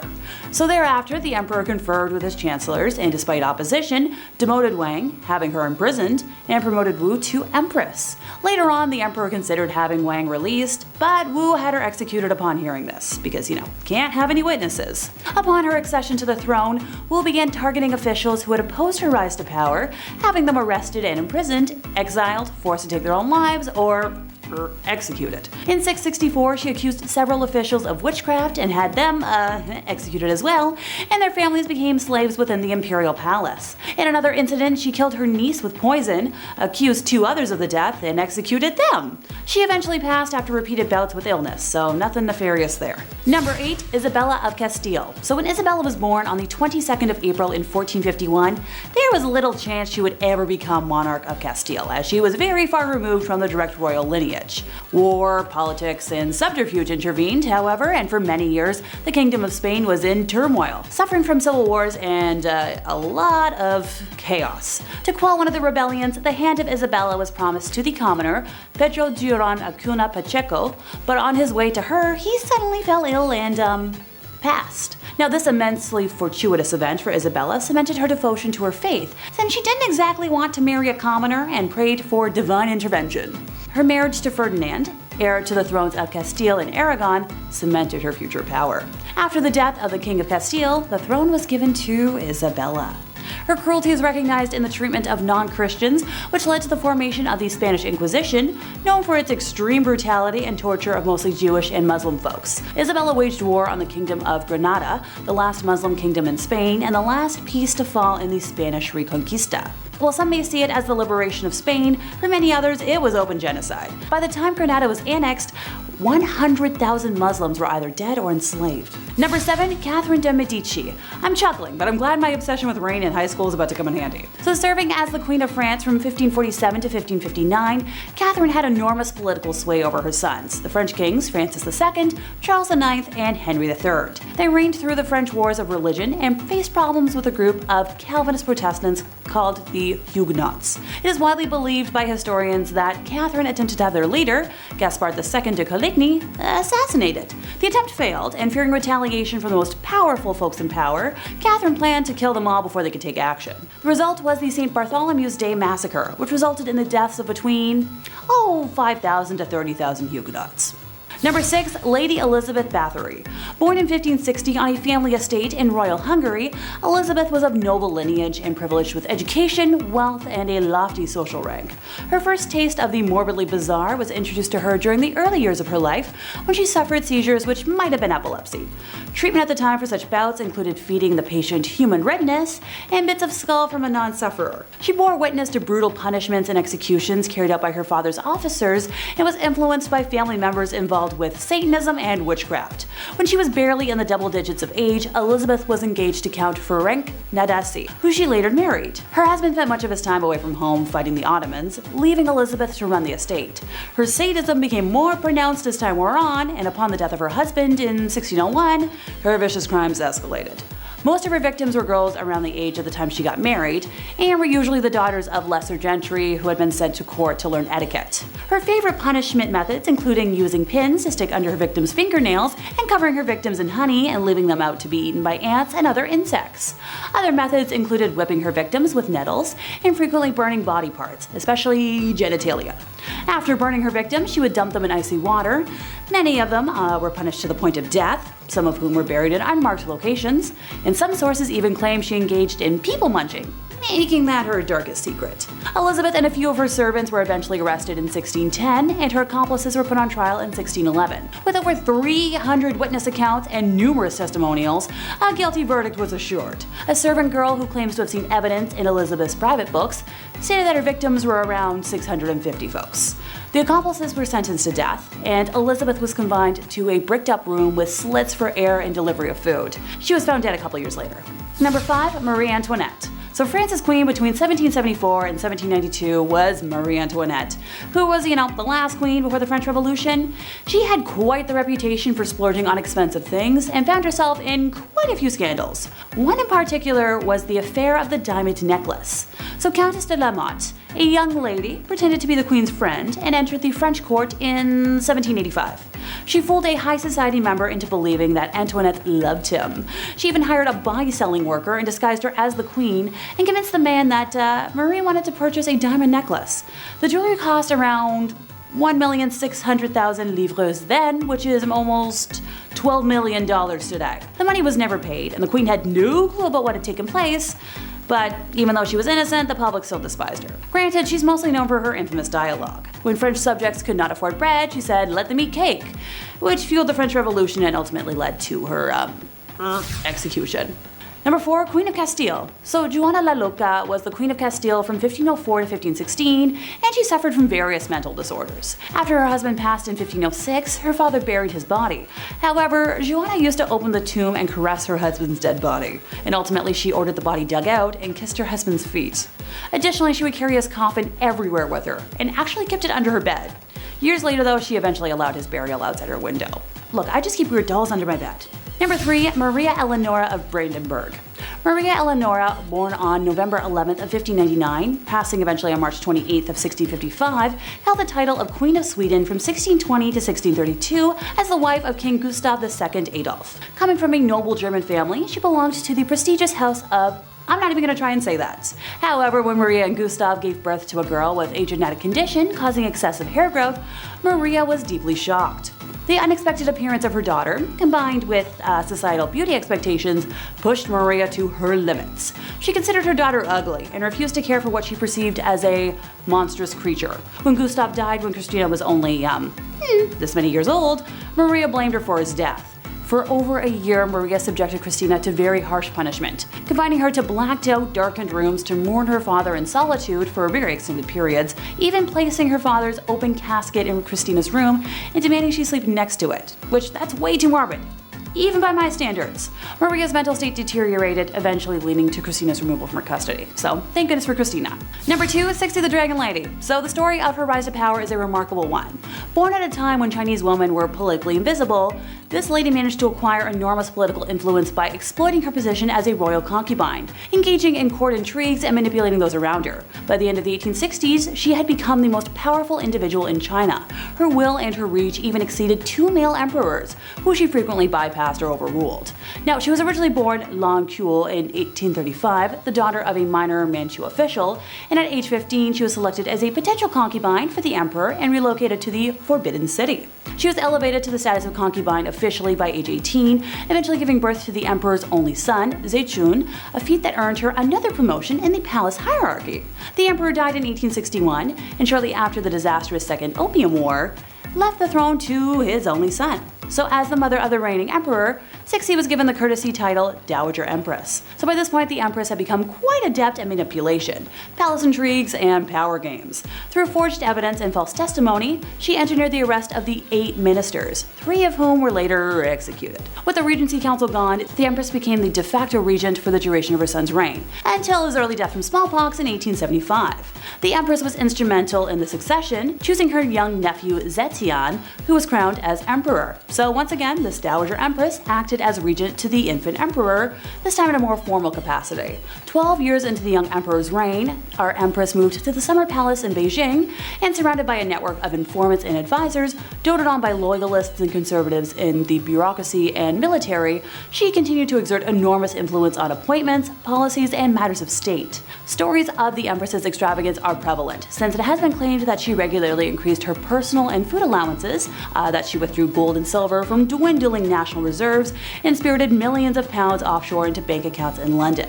Other tales of her exorbitant spending include her decision to spend 10 million silver taels, some set aside to rebuild the Chinese Navy, on the renovation of one of her palaces. Another rumor claims that 3,000 ebony boxes were needed to restore her jewelry collection. Number 1, Agrippina the Younger. So Julia Agrippina, also referred to as Agrippina the Younger, was a Roman empress from 49 to 54 AD, the 4th wife and niece of Emperor Claudius and the mother of Nero. After the death of her first husband, Agrippina tried to make shameless advances to the future emperor Galba, who showed no interest in her and was devoted to his wife. On one occasion, Galba's mother-in-law gave Agrippina a public reprimand and a slap in the face before a whole bevy of married women. She was one of the most prominent women in the Julio-Claudian dynasty, functioning as a behind-the-scenes advisor in the affairs of the Roman state via, the powerful political ties. She maneuvered her son Nero into the line of succession, and Claudius became aware of her plotting, but died in 54, and it was rumored that Agrippina poisoned him. She exerted a commanding influence in the early years of Nero's reign, but in 59 she was killed. Both ancient and modern sources describe Agrippina's personality as ruthless, ambitious, violent, and domineering. And that brings us to the end of our time, and I'm glad that, even though I'm part vampire queen, I just bully people. I swear I don't execute folks for fun, and not just because I'm not allowed to. Draining people of their redness, though, well, that's another story. Steal for number 10. I mean, if we're gonna defend Pedro the Cruel, he was obliged to defend his throne against his father's 10 illegitimate sons. On the other hand, they wouldn't have had so much more support from the people than the king himself if Pedro hadn't outraged his people with arbitrary killings, drama, and rules, as well as the pretty cheap treatment of his wife Blanche, the sister of the king of France. His father, Alfonso, had ditched his wife, Pedro's mom, Maria of Portugal, for his mistress once Maria had produced their son. Exiled away from court, Pedro grew up listening to his mother's hatred for his father, yet when he took the throne, he did an almost exact rinse and repeat. Pedro publicly marries Blanche, despite already having secretly wed one of his mistresses, and he abandoned and imprisoned her very shortly after. Basically, if someone looked sideways at him, Pedro had them killed. He inaugurated his reign in 1350 by killing supporters of his half-brothers, and also had his father's mistress killed for his mother. He was said to have killed a man for looking at him wrong way, and burned a woman alive for rejecting his advances. Pedro's new son-in-law, Edward the Black, got blessed with a large gem that he had obtained by robbing and killing a guest at his own house. He also put a hit out on Blanche in the end, and she died via crossbow to the eye. And of course, needless to say, Pedro killed as many of his own half-brothers as he could get his hands on, primarily through various forms of deceit. On to number 9, which is Charles of Navarre, who can also be called the double-crosser's double-crosser. See, Charles came from a branch of of French royalty that had renounced its claim to the throne, but clearly Charles did not share that sentiment. He is crowned in 1349 and was driven by revenge and a disproportionate sense of entitlement, quickly earning himself the nickname Charles the Bad as he attempted to expend Navarre's territory into France and Spain via schemes, plot, and deception. Ultimately, he failed and ended up marginalized and alone. In the words of historian Barbara Tuchman, Charles was volatile, intelligent, charming, violent, cunning as a fox, ambitious as Lucifer, and more truly than Byron, mad, bad, and dangerous to know. His only constancy was hate. One of Charles's first targets was King Jean II's favorite minister, whom he had killed by thugs. Over the next 3 decades of the 100-Year War, as France contested with England for control over territory on the continent, Charles changed sides so quickly and so often that it made everyone's head spin, and making contradictory deals with each side of a conflict at the same time. He attempted one coup and twice tried to poison the king in like a real-life Game of Thrones fashion. And trust me, there's a lot of old nobility stories like this one, so if you're interested in hearing more of them, I recommend you take a moment to subscribe to The Hive.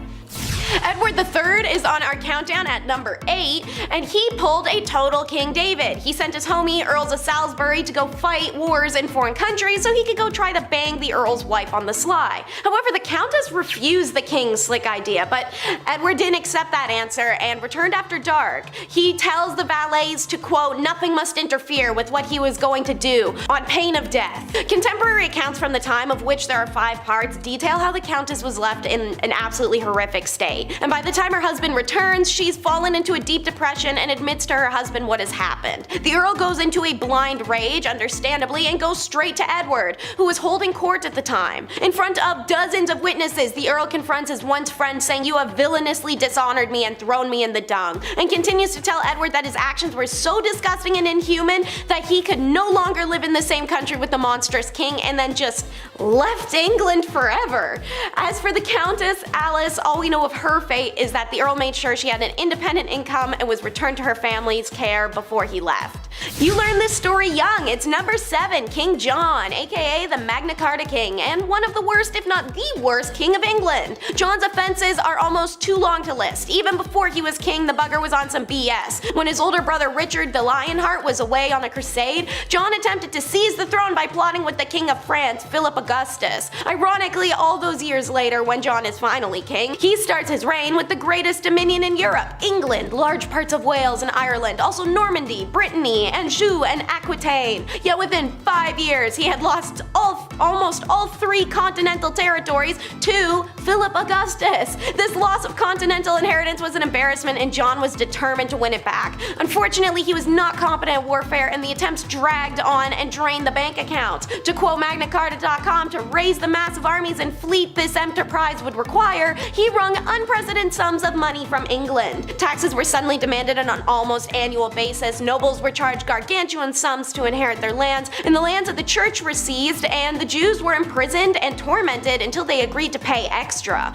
John's reign saw the greatest financial exploitation of England since the Norman Conquest. In May of 1215, 6 months after the French whipped his butt, the people of England rebelled and seized London. With the capital held against him, the king's forced to negotiate and obliged to make concessions. The Magna Carta is signed. Then he had it annulled, and then everyone rebelled again, and then John died, and the barons were still rebelling. The end. Next up is William the Conqueror, and he's number 6. Before we called him William the Conqueror, he was actually William the Bastard, like something out of a movie. His nobleman father Robert came across his tanner mother washing clothes by the river and falls head over heels for her. As a result, the royal heir was not technically royal heir material, but don't let Robert or William hear you say that. Between the two, anyone who ever made fun of William's mother was killed, and usually pretty brutally. An example is when the villagers of Alençon hung tanning hides in the trees to mock William's mother's status. William stormed the castle, captured 32 defenders, and had their hands and feet cut off. William, a duke far removed from royal lineage, didn't think too much about England until 1051, when the childless King Edward the Confessor made a truly bizarre decision. He chose William to be his heir. Then, seconds from death, in 1066, he revoked it. William decided,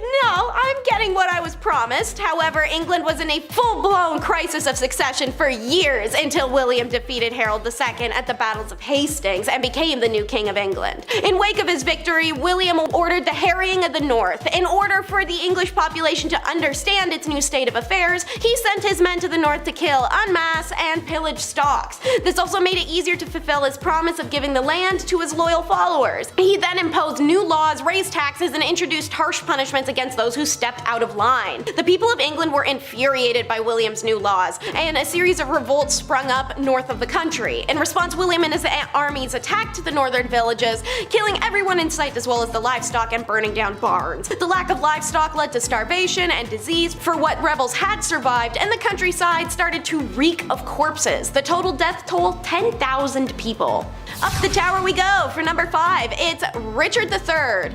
Richard was never meant to be king, and the malign monarch only landed the job in 1483 because his brother Edward's children were deemed too illegitimate for the role. With the support of the Duke of Buckingham, a great campaign promising to improve royal court management, and a stout disapproving of his brother's rampant public adultery, Richard seemed to have potential, but it's kinda hard to praise and look past the two nephews disappearing. However, in August of 1483, the supposed soon-to-be crowned King Edward and his younger brother, Richard of Shrewsbury, were sent to the Tower of London to await Edward's alleged coronation. But his coronation never came, and one day they just disappear. The prince's uncle and would-be king has long since been blamed for their disappearances and probable deaths. He had the most to gain, after all. Richard was also doing everything in his power to prevent the lineage going back to them in the first place, such as planning a marriage between Joanna of Portugal and Manuel, Duke of Beja. When that doesn't work, he tries offering up his niece Elizabeth, who at the time, rumors emerged that Richard was planning to marry himself.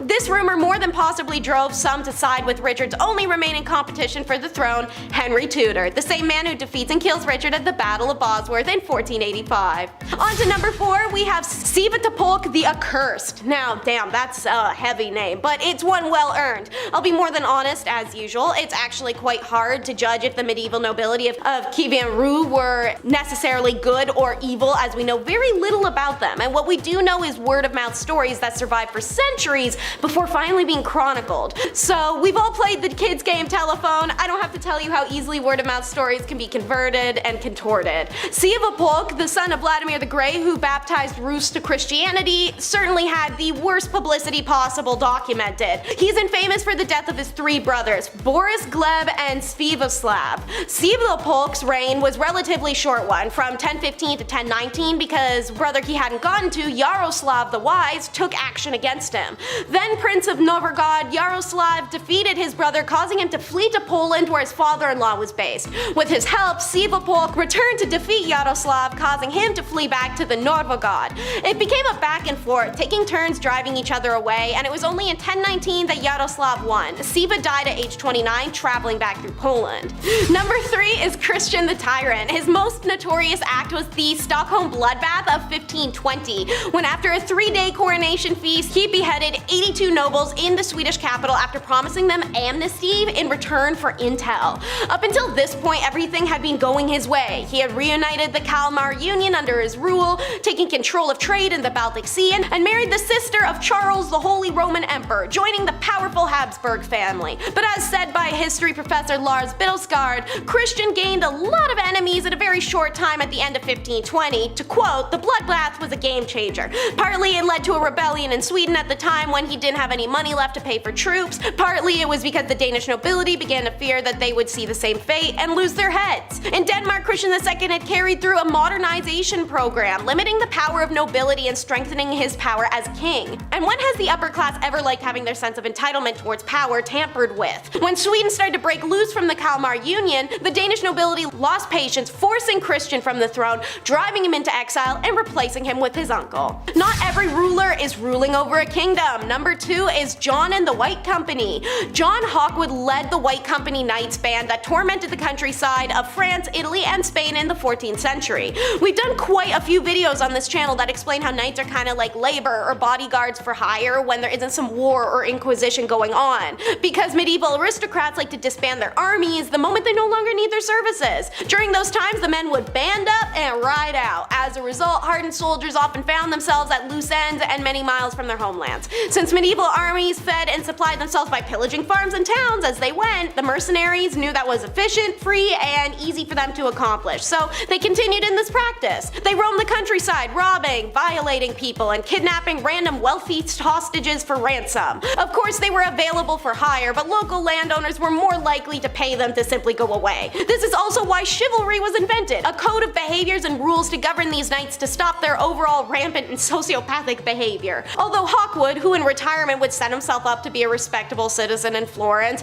was known for his more insatiable greed than his brutality, and thrived in this time as a freelance knight, he was the leader of a band that carried out the Robert Geneva kill order in Senia, and when two of his men were fighting over who would get to take a nun, he simply pulled a King Solomon and cut her in half. Problem solved. It's last, but that doesn't mean it's the least. Number 1 is the Vipers of Milan. Bernardo and Galeazzo Visconti jointly ruled Lombardy in what's modern day Italy, and their joint rule really is a testament for how this family really did do everything together. Everything. They succeeded for throne when they killed their older brother by stabbing him, and their uncle Lucinio was killed by his wife, a plan she concocted while in the midst of a group intercourse get together on a riverboat. Good thing for her, one of her multiple male partners was Galazio, because she could just pop her head up and tell him the plans right then and there. Call that triple tasking. Bernardo, the more ferocious of the two when it came to things that weren't adulterous, such as being in a state of perpetual war with the Pope, who tried to issue a bull of excommunication against him, and Bernardo simply responded by forcing the messenger to literally eat it, including the silk cord and the seals of lead that bound it. Bernardo's lusts, by contrast, were unbounded. Has he ever heard the expression about not blaming the messenger? And speaking of Bernardo, watch out Nick Cannon, because while he wasn't a riverboat share sash kind of guy, the dozens upon dozens of illegitimate offspring by his various mistresses outnumbered even the 17 children he somehow fathered with his very long-suffering wife. Seriously, check out this guy's wiki page. It's the craziest list I have ever seen. Their most demented action, however, was the Questamira together. It's a 40-day torment method handbook that they wrote that would be used and distributed for wide public usage, and it's the origin of plenty horrific methods that we saw used throughout the times.